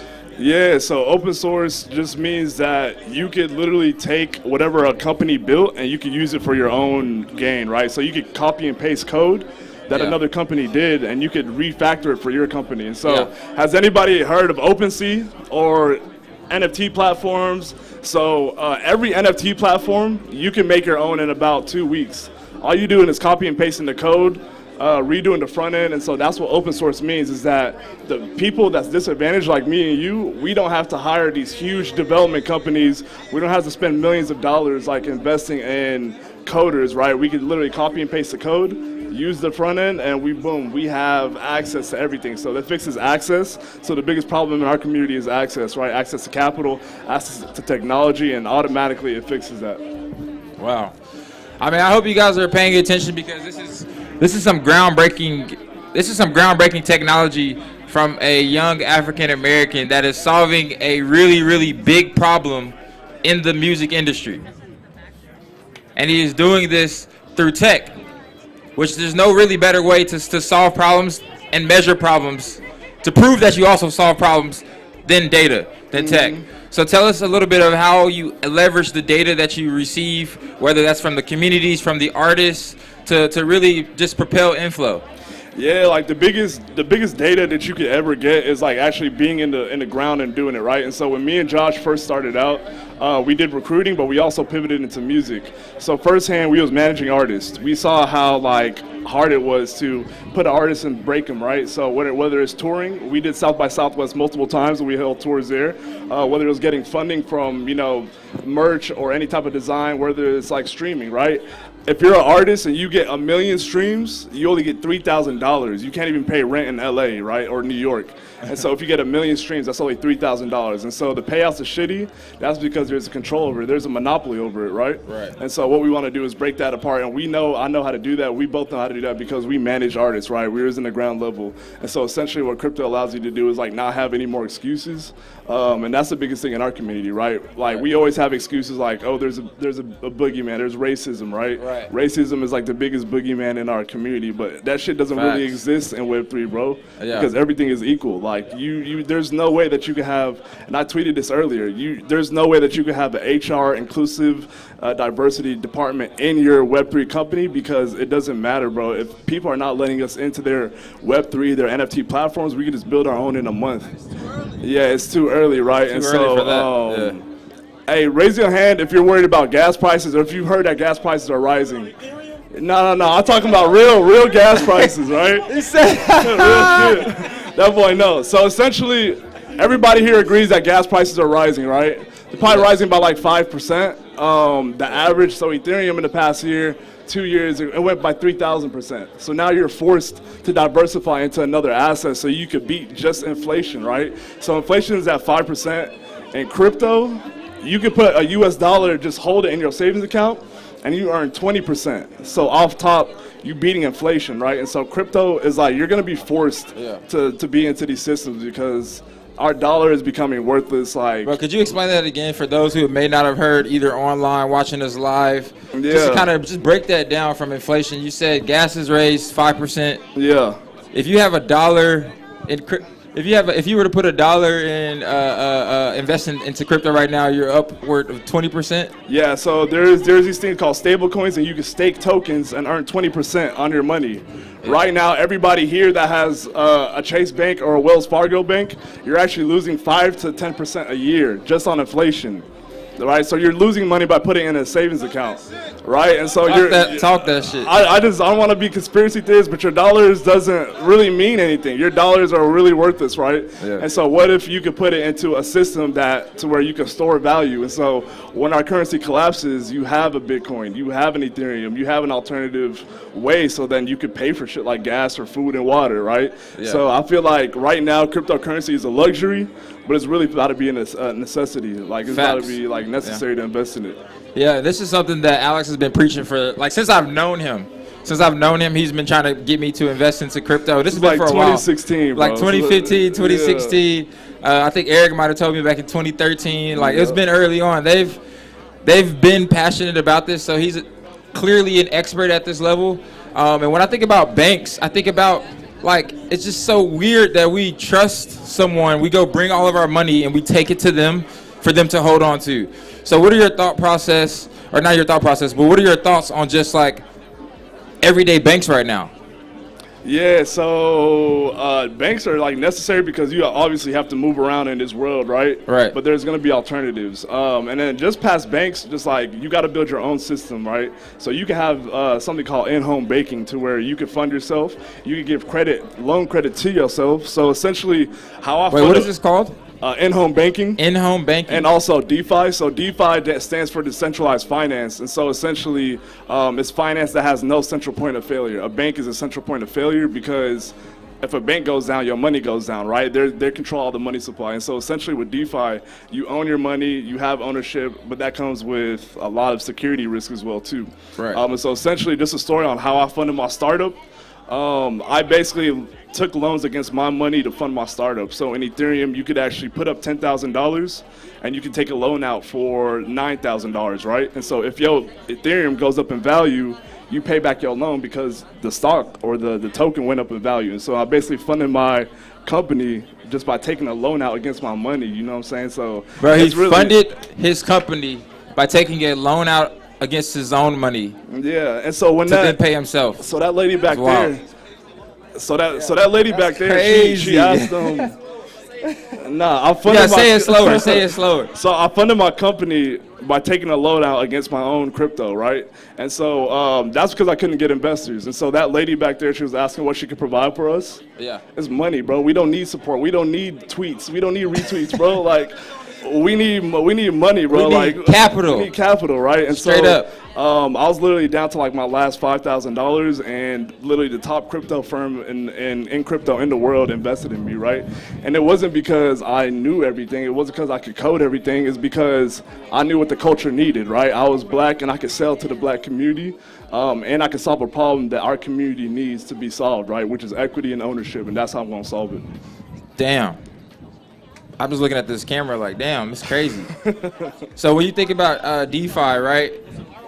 Yeah, the ROI is crazy. The ROI on DeFi is wild. So tell us a little bit about like kind of how it works. So let's just say you were to, invest into a crypto, and you're using something like Uniswap, which is like, DeFi, right? And you're using a platform like that. Tell us about the advantages, because obviously it's not Coinbase, right, where you're being, taxed on the percentages of what you're making, and then it's like a circle, like, then it finally gets back to you. It's like it's actually even exchange. So tell us a little bit about that process. Yeah, so raise your hand if you're an immigrant.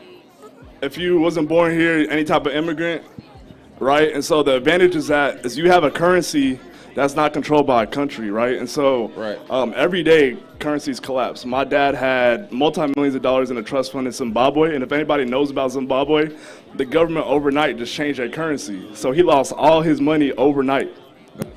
With Bitcoin, you can't do that. There is no old politician that's going to change the currency overnight, right? And so the advantages of DeFi and crypto is that like you have a trusted system that you don't need to trust because the computer code is trust. So it's like they call it trustless because you don't need to trust anybody for the system to work, right? Everybody has a stake in it. And so the main thing about crypto is that like you're not gonna win unless everybody else wins. And so everybody wants to talk about like karma and like good energy, but like crypto is like really that in technology, right? Because I can't win without you winning. That's how the system, if I invest in you, I have to keep on investing in you, and you have to keep on working for both of our money to grow, right? You have to give me a reason to invest in you. Right. And so it's really about like an energy game. It's like money is energy. You've said this before on the panel. Yeah, exactly. Yeah, 2 years ago. So I know we was on a panel, all three of us. Yeah, you were on this panel too, Dom. Yeah, at Microsoft. Yeah, at Microsoft. Yeah, and so full circle. And this is really a full circle moment because I started with Josh, but like money is energy, and crypto basically is a technology that measures that and lets you transact that and grow that energy. Right. And so that's the main thing. Like it's very esoteric once you get into it. What's the word you just said? Esoteric. Esoteric. I don't even know that word. Yeah. That's a deep word. All right, man. That's actually wild to really think about and to like wrap your mind around, currency being energy. When you think about like the Targets of the world or like the Walmarts. These are like your safe investments. You know, Warren Buffett talks about like, you know, you look at the valuation of a company, right? You know, and that's how you determine, you know, how much to invest into it. What do you say to those who, you know, are, you know, cynical and like they're thinking and this new wave of thinking of like money is like energy? Like, how would you convince someone like Warren Buffett that money is like a form of energy, or the currency is a form of energy? Yeah, so Intelligent Investor, right? So the book that made Warren Buffett rich, it's called Intelligent Investor. It was written by this dude named Graham something, this old white dude, right? And so essentially that book talks about you will get paid by the amount of energy that you output. It's a input-output, right? Yeah. You output a certain amount of energy, whether that's physical or non-physical, and then you're going to receive that back. And so a lot of the work that I did, like a lot of the work we do as founders is not physical handwriting, doing like typing a lot of work, right? Right. It's very much thinking. Right. So you're thinking about problems more than you're working about the problems, right? Right. So you think about the problems, and that's putting in energy, and then that's reaped in the rewards of solving the problems for a monetary gain. And so Warren Buffett, I don't really have to convince Warren Buffett because he's not going to be here much longer, and I think he already invested in Bitcoin. So yeah. So but really the basis is like, you're going to make more money if you do something that you're passionate about. We've all talked about it, Tate talked about it. So that's the best way to make money, is put in that good energy instead of that stagnated energy back into your business. I mean, I think that was beautifully said. For those who don't even know shit about crypto, about investing, you can definitely understand this concept around energy. So like, I mean, I really love that. I love that concept between comparing energy and money. All right, so what would you give, or how would you give advice to someone who is in this room or in this, you know, on this rooftop right now, who's never invested, doesn't understand what crypto is, doesn't understand what Web3 is, NFTs? They're so lost kind of in the sauce because it's just all in your face. Yeah. What advice would you give them to really just kind of take, you know, bite-sized pieces to really understand this so that they're in a position of success in the future? Yeah, bro, like the reason why you don't know much about crypto is because you haven't really tried, bro. Like, I learned everything from YouTube. Like, if you want to learn about crypto, just go into YouTube and start Googling random questions. Like, it's not that hard, bro. Like, everybody has like questions to ask about crypto, but like, a 10-minute YouTube video will explain everything that you need to know, bro. So I think just the willingness to go out there and find that information to liberate yourself financially, that's where it starts. But really think about crypto as an alternative to the systems that are run by the people that we don't like, right? Why would you want to invest in Apple or Amazon when you can invest in Drake? That's what we're allowing to do. Why would you invest in Microsoft and Bill Gates when you could invest in Tom Brady or Odell Beckham, right? That's what we're allowing to do. So we're allowing the culture to create their own currency, right? Record labels can be spin up by high school students on our platform just because they come together, they launch their token, and now you can get passive income. You can get actual investments. And so I think it's just open up your mind, because the whole scarcity mindset is not going to work in crypto, right? You got to have the abundance mindset in this new age system, so you could think in a way that's going to reap rewards, like in a pure form, right? The capitalism does not work in crypto. Like, even though it's similar, some similar aspects, but like capitalism doesn't survive in crypto because everybody has to win. Capitalism is a negative sum game, so that means that one person has to lose for me to win. And crypto, like I said earlier, is a positive sum game, so both people has to win for us to win. For everyone to win. For everyone to win, yeah. Yes, I love that. I love that. Did y'all hear that? Y'all get that advice? So statistically speaking,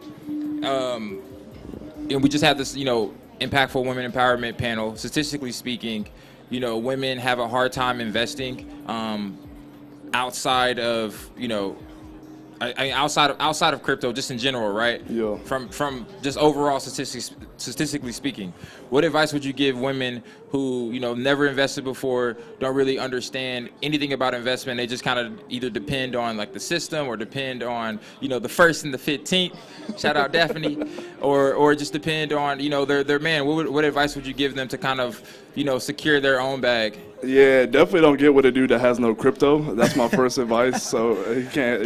Don't get with a dude that don't got crypto. Yeah, that's a red flag. But the main thing is that actually there's a stat that says 1 in 7 7 crypto wallets are owned by women. So only out of 7, only 1 of them is owned by women, right? Yeah. And so definitely just jump into space, ask me any questions, but really, women are better traders than men. This is statistically proven. Women are way better traders than men because they're more like risk averse, right? So they have a better not risk tolerance, but like a risk assessment, right? And so as a guy, if we make a day trade for $1,000, you're gonna go back and try to hit again, right? Right. Whereas a woman's gonna cut her losses and be very even though we're a lot more emotional when it comes to trading, right? Because we want to keep on hitting.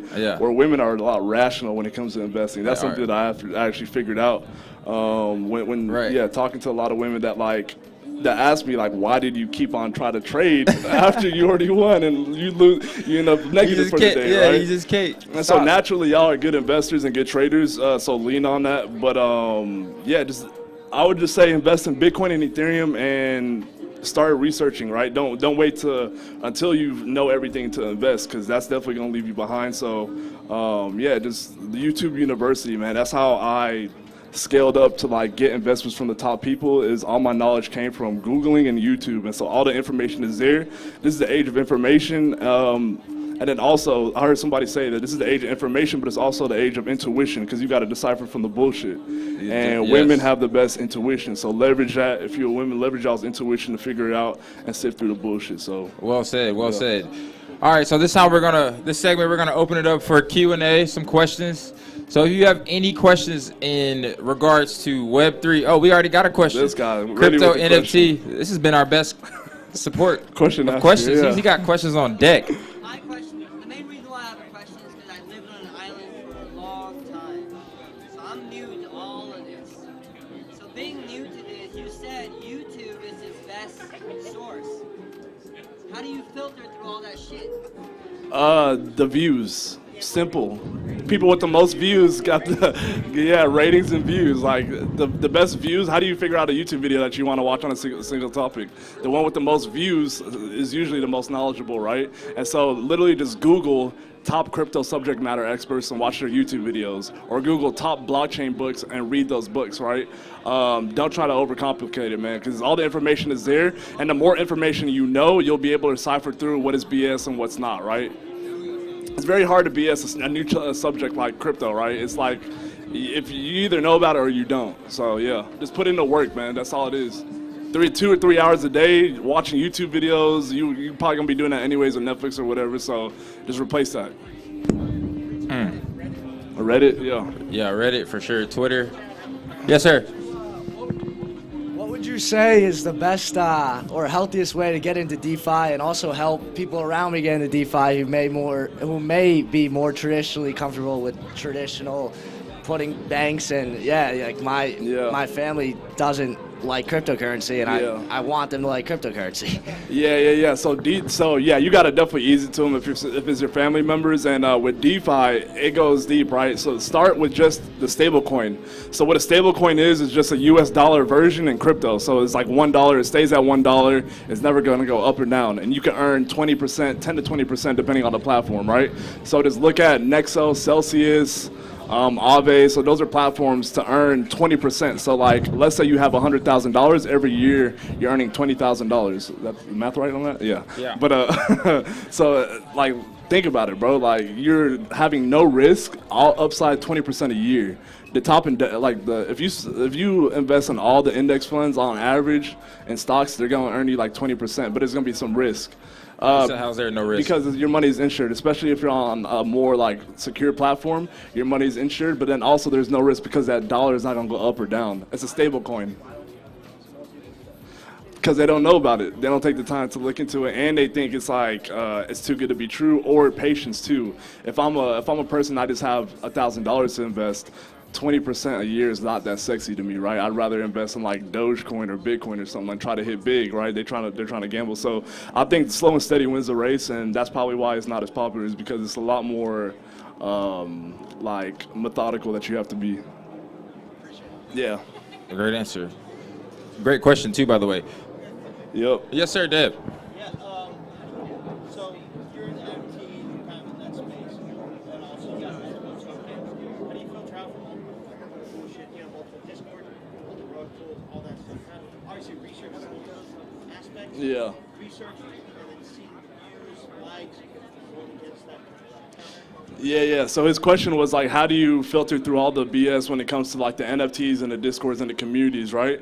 And so, yeah, absolutely. I think the focus is just on the art. Like NFTs is really about art. So once you start to get into the, I'm gonna put a picture of a monkey and sell it for $1,000. That shit's a scam, bro. Any like, don't even get into that because it's not an actual artist, right? So NFTs are just another version of a Basquiat. So look for that next Basquiat when you're looking for NFTs, right?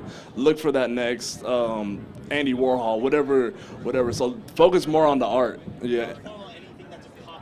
Yeah. That you gotta be original, you gotta be cool, bro. Like, yeah. Exactly. Cause think about it, right? In the metaverse, the cryptocurrency is a currency, and then the NFTs are the collectibles, right? It's like the non-fungible stuff, of course. And so, why would you make something that's like a copy of something? It just depletes the value, right? We like authenticity, originality, especially if it's digital, right? So, focus. There's a lot of cool art, right, that you could buy and it could go up in value because it's actually art, right? And it's actually fly. So, focus on that.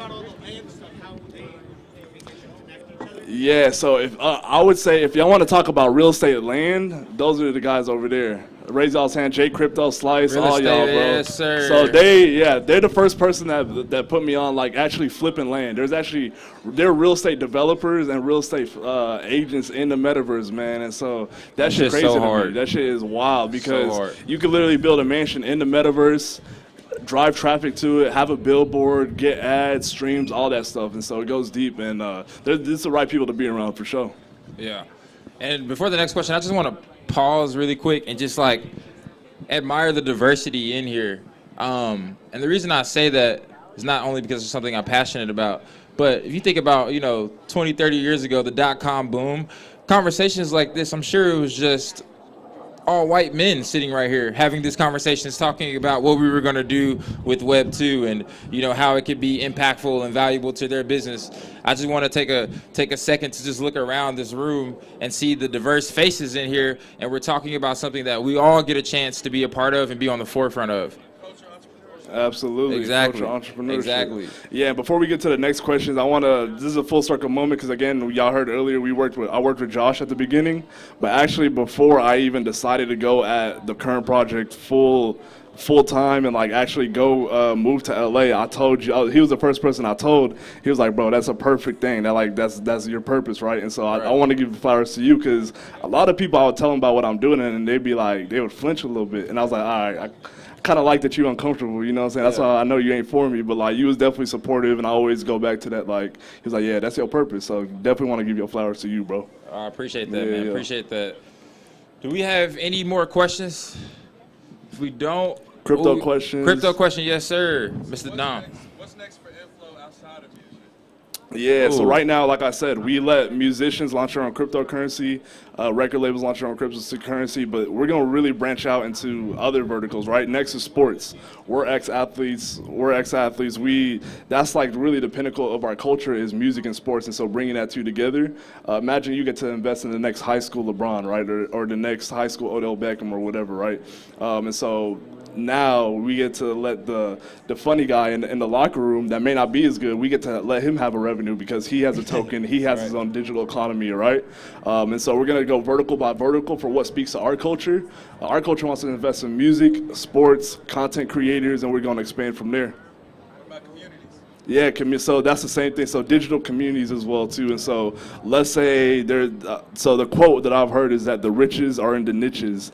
And so if there's a community that likes basket weaving, right, letting them have their own token and invest in that. And so focusing on those like small niches, that's where really the money is going to be at. Especially when you have a purpose that like not a lot of people can replicate. That's where you make the most money. And so letting you directly, it's like you could do an IPO without all the paperwork, bro. That's essentially what it is. And so our community doesn't have $100,000, $500,000 to do an IPO on the stock market, but we could do it in crypto with 2 clicks of a button. So that's what's next. Sheesh. Love that. Hey, do we have any more questions? Any more questions in regards to NFTs, crypto, inflow, Alex Journey? Yes, sir. And we got one more question over here. The ape coin, so that's pretty dope because it's already established. So the ape coin is essentially, the Bored Apes, how all the celebrities got the apes on their profile pic. It's an NFT, right? but essentially they gave all the holders actual token equity and ownership and cryptocurrency attached to that. And so now that went crazy in price. One dude made $4 million. I ain't gonna lie, so I've been in crypto and I've just used applications and they've airdropped me. So when they airdrop you tokens, they just give you free tokens. I've gotten like 10K from an airdrop free just from using an application, right? And so ownership, again, that's another version of ownership beyond just an NFT, beyond. So now NFTs is like, yeah, you get the picture, that's cool and all, but like what comes after that? You get to go to the exclusive parties. Lil Baby performed at one of their parties. You get to have equity and tokens. So it's just an extension of the utility of like what you could value that you could provide to your company or to your community. Because again, right, you ain't gonna win unless your community win, everybody else win. That's how it works in crypto. Ooh, and the value, I gotta say, oh, yes, sir.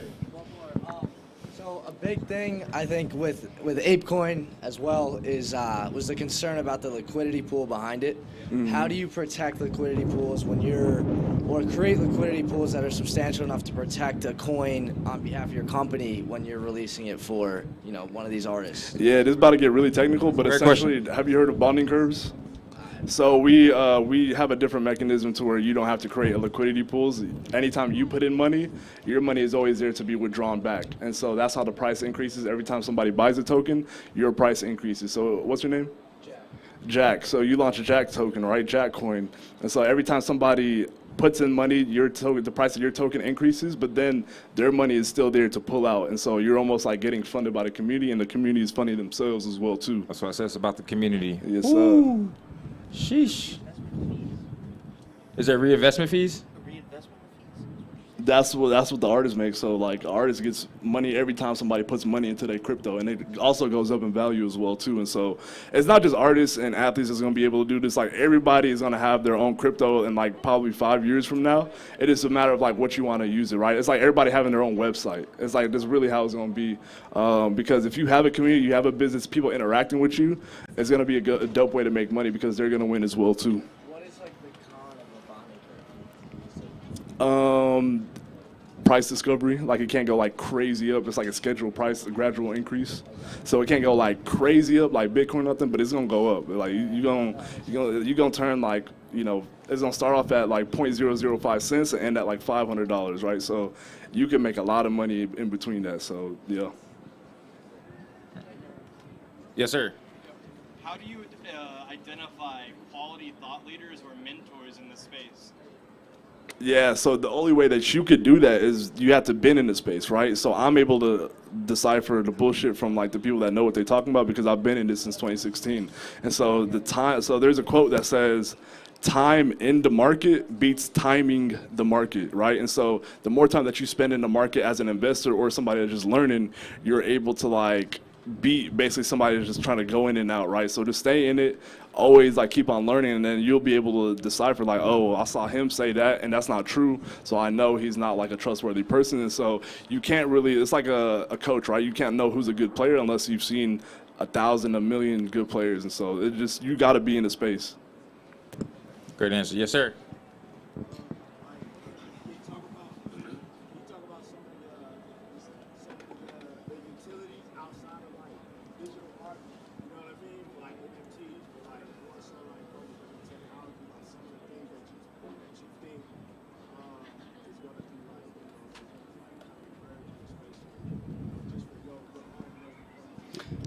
Yeah, exactly. Hey, so, could you repeat the question? Yeah, so the Alex? question was, what utilities for outside of just buying and owning an NFT or owning a cryptocurrency do I see? And everything is in the utilities, right? The reason why you want to buy this picture of a monkey is because it's going to give you more access to more shit, right? And so what if you could buy Mainstream? They have their own token. You bought into their token, and now it gets you into all their parties. You get featured on their platform. You get access to their calls. What if you bought, you know, who's someone famous? A Drake token, and then now you get access to all his live streams, you know what I'm saying? You get to talk to him wherever. And so the utilities is what makes it important, right? There's no reason that I would buy this picture of a monkey if it didn't give me shit outside of just owning this picture of a monkey.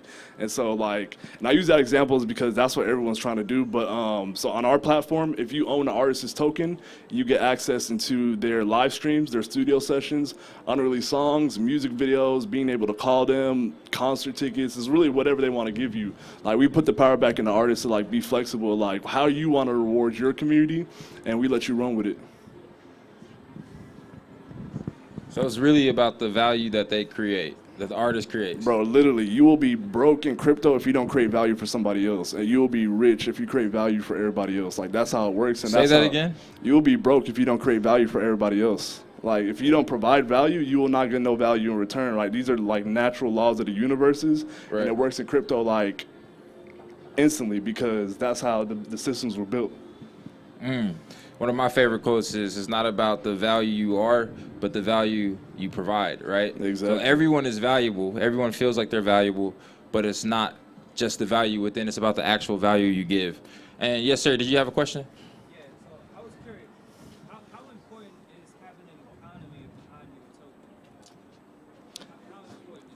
The first step to having an economy is having your own token, right? Having ownership, right? And so the reason why there's a U.S. economy, a German economy, a Russia economy is because they have a currency attached to it. And so now you can have your own economy attached to your token, and you can provide different values, right? So the values that we just talked about in utilities, but also just a way for people to transact and, you know, have money, right? Having money is an important thing to spend on different things. And so if you have your own economy to where people can spend on your utilities, your music videos, everything that you produce, that's the only way that you can have an economy to where that token is transacted. And so the first step into having an economy is giving people ownership, especially in crypto, right? See how it always comes back to like other people and what you can do for other people. And so, yeah, just provide value as many ways for them to reap the rewards of having that token or being a part of that economy.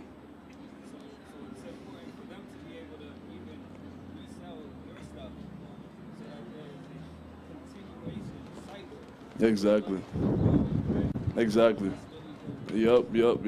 And so there's a term that y'all probably gonna see. It's called DAOs, D-A-O, and that's basically just a company run by everybody. So imagine if you owned a stock in Apple, and since you own a stock in Apple, you could decide what the new features on, right? I bet you we would make the screens indestructible or the battery life like long lasting, right? Why can't we make those decisions? Because we're the buyers. That's what a DAO and that's what crypto does. It basically allows you to have the power back to the community. You can vote, you can have the rewards, and money flows back to the community as well too. So look out for that term. It's called DAO, D-A-O, and y'all probably gonna see that like a lot more, you know, on IG and stuff too. Boom. Speaking of IG, tell us where we can find. Oh, we have one more question. What's up? You had touched on the 20% yield earlier. I believe Anchor Protocol also offers. Anchor, yep. Yeah, so my question is there any other like ways of getting passive streams with crypto other than the Anchor Protocol that you would recommend to someone who's new to the space? Yeah, so the question was, so passive yield in crypto, how could you passively make money in crypto and gain money on, basically percentages, APY on your money, right? So there's yield, there's Celsius, there's Nexo. So Nexo is a platform that I use to take a loan out against my money and pay it back. So basically I paid it back when the value of the crypto increased in value, right? So those platforms, but really, it was J Crypto and Slice. Y'all actually said the best way to have crypto is not to invest in it, but to earn it, and right? And so now if anybody has a service like a videographer, you're a videographer, right? You should have actually told me to pay you in crypto. I would have done that too. Well, although I forgot, we could do that later. But so earning crypto as well too. Like that's another way, right? Because it doesn't hurt me. It's the same amount of money I'm spending. It doesn't hurt you. It's the same money that you're getting, right? And so earn crypto instead of investing it all the time. So you don't just have to invest in crypto. You can earn it in whatever you're doing already. Yep. Yeah, you should definitely have a community before you launch your token, right? Yes. Because then you're just going to be playing an uphill battle of like, oh, buy my token. You're just going to look desperate trying to get people to buy your token. So like have the community provide the value first and then inject that capital into them. Yep. Exactly, and so now all the services that you already provide, whether you're a videographer or an artist, it gets boosted because now there's money tied to it. Exactly. Yep. Exactly, right? You just gotta be relevant and still provide value. It's always gonna come back to that, bro. It's crazy how with you, right? The first conversation you had to Gina was what's her passion, right? You probably was just trying to interview and see if this is the best person to work with, but you provided value by her discovering her passion, and that led to even stronger relationships and that multiplying y'all's business. So it's always gonna come back to adding value, and yeah, that's the on message. Sheesh. I mean, wow. Can we just give a round of applause for Alex Yosef? Alex, can you tell us a little bit about how we can find you, about your after party and your socials so we can connect with you? So inflow_music on Twitter, inflow.music on IG. And then we have an after party tomorrow at the crib. So I'm gonna have flyers here. You feel free to pick up a flyer that Gina's holding. I'm gonna be passing them out. But we have an after party tomorrow at 10 p.m. to 2 a.m. We're actually launching our app Sunday, so we're gonna be live. If you have an artist that wants to launch your own cryptocurrency or a record label, if you want to start your own record label and launch your own cryptocurrency, we'll be live Sunday. So live, yeah, live. Pull up. My personal IG is Alexander_YO as well too. If you want to send questions or anything like that. Well, yes, sir. We appreciate it. Thank you, everyone, for who came out. We about to turn it over to Blue, who finna turn us up. Grab some drinks from the bar. Help support. I'm sorry. Oh, we're about to do some raffles. JK, we're doing raffles first before we turn it up. So pull out your tickets if you received a ticket. If you didn't, too bad. But hopefully we all have tickets.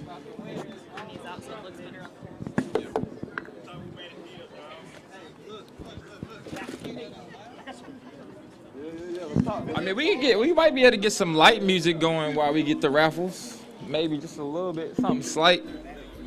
Yeah. Hey, shout out to Blue. He's been killing it today. DJ going crazy.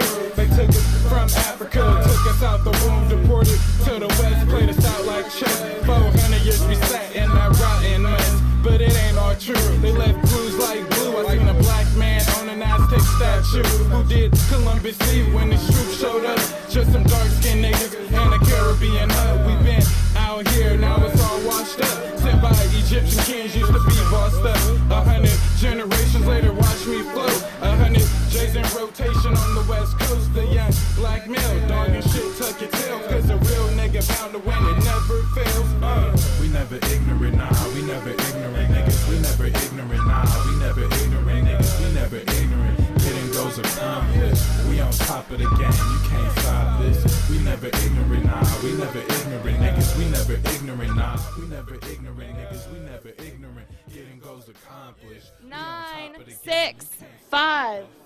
Who got a ticket? I don't see nobody. Anyone?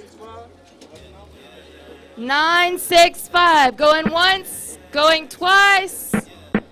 Next up we have 9, 7, 6. 9. Woo! We got a winner. All right. Give her a hand. Got a Topo bag also. Let me see. Let me see. You're good. You're good.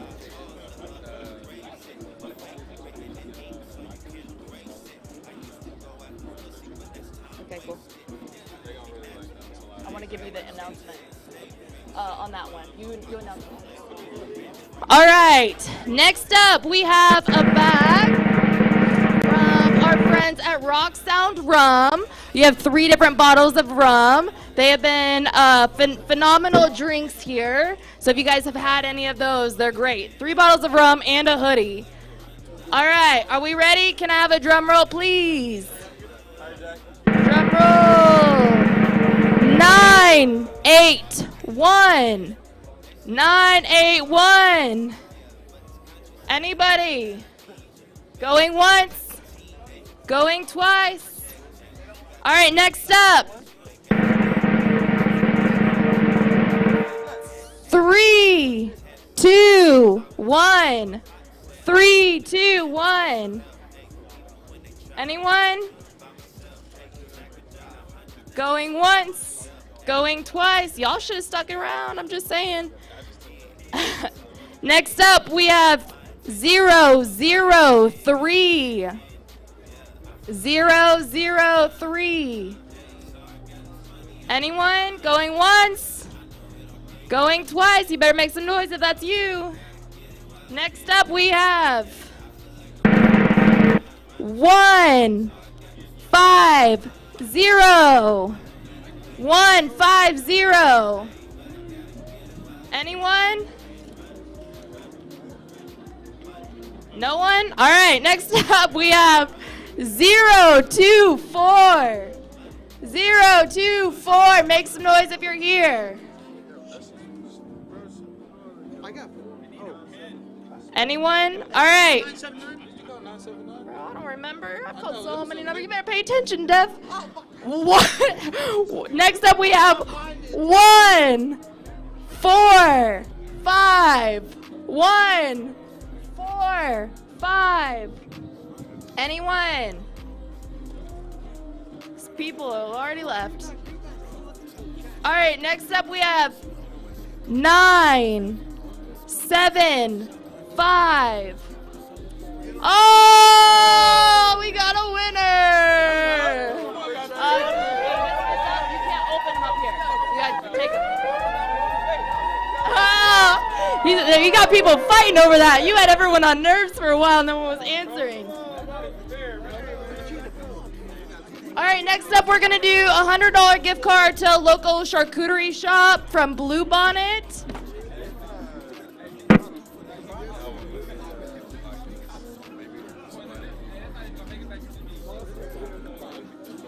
That's all right. We'll get it. We'll get it. All right, we have 3, 3, 2. Woo! We have a winner. We take that out of it. Let's go.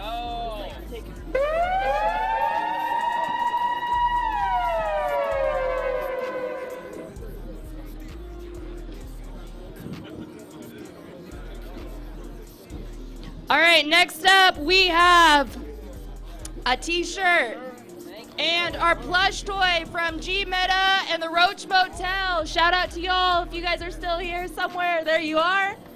All right, are you ready? The winner is 956.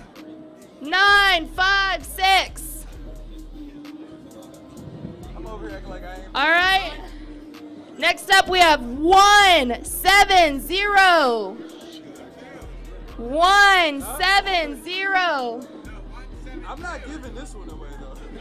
3, 2, 4. 3, 2, 4. Y'all better be reading your numbers correctly. Wait, that's the last. Last three, yes, yes, sir. Now I've got you question me up here. 0, 2, 5. 0, 2, 5. Last three digits we're looking at. No one? All right, next up we have 3, 3, 6. Oh, 3, 3, 7. That's close. Oh, so close. 3, 3, 6. Anyone? Go, let your boy slide with Maybe I'll pull it. Maybe I'll pull it. 9, 9, 2. 9, 9, 2. Anyone? All right, I'm pulling from the bottom. 9, 9, 2. All right, we have 1, 7, 4. 1, 7, 4. You should have told the buddies that you walked in with that they should have stayed. Could have had that. All right, next up we have 1, 5, 1. 1, 5, 1. 9. 1, 5, 1. 9, 5, 1. Anybody? 9, 5, 1. All right, this one's easy. 0, 0, 0. Anybody have the lucky ticket? 0, 0, 0. Make some noise if that's you. All right. 1, 6, 7. 1, 6, 7. Anyone? 9, 9, 7. Oh, shit. 979. 9, 9, 7. 0, 2, 0. 0, 2, 0. Anyone? 0, 0, 9. 0, 0, 9. All right, if we don't get in the next three, I'm going to combine it with another prize. 9, 9, 7. 9, 9, 7. What do you guys got? Yellow or red tickets? Yellow. All right, we're going yellow. 9, 5, 3. 9, 5, 3. All right, you guys better be paying attention. 9, 6, 7. There we go. I knew it was gonna happen. I knew it was gonna happen. Oh, that third time's a charm, I'm saying. After my combined prizes, I thought I was getting a combined. Not yet. You missed it by 1. You missed it by 1. Hey, that's still a great prize, though. Congratulations. All right, next up we're doing a Kendra Scott set. It's a necklace and a pair of earrings. So, ladies, you better look at your tickets. If a man gets this, you better give it to your woman. Yeah, or you wear it yourself. Please do. A 9, 5, 4. 9, 5, 4. Next up, we have 0, 0, 2. I've called 0, 0, 0, 0, 0, 1, 0, 0, 2. 9, 9, 3. 9, 9, 3. Do you have it? Oh, I was like, did you really have it? 3, 2, 8. 3, 2, 8. Yeah! There you go. There's a wedding gift for your wife coming up. Hey, if she doesn't win, I'll take it off your hands. I'll say that. All right. Next up, we have Gucci perfume. This is man and woman perfume in this. You guys better get ready. Inclusive cologne. That's what we're going with. Ready? They're up here. 1, 4, 4. 1, 4, 4. Yeah. I was like. All right. Next up, we have 9, 6, 2. 9, 6, 2. Anyone? Girl, I got a stack of tickets. If you weren't listening, I'm not going back through them. Next up, we have 161. Woo! There we go. Look at this. This is perfect for y'all. I knew you guys were gonna win something. Asking all those questions and you're rewarded. There you go. There you go. Hey, remember us doing due diligence now. All right, we have one more raffle, and this I'm going to give Dom the mic to go ahead and announce, and then I will call the winner. Alrighty. So this one was kind of a surprise, so we're gonna have to send it to you. We're gonna give away one more Oculus. This is from G Meta. I hope you guys didn't leave early. All right, here we go. We need a drum roll, please. 972. I hope you live in Dallas. 972. Next one. Call next one. All right, drum roll again. 991. 991. All right, yellow ticket.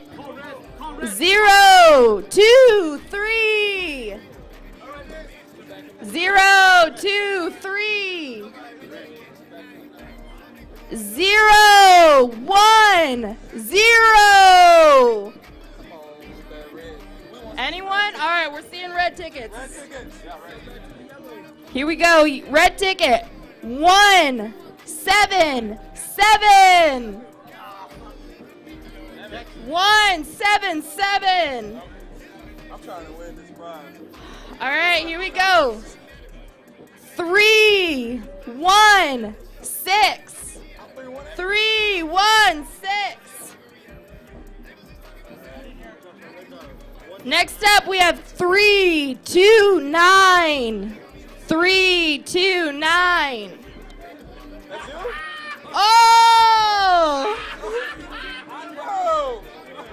It gotta be void. Let me see your ticket. Let me see your ticket. We have a winner. Congratulations.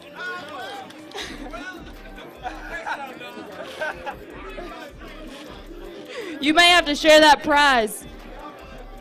Thank you guys all so much for coming out. I wanted to give a quick shout out to our sponsors. Flash Party Photo Booth for the incredible photo booth. Once in a Blue Moon for our balloons over here. Hint Water, Topo Chico. Our wonderful DJs, the Sensei Blue. We have Blockhead Sports, Bolt Culture, Warrior GMR Foundation, G Meta and the Roach Motel, Inflow Music, Lambo GoPro, Rock Sound Rum, man, I got a lot, sorry. Gen Makers, and of course, Mainstream House. Thank you guys for coming up. Dom, are we good? You guys have a great night, and you guys be safe. Let's get it going. We finna have a good time just a little bit. Just vibe a little bit. We on the rooftop. Yo, I go by Black Pat, and I got the Sensei Blue next to me. Let's get this thing rocking. Let's go. Zay got the motherfucking bass. Zay got the motherfucking bass. Let's go. I don't fuck with okay, y'all. They shady. These bitches, they just wanna have my baby. Born in the 80s. Crack baby. Mama, she was in the street, so guess who raised me?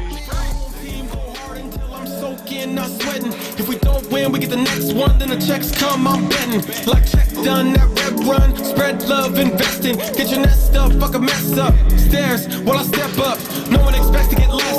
I shed stress.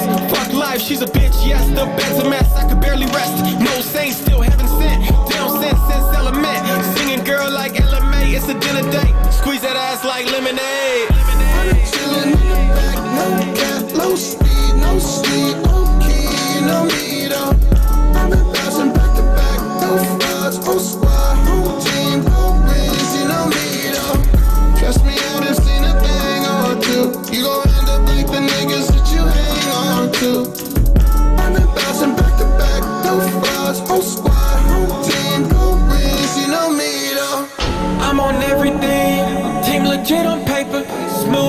inspiration. We deliver, baby.